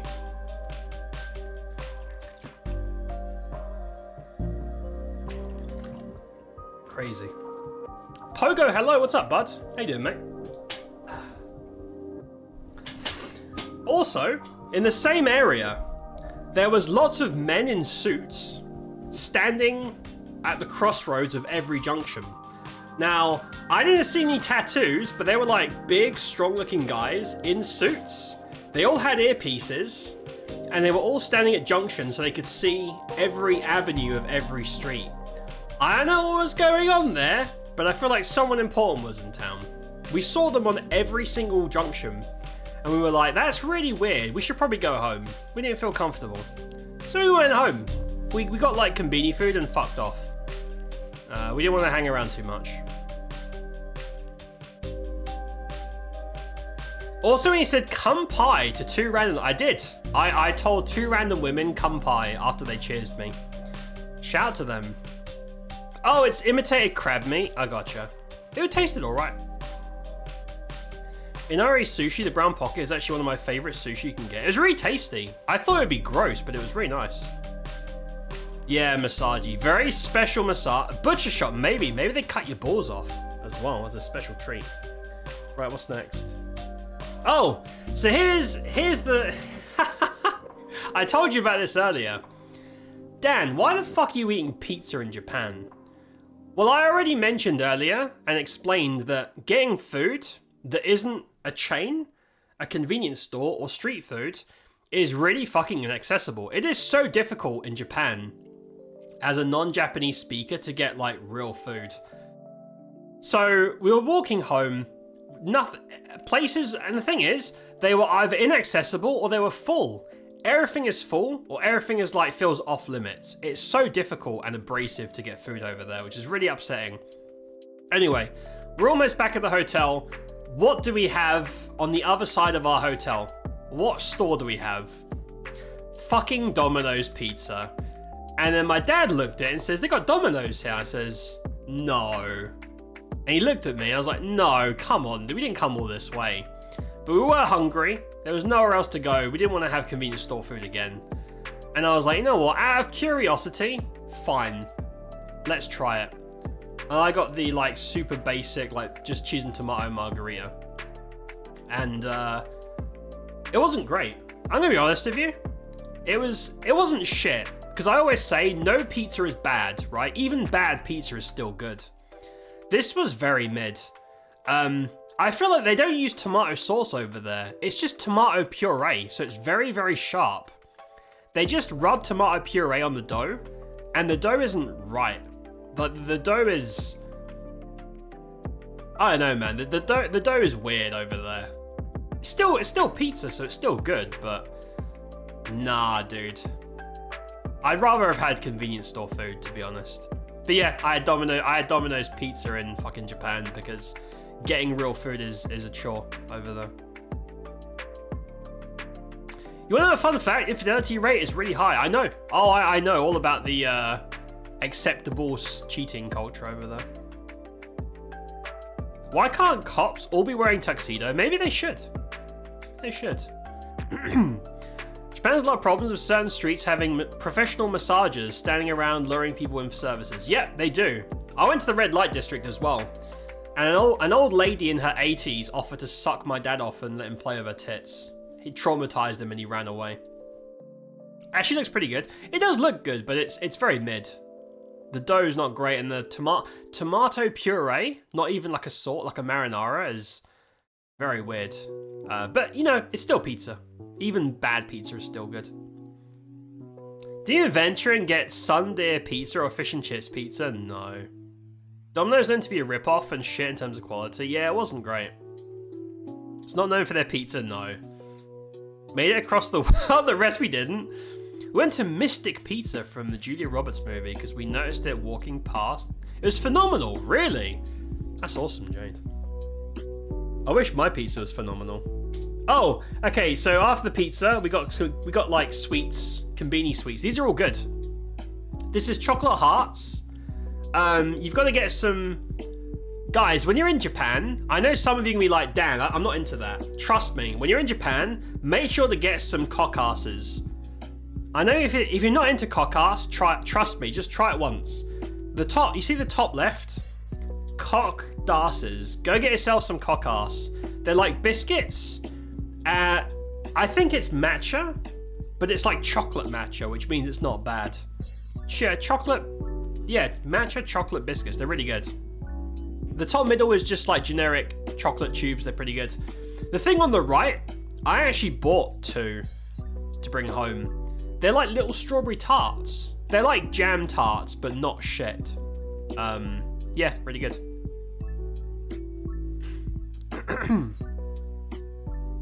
Why don't you try the heated food machine? What do you mean, Pogo? We can get Domino's General. I tried Japanese pizza. Free ghost powers. Good thing I still look feminine. Usually massage ladies don't care about your ass. No, do they not?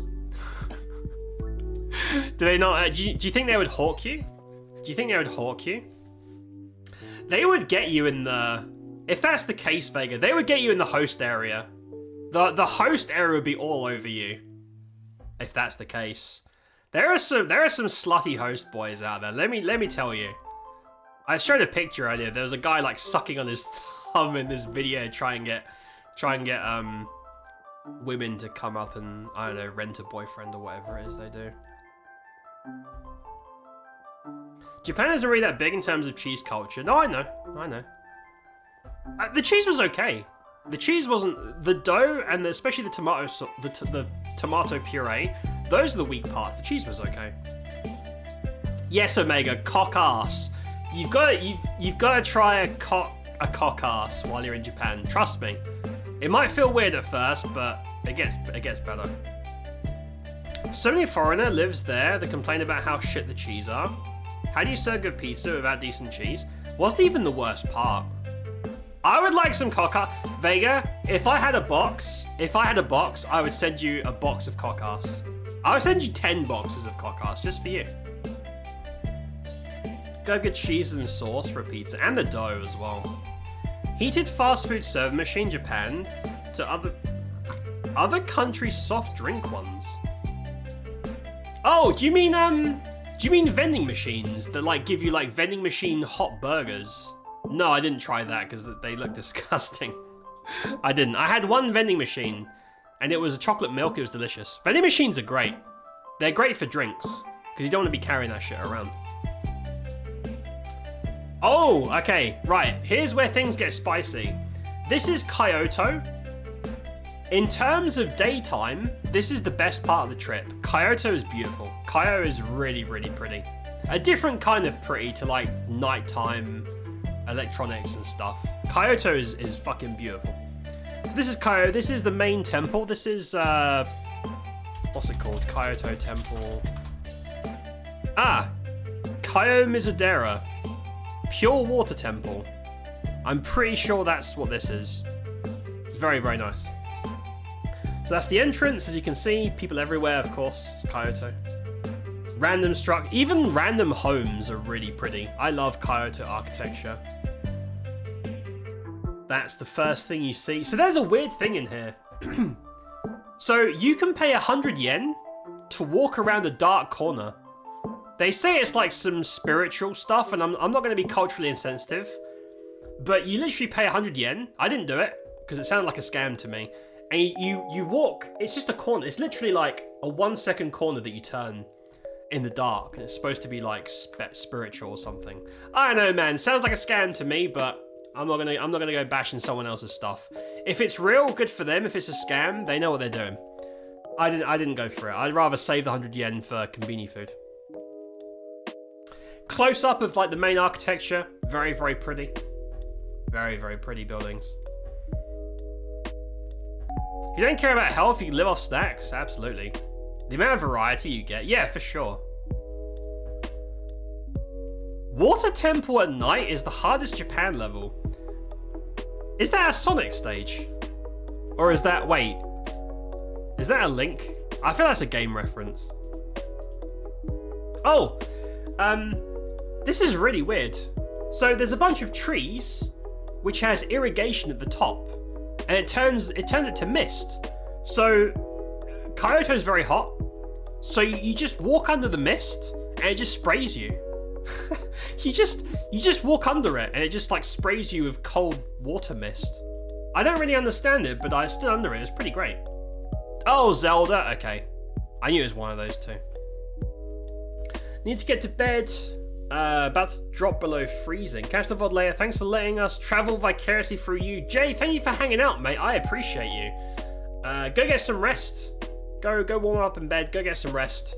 And I'll see you next time. Have a good night, Jay. Take care of yourself, mate. I appreciate you stopping by. We're over halfway, guys. We can do this together. We're gonna speed run the rest of this.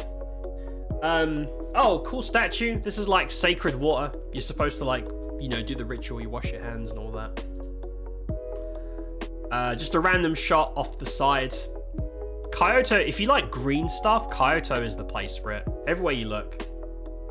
Have a great stream. Thank you, mate. I will do. This is like a lantern of some kind. This area, you're supposed to like, it's one of those super spiritual areas. You're supposed to like take your shoes off, go behind that lantern. And I did that because I thought there'd be something cool there. It's like a bunch of pots and pans. I don't know. It's like, it must be a religious thing. I don't get it. I did the loop. I didn't really understand it, but yeah, that's a thing that you can do there. Oh, so this is like a multi-layered place. This place is quite large. So this is overlooking down. You can actually go there to the main source of the water that you see on the left. We went down there later. Oh yeah, this place is packed. I mean, obviously it's packed. It's a touristy place, of course. There's people everywhere. I love Kyoto. Kyoto is probably the highlight. Besides the sushi stuff, Kyoto is probably the best place we went to. If I was planning a trip from scratch, knowing what I know now, I might have just gone to Kyoto and said, fuck everywhere else. Just stay in Kyoto and go around. There's so much to see over there. Just a random shot over the greenery looking back into like the main city. So these are these little pouches, you'll see these a lot. These are like offerings. I'm not sure, but I believe if they leave drinks or pouches, I think it's like offerings to the dead. I think, from what I remember. Right, this is the shot we saw earlier, looking down. We're here now. There's people here. Some people drink the water. I don't think you're supposed to do that. In fact, I think there are signs saying don't drink the water, but some people are like washing their hands and then drinking it, which I don't think you're supposed to do. But they did it anyway. This is a shot up where this is where we took that first picture from, overlooking the green, just to show you the structure. Structure's pretty cool. Oh, so this is the end of the main trail, and right behind us there is a little like cafe place that specializes. Kyoto is the home of matcha, and also the home of dango. Now, matcha, I'll show you a picture. So the green stuff is matcha, pure matcha, nothing added to it. I'm gonna be honest, I don't understand the hype. It just tastes like very, very grassy tea. I don't get it. By itself, with no additions, I drank it for the experience. I don't like matcha by itself. The stuff in the middle was just normal ass green tea, nothing special. Now, the main show is the dango. Dango is basically it's a rice dumpling, but it's sweet. So it's like mochi with no filling on a stick. On the left is matcha, matcha dango. Really good because it has like sugar in it, a little bit of sugar. It's very subtle. That's what I got. The one on the right is sugar and soy dango, which is what my dad got. I tried both of them. The sugar and soy one is better, but I'd like to have like one skewer of the matcha one. Dango is probably my second favorite dessert in the whole of this trip. It's really fucking tasty. I've always wanted to try it. It's really good. Very, very like dense, glutinous, like rice balls, but sweet. Very nice. Definitely one I haven't visited and want to. It's so good art. Dude, Kyoto is beautiful. You can go wherever in Kyoto and everywhere is gorgeous. Kyoto is the place to be during the daytime. Nothing is even close. It's all real beautiful, yeah. There is a lot of people, yeah. Especially in these like super important like touristy areas. Yeah, so Japan in general is very crowded. Even in quiet places, it's still like a lot of people. It's very population dense, but yeah, you go to a touristy spot, it's gonna be packed. The pots and pans, probably the altar where they offer incense for gods and ancestors. Gotcha. Also about go-getter boys, they exist even in China. When I went, I got one. What do you mean? Wait, go-getter boys? Is that like hosts? What does that mean? The drinking part is actually normal, traditionally, but with the amount of people using the water source, probably not advisable, huh? Match, yeah, I thought of you, and there's some other people that really like stuff like that. Again, with something, delicious. Very different flavor profile for like chocolates and sweets and stuff. By itself, I wouldn't want it again, but I'm glad I tried it. In Kyoto, you have to have matcha, and I had a lot of matcha stuff just because I was there. Just a random, obviously dying down a bit. Everyone's at the temple. This is just walking through Kyoto, general town. Twitch, these are male presenting nipples, and this is a religious icon, so if you're offended by this, you are a bigot and you're culturally insensitive, so you can't be offended by it, otherwise you're being a bigot. I just want to throw that on the table for people to freak out about the titties. I saw this little dude with his titties out and thought, that's really funny. I'm gonna take a picture. There's a guy with his titties out. I think that's a little Buddha, right? Similar size to UK, except like 2 or so times the population. Yep, it is dense as fuck. Sorta host, like what you got with massage ladies, just pretty young men offering a tour. Oh, I see. So do they just like guide you around, or is it like they sit down and eat with you, and if you're really nice, you get like a special surprise, or is it not quite that far? The whole host-hostess thing over there is very interesting to me. Very interesting stuff. And you haven't seen the last, don't worry, there's pictures of Dotonbori, which is a very nightlife area. Oh, here we go, more matcha. So, again, by itself, not a huge matcha fan, but this is vanilla ice cream and matcha ice cream. And you're supposed to like scoop both in each bite. It's really nice. As long as you mix it with sugar and cream, very tasty. I liked it. I also thought it looked cool. More titties. Male presenting nipples again. These are like little animal dudes with fat titties. I don't understand this, but I thought it was funny, so I took a picture. This is just outside someone's house. Another shot. We're going towards another temple. This is a very busy day, but it was so much fun. I wasn't really that tired by the end of it. Kyoto is so nice. This is an offering. Little offering shrine. There's loads of these dotted about. Oh, this is a random torii gate leading up. I don't know where it goes, but I always took a picture of torii gates when we passed them. Lots of torii gates. So this is a bus station. I don't know why there was a whole station here, and I realized by accident, right around the corner, there is a very, very, very famous temple. We got here by accident. There was a smoking area, so, you know, my dad wants to do his vape. You can't vape or smoke just randomly in Japan. It's got to be in like special areas or else. So there's a little spot here. Oh, okay. So we were getting hungry. This isn't food. This is just dessert. But I accidentally ordered something bougie.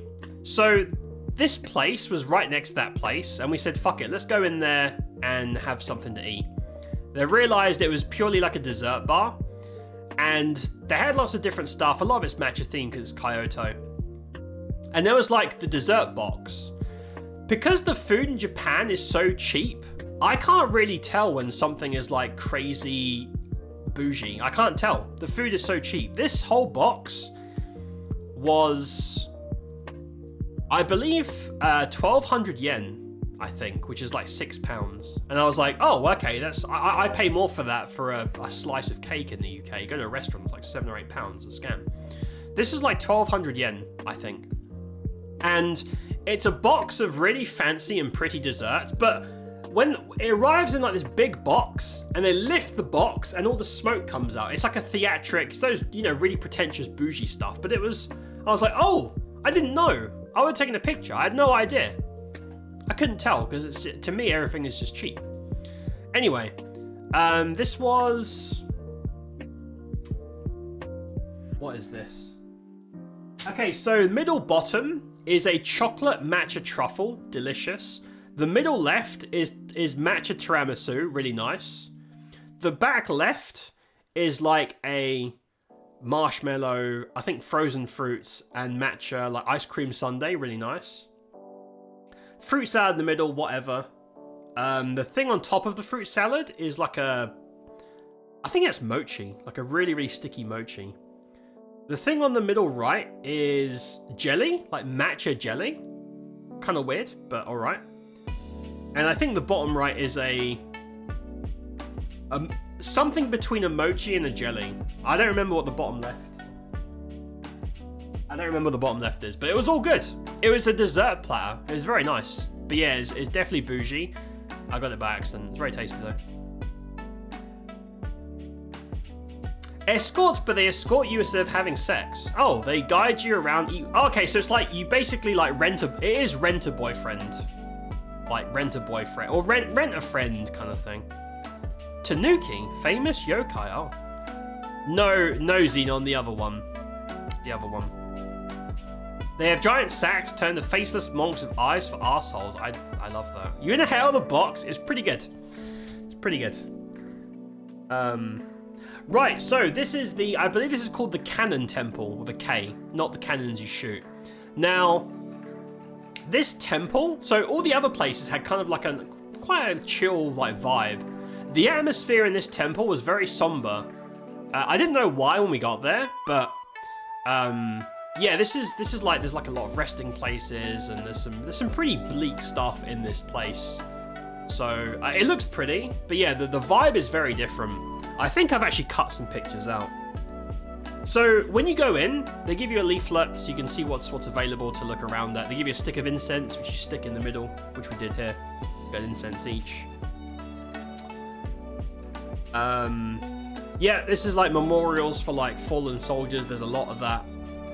Here. There's a lot of dead stuff here. Like it's not supposed to be a bouncy, friendly. It's you know, it's quite a somber place. I've cut out a couple of pictures I've posted them on Twitter. If you're curious, you can go look there. But there's like a little section here that I think would probably upset some people. So I thought, you know what, I don't want that vibe on stream. So I've cut them out. But they are on my Twitter if you're curious. It's just some stuff that might upset some people. So I cut them out from our PowerPoint. More offerings, nice little shrines dotted about. This is for veterans, I believe. I think these are like specifically for like veterans of wars, for stuff like that. And like obviously it's super somber, it's like grim stuff, but it's still a pretty place to go and, you know, experience stuff. Well, the manager is closer to 2K with the way they're presented. If it is really 1.2, it is a really good bargain. Yeah, it was. No, it wasn't 2K. It was. I think it was just over 1. It's very nice. But yeah, I expected it to be because of the presentation, the smoke show, I expected it to be really, like in the UK, you pay like 30 quid for that. It's kind of crazy. So this ball, this is the ball of good fortune.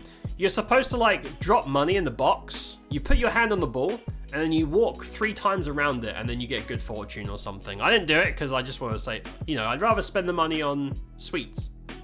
But you can do that if you want. This is Buddha's footprint, apparently. I don't know how that works, but it's like some spiritual stuff, if you're into that. Oh, is this mine? So, I think this is... You know you have like Year of the Rabbit and Year of the Ox and all that? I think mine is Rabbit. Is this the rabbit? I think so. So you put like, you know, put some loose change in there to keep the... It's just to like help fund maintenance and stuff. And you get like a little thing you can do. You light a candle, I did that. Hold on. Okay, we left the temple. This is now the path to somewhere else. We're not planning this. We're not mapping it out. We're just going in a random direction. Everywhere you go, something cool is happening. So, cool statue. The circle makes it look like the final boss of a JRPG, right? Like this guy shows up. this dude shows up. He's trying to like, end the world or something. Just another really cool structure. I think that's a school. Actually. Random path. Who knows where that goes? I just saw it was green and pretty. It goes somewhere. I don't know where.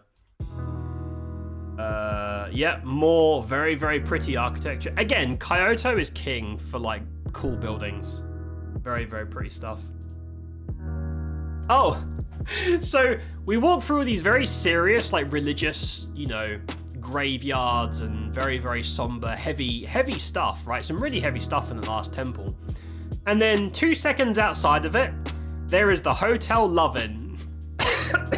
And I was like, damn, you horny bastards couldn't wait a few more minutes to get away from the Death Temple before you're like bringing your, you know, your affairs over here to have a quickie in the back pipe.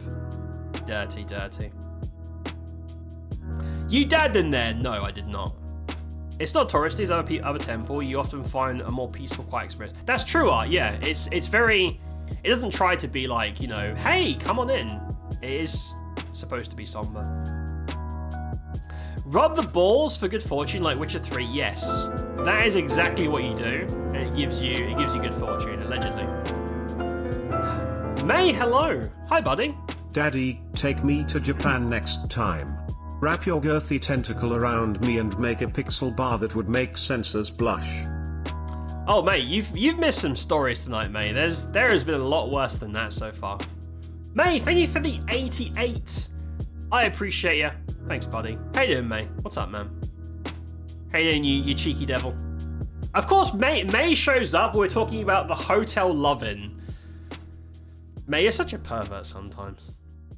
Where were you when we were doing the serious pictures? Oh, this is now in like the city part of Kyoto. Getting away from nature. This is a theater, like an old school theater, I believe. Random shot over the bridge. Getting a little bit late. I think this is where that host was that scored those 3 businesswomen that I'm still in awe of. I think this is where this further down later at night is where that happened. Which year are you? 1987. I think is Year of the Rabbit. You do fight God in JRPGs usually at some point. Yep, final boss. No, not the... Okay. True story, chat. True story. Xenon said ara ara. So, while we're in Shinjuku walking around, daytime, we're both bored. There's nothing cool in Shinjuku at daytime. It's a nighttime place. We're kind of bored.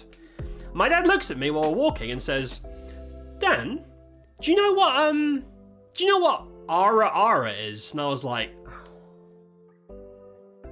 I don't want to answer that question. I was like, yeah, it's kind of this thing where older women in anime say it. It's supposed to be suggestive. Literal translation is something along the lines of, well. I tried to explain the context, and he was like, oh, that's kind of weird. And then he would randomly say it. Like, in the middle of a sentence, he would just add ara ara onto it. He's like, sometimes he just look over his shoulder and say it to me. I'm like, no, stop doing that. I was worried he'd be talking to a Japanese person and then randomly say it. He didn't do it. But he was just randomly saying it and I was like, dude, you can't. I don't know what the man version is. I don't know if there's a male version, but at least, come on, man. Come on, man. Anyway, he asked me, so I told him. He's my dad. I had to tell him. Your year of the horse, which makes sense. I wish I was hung like one. Hell yeah. He did. He kept saying it over and over again. He would say a normal sentence like, wow, the sky is blue. Ara, ara. I'm like, he doesn't know the inflection. He doesn't know how they say it. He just says it flat, like ara, ara. And I was like, come on, man. Come on, dude. Prefer the Hotel McLovin. Yeah, there was cum pies as well. Yeah, Year of the Rabbit, that's the one. Anyway. Oh! Guys, speaking of ara, ara, how do you guys feel about the banana room? We found this in Kyoto. Banana room. 9,000 yen. 18 plus, I assume that means 18 plus only. What do you think happens in the banana room, guys? What do you think happens in there? And by the way, if you think this is like a one-off, no, you walk past all this crazy shit all the time in Japan, like everywhere. All the time, everywhere. This is just one of the pictures. I was like, hold up. Banana room? What happens in the banana room? You're choking at the banana room? They want your banana organs? No. If it didn't say it, would you have told the story? Its goal should have led with it. No, it has to be in order. All right. You get unlimited banana boat for 40 minutes. I hate that. Fruit fly is I don't think this is a fruit fly event. I think this is something seedier. Anyway. Oh, I promised pachinko. So, Japanese people are obsessed with pachinko. Everywhere. Huge pachinko parlors, no matter where you go, and they're always fucking full. They are loud, obnoxious, flashing lights, sensory overload. I'm not sensory sensitive, but I was losing my mind. We went in for like 1 second. I was like, I gotta get out of it. This place is crazy. Yeah, they have problems. They have problems over there, is what I'm saying. This place is crazy. This is Kyoto towards the end of the night. I think we're getting to the food. Another department store item. Oh, wait. Okay, so this is the way out, but we went to get food before this. This is not in chronological order. Ah, here we go. Department store food to the rescue once again. So, this crosses off so many things on my checklist. Omu rice, which is the omelette in the middle, wrapped around rice. There's the katsu, or the tonkatsu, which is the pork cutlet, and also the curry around the bottom. So 3 of the things on my list, all done at once. You know what? Fucking delicious, dude. All of it was great. This cost... I think this was like 800 yen or something. I don't think it's not even like 1k. This is like £4. Crazy. In the middle of a random department store, which you went to try and find a seat and also go for a piss. Sitting and shitting and piss. Well, no, toilets aren't that bad. You can get toilets in Japan, but trying to get a seat, yeah. Department stores, great place to like sit down. Because there's no chairs in Japan or benches. I never went in. I hate walking past that place. Way too loud. Yeah, it's pachinko parlors are crazy. They're insane. I could not survive. You live near 3 Giga arcades. Are you talking about the pier? Because the pier fucking sucks. The pier is like sad old people version. Pachinko parlor is high energy all the time. Gonna do Dance Revolution next time I'm down. Dude, you're what? I'll watch you do it. How about that? I'll watch you do it. Delicious looking department store food. Yeah, this is good. This was really fucking good, man. I enjoyed this a lot. Very tasty. Wait. Oh, that's is that called Kyoto? I think it's called Kyoto Tower, I believe. Wait, what's it say on the lights? Yeah, I think it's just Kyoto Tower. This is our last shot before we left Kyoto. Kyoto was probably the best day we had. Kyoto is amazing.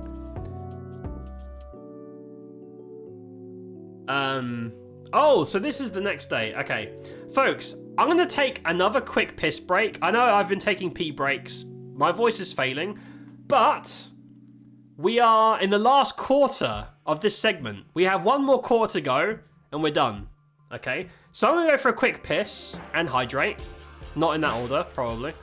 And we're going to come back and we're going to wrap this up. Because we still have like the last quarter of this trip to go through. And I thought we were going to play games tonight. I am so naive. What a fool I was. Yeah, trash. Well, trash and seats are both almost impossible. Not a very pleasant experience as a tourist. Nowhere to sit, nowhere to put trash. Not good. Not a fan. Yeah, I talked about that a lot because it sucks. You enter a shady place where a dude ran a bunch of pirate emulated games. It seemed like he was making his son do the... I remember you said that, Tiny. I think it was closed next time I visited. It was probably a trafficking joint, to be honest. All right, folks, I'm going to do a quick BRB. I'll be back. I'm not going to wait the whole 10 minutes, just a quick piss. We'll come back. Thanks for hanging out. I'll see you in a bit.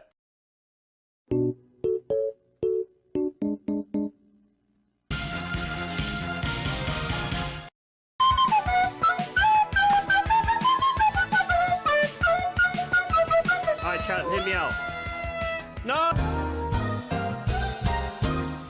I want to see what happens. Blow us up. Then let it be done. Is they gonna kill me? Set me free!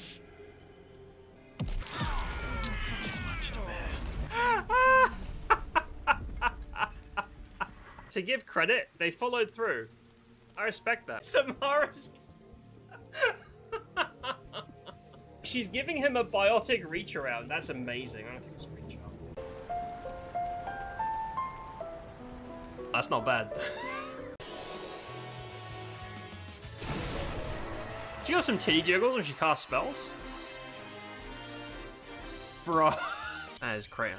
Yeah, but he needed our help. Excuses again? God damn. How do I look? That's it. No more.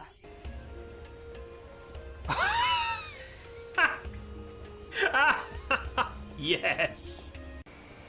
Thank you. I'm struggling over here. I don't want to be here right now. Shit! I'm okay, I just dropped something. There were some technical difficulties. Thank you for your patience. Ah, oh man, I gotta. Disgusting.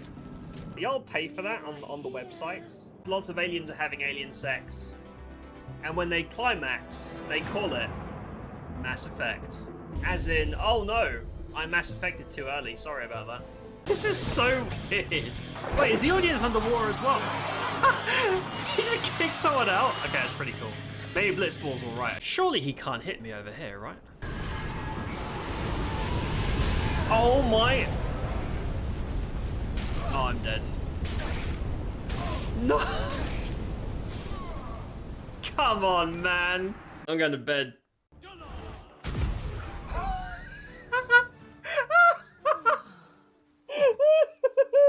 Wait, where's the loot? No! Hey there. Hey there. I'll make one of those only friends for Steve Shepard. See what happens. Stop right there, goers. What is this? You guys are smiling now, but not for long. You're embarrassing us. Stop. Cause this year, us Aurochs are taking the cup. Stop it, you're embarrassing us. What in Yevon's name were you doing up there? No. You sure stood out though. Oh shit, Archdruid Kmart? Whoa! We are back. Hello. I told you it wouldn't be long. Dude, I have drank almost 4 liters of water just during this stream. Fucking hell. My voice is struggling and I am dehydrated. But we're gonna get through this together. We're gonna get through this together, guys. Hero, hello! Hi Hero, what's up, bud? How you been, mate? How have you been, you deviant? So much tasty food. Look, egg roll thing. Yeah, fucking delicious. No, that department store food slaps over there, I'll be honest. You and Faye played some games and nothing bad happened. You didn't get like attacked or anything. So this one, so there was a cafe right next to our hotel. Now, cafes are Western style, which means you can walk in and get a seat, which is great. Dad loves coffee. Cafes are great for him. Went in there for his coffee. Found out they actually serve food, and the food is really fucking good. So this is fried chicken. This is fried chicken with like a garlicky sauce. And you can see in the bottom right, there's like, I think it's tamago. It's got a different name for like a wrapped omelette, where it's just an egg mixture that's wrapped in many, many layers. It was really fucking good. This was super tasty. I did not expect good food in a cafe. Cafe in the UK is usually like a sandwich or, you know, a donut with your coffee. But this is good. This is also, all of these dishes in this cafe are 1,000 yen. Everything is basically a $5. So this is what I had. Did I get a picture of my dad's food? Hold on. Oh, I didn't get a picture of his food, but I got a picture of my dessert. So all this food, this is a really small cafe with like 4 tables. Everything takes a long time to make. It's all made fresh. So you have to wait like 10-15 minutes for this. These are really good, dude. This is chocolate pancakes, but not pancakes like we know them. They're more like souffle. Very, very fluffy. If you poke, they have jiggle physics. You poke them, they jiggle. They were really freaking tasty, dude. So yeah, chocolate pancakes with cream, and I think it was blueberries and raspberries. It was delicious. It was really fucking good. Yeah, the cafe nailed it. Really nice place to eat. I've been watching your trip. How is the budgeting, if you don't mind talking money? So, honestly, considering it's Japan, we like min-max the shit out of our money.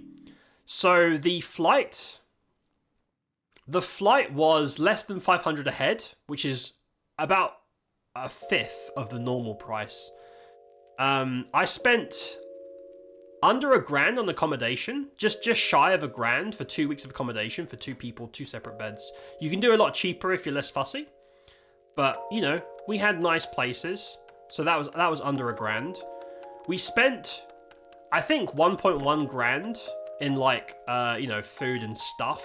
So that was like, you know, spending money, including the bullet train, which cost like 30% of that budget was on the bullet train. Bullet train's very expensive, 75 per head per way. Very, very expensive. So not including the bullet train, we would have spent less than, let's say 800 on like just food and spending money and whatever stuff you bought and attractions and stuff. Yeah. Was it 250 for taxis, 250 insurance? So basically the whole trip for 2 people for 2 weeks in Japan was less than $2,000 a head. Less than $2,000 a head, which is, don't get me wrong, it's a lot of money. A huge amount of money. But for a Japan trip, like, that's a fraction of what people would usually pay for that trip. So yeah, the food and stuff over there is dirt cheap. Food is so cheap over there.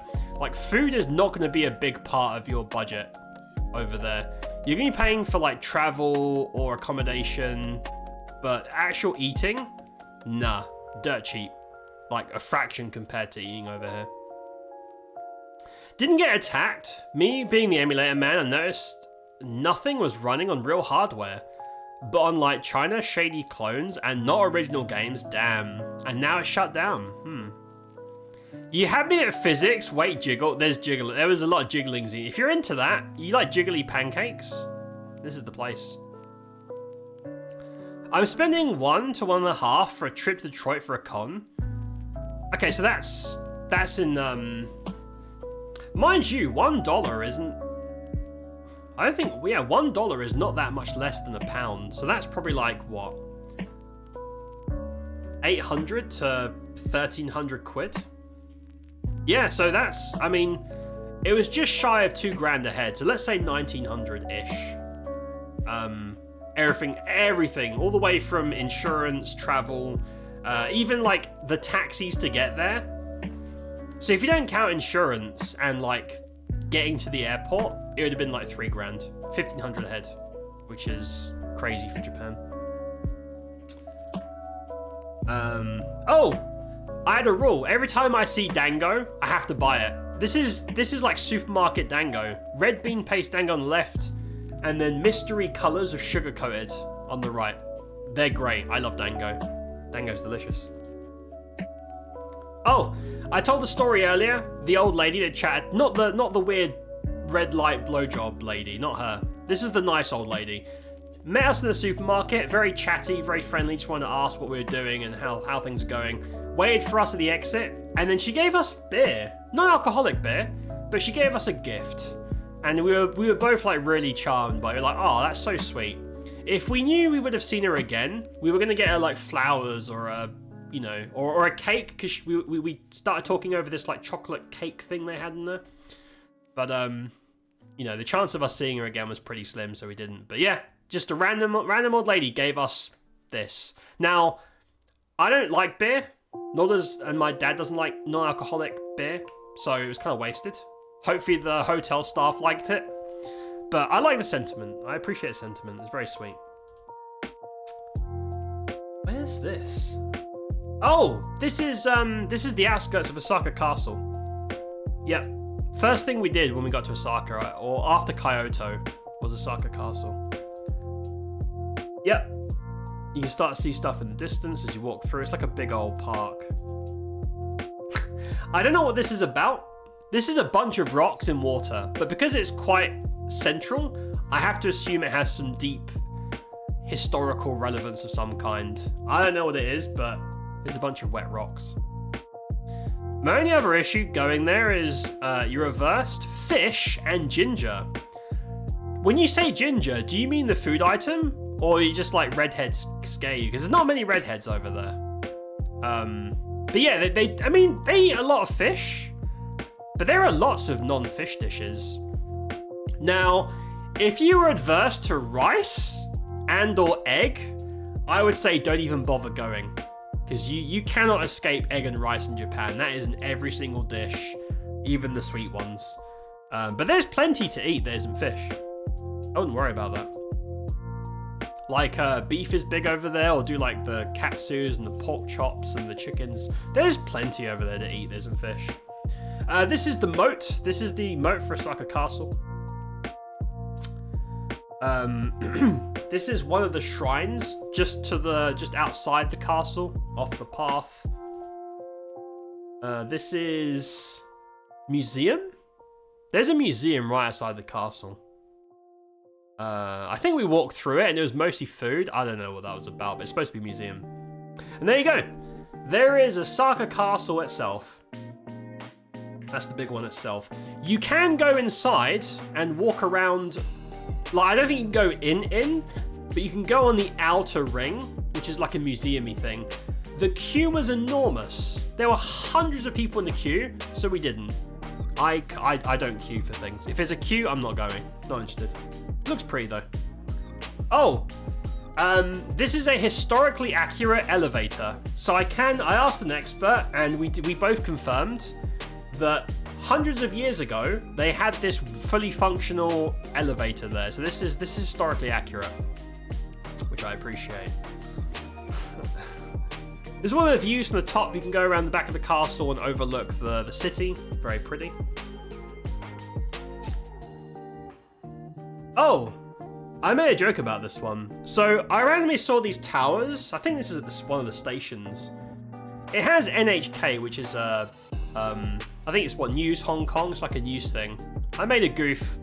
My favorite anime is Welcome to the NHK, and it reminded me of that, so I took a picture. There you go. Oh, we found this one randomly. Sometimes you just be walking around and you'll just find a shrine by accident. Lots of accidental discoveries over in Japan. Oh, this is Dotonbori Day. So, I don't remember the name of the street. It's like a famous shopping street, which is basically endless.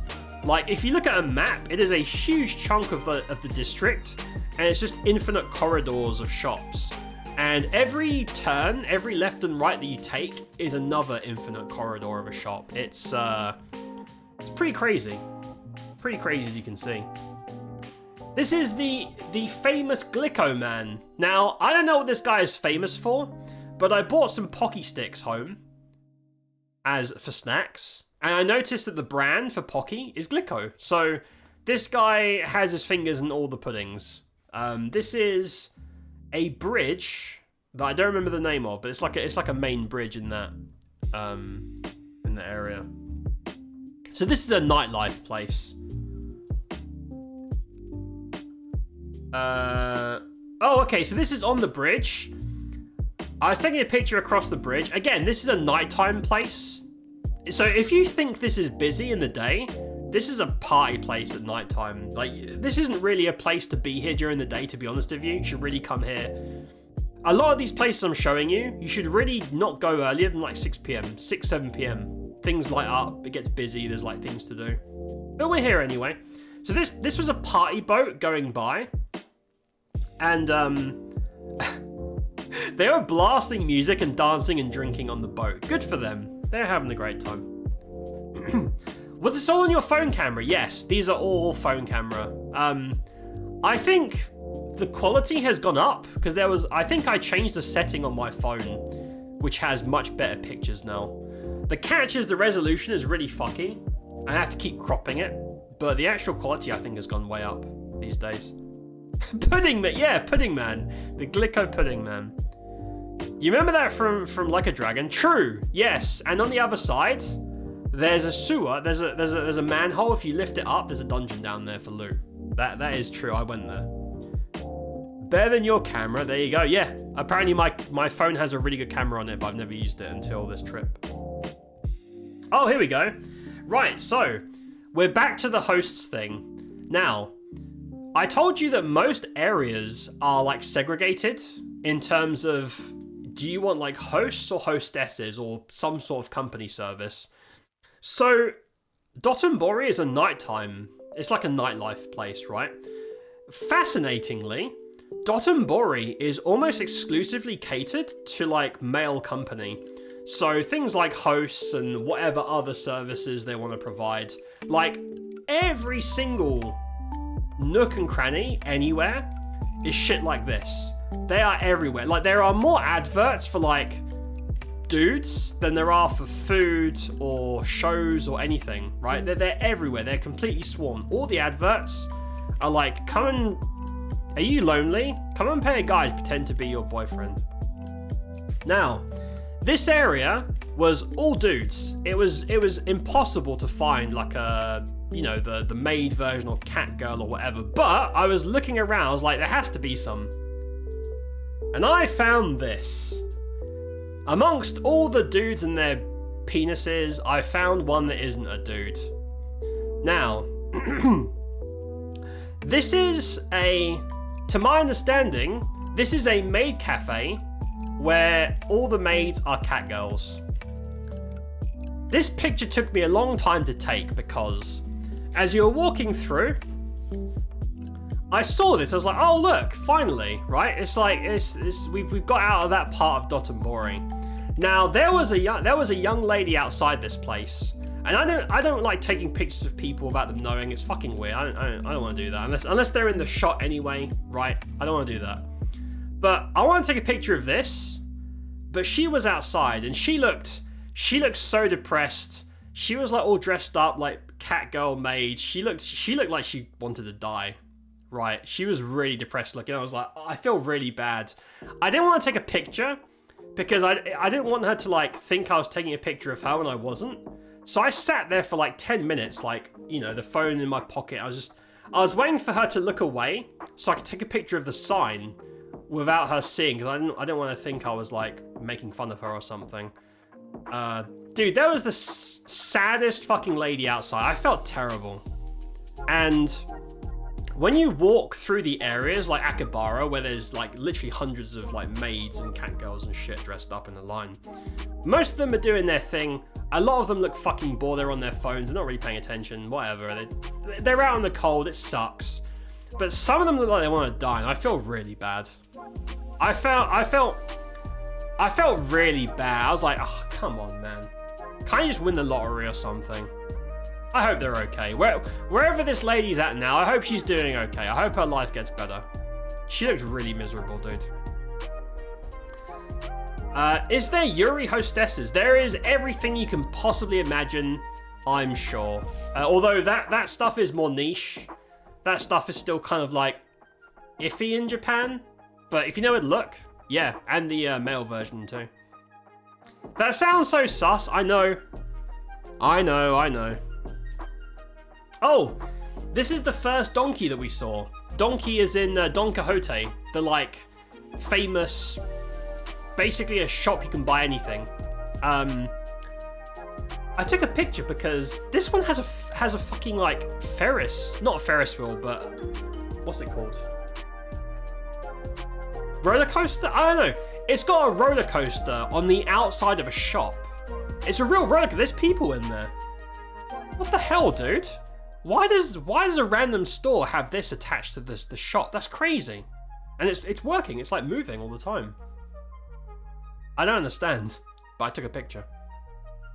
The website is up. You can probably look her up. I won't do that. I'm gonna let her live her life and hopefully, you know, have a happier future than whatever she was doing out there. She looked really miserable. I felt so bad. I was like, if she sees me taking a picture, what if she thinks I'm taking a picture of her and making fun of her situation when I'm not? I was really conscious about that.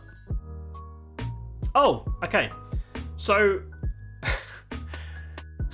another place to eat. We went to a Korean place. We went everywhere except Japanese places to eat in Japan. It's because this was like, so this was like Western style with seats. You could actually like go in there and just ask for a table and eat like normally, by our standards. But it was also, they were using izakaya pricing. So you pay for your seat. So this is like basically a mandatory starter.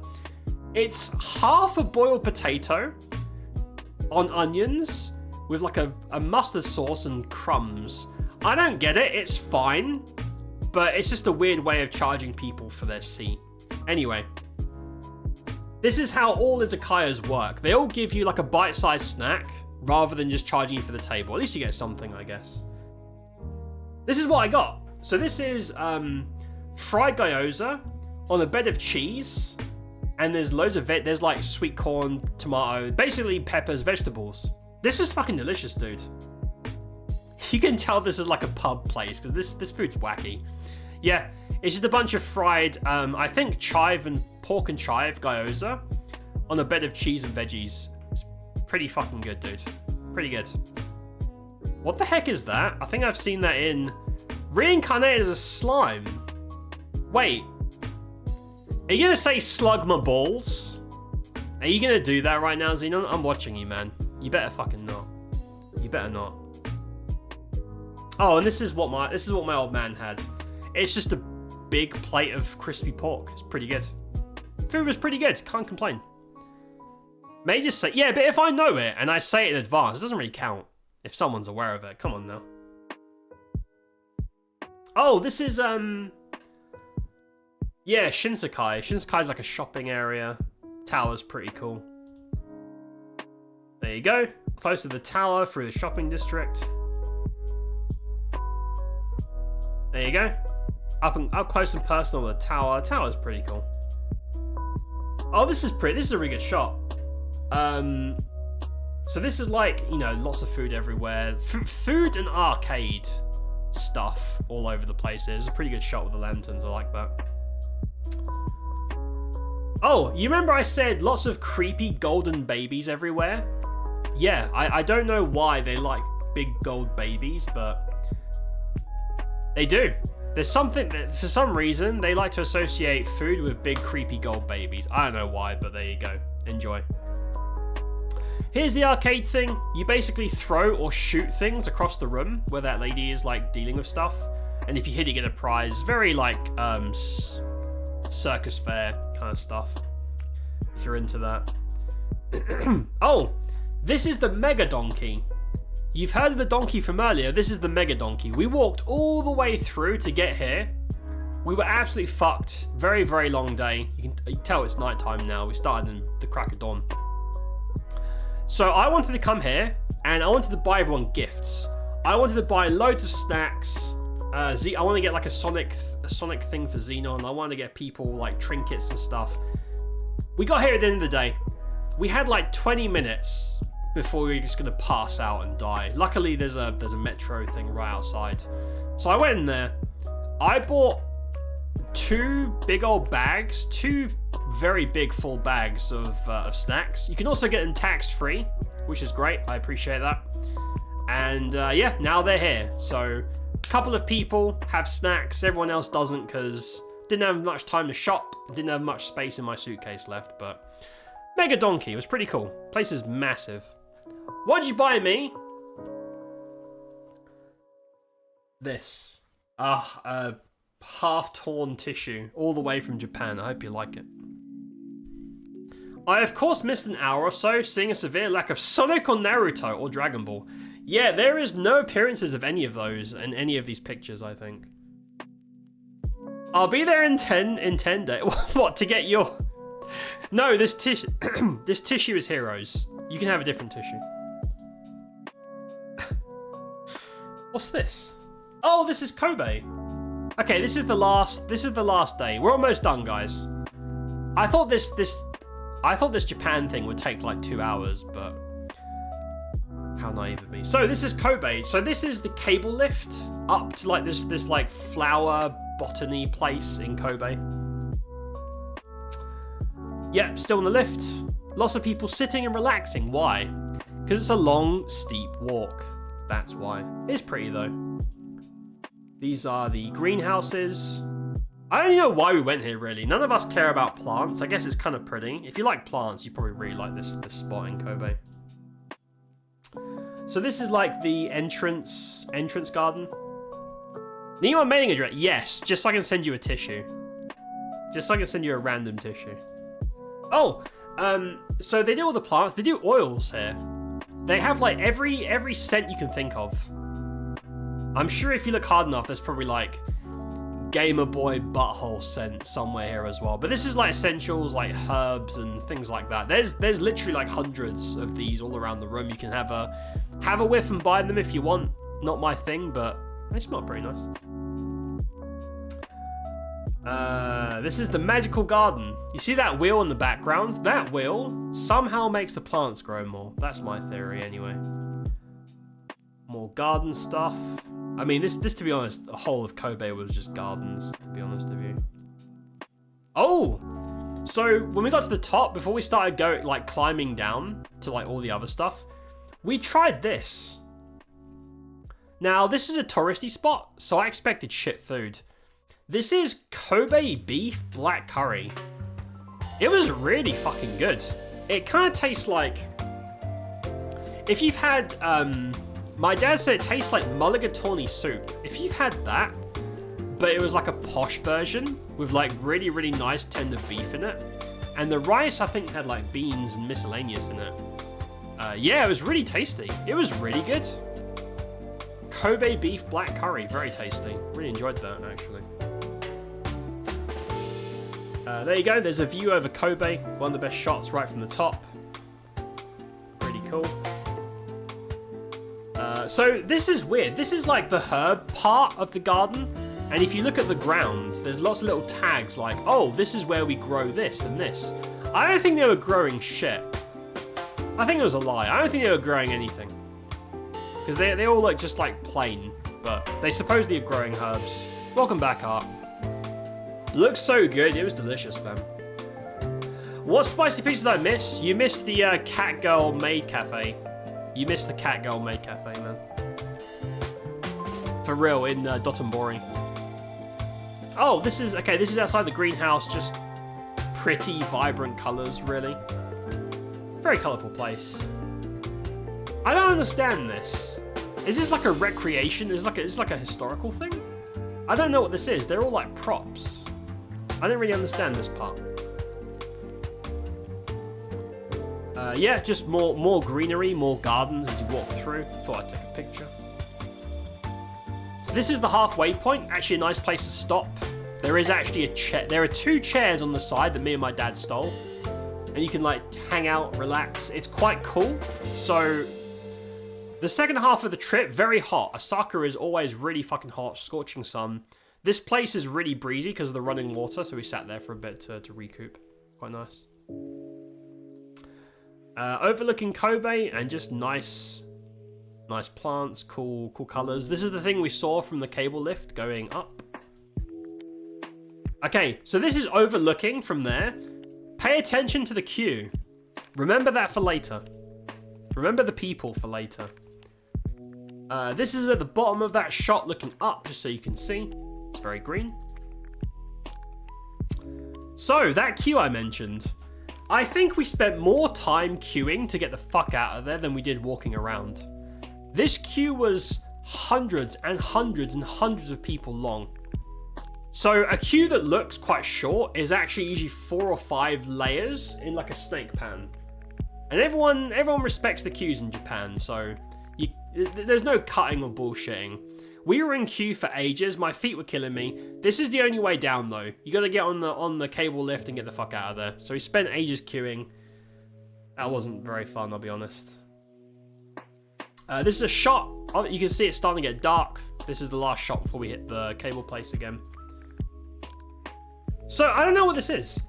When we were walking around, I just saw this and thought this looked very cool and like futuristic. I have no idea what this place is, but I thought it looked cool. This is Kobe at night.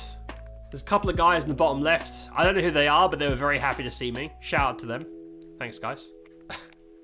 Just a random shot. I didn't actually try. You see in the middle, there's these like famous fish-shaped doughs that have like red bean filling. They're really famous. I didn't try one. I forgot to get one, unfortunately.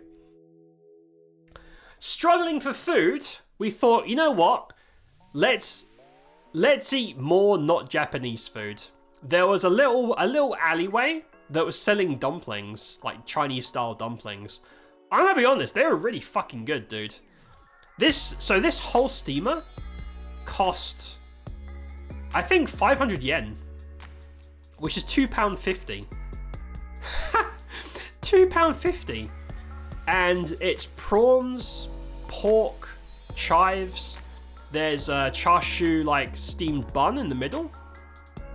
That thing on the right, I don't know exactly what it was, but it was really very umami, very tasty. I think it was a seaweed infused dumpling dough. Very nice. These are soup. Most of these are soup dumplings, by the way. You can tell by the shape. Yeah, I think it's seaweed. It was fucking good. This is really tasty. 500 yen, man. I did not taste anything inky, but they do sometimes use squid ink to make things that color. So maybe if it's tasteless, it was. Whatever it was really fucking good. It was really tasty. It tasted like seaweed. It's obviously rims. Yes, of course. I don't know what that is. What is that? It's a major mafia in Japan. I don't believe you. They don't like you taking pictures of their stores have been known to break the fingers of journalists that post pictures. Well, luckily I'm not there, so they can't get me. Thank goodness. It looks like a superhero group of dumplings. It does. Dumplings assemble. This was great.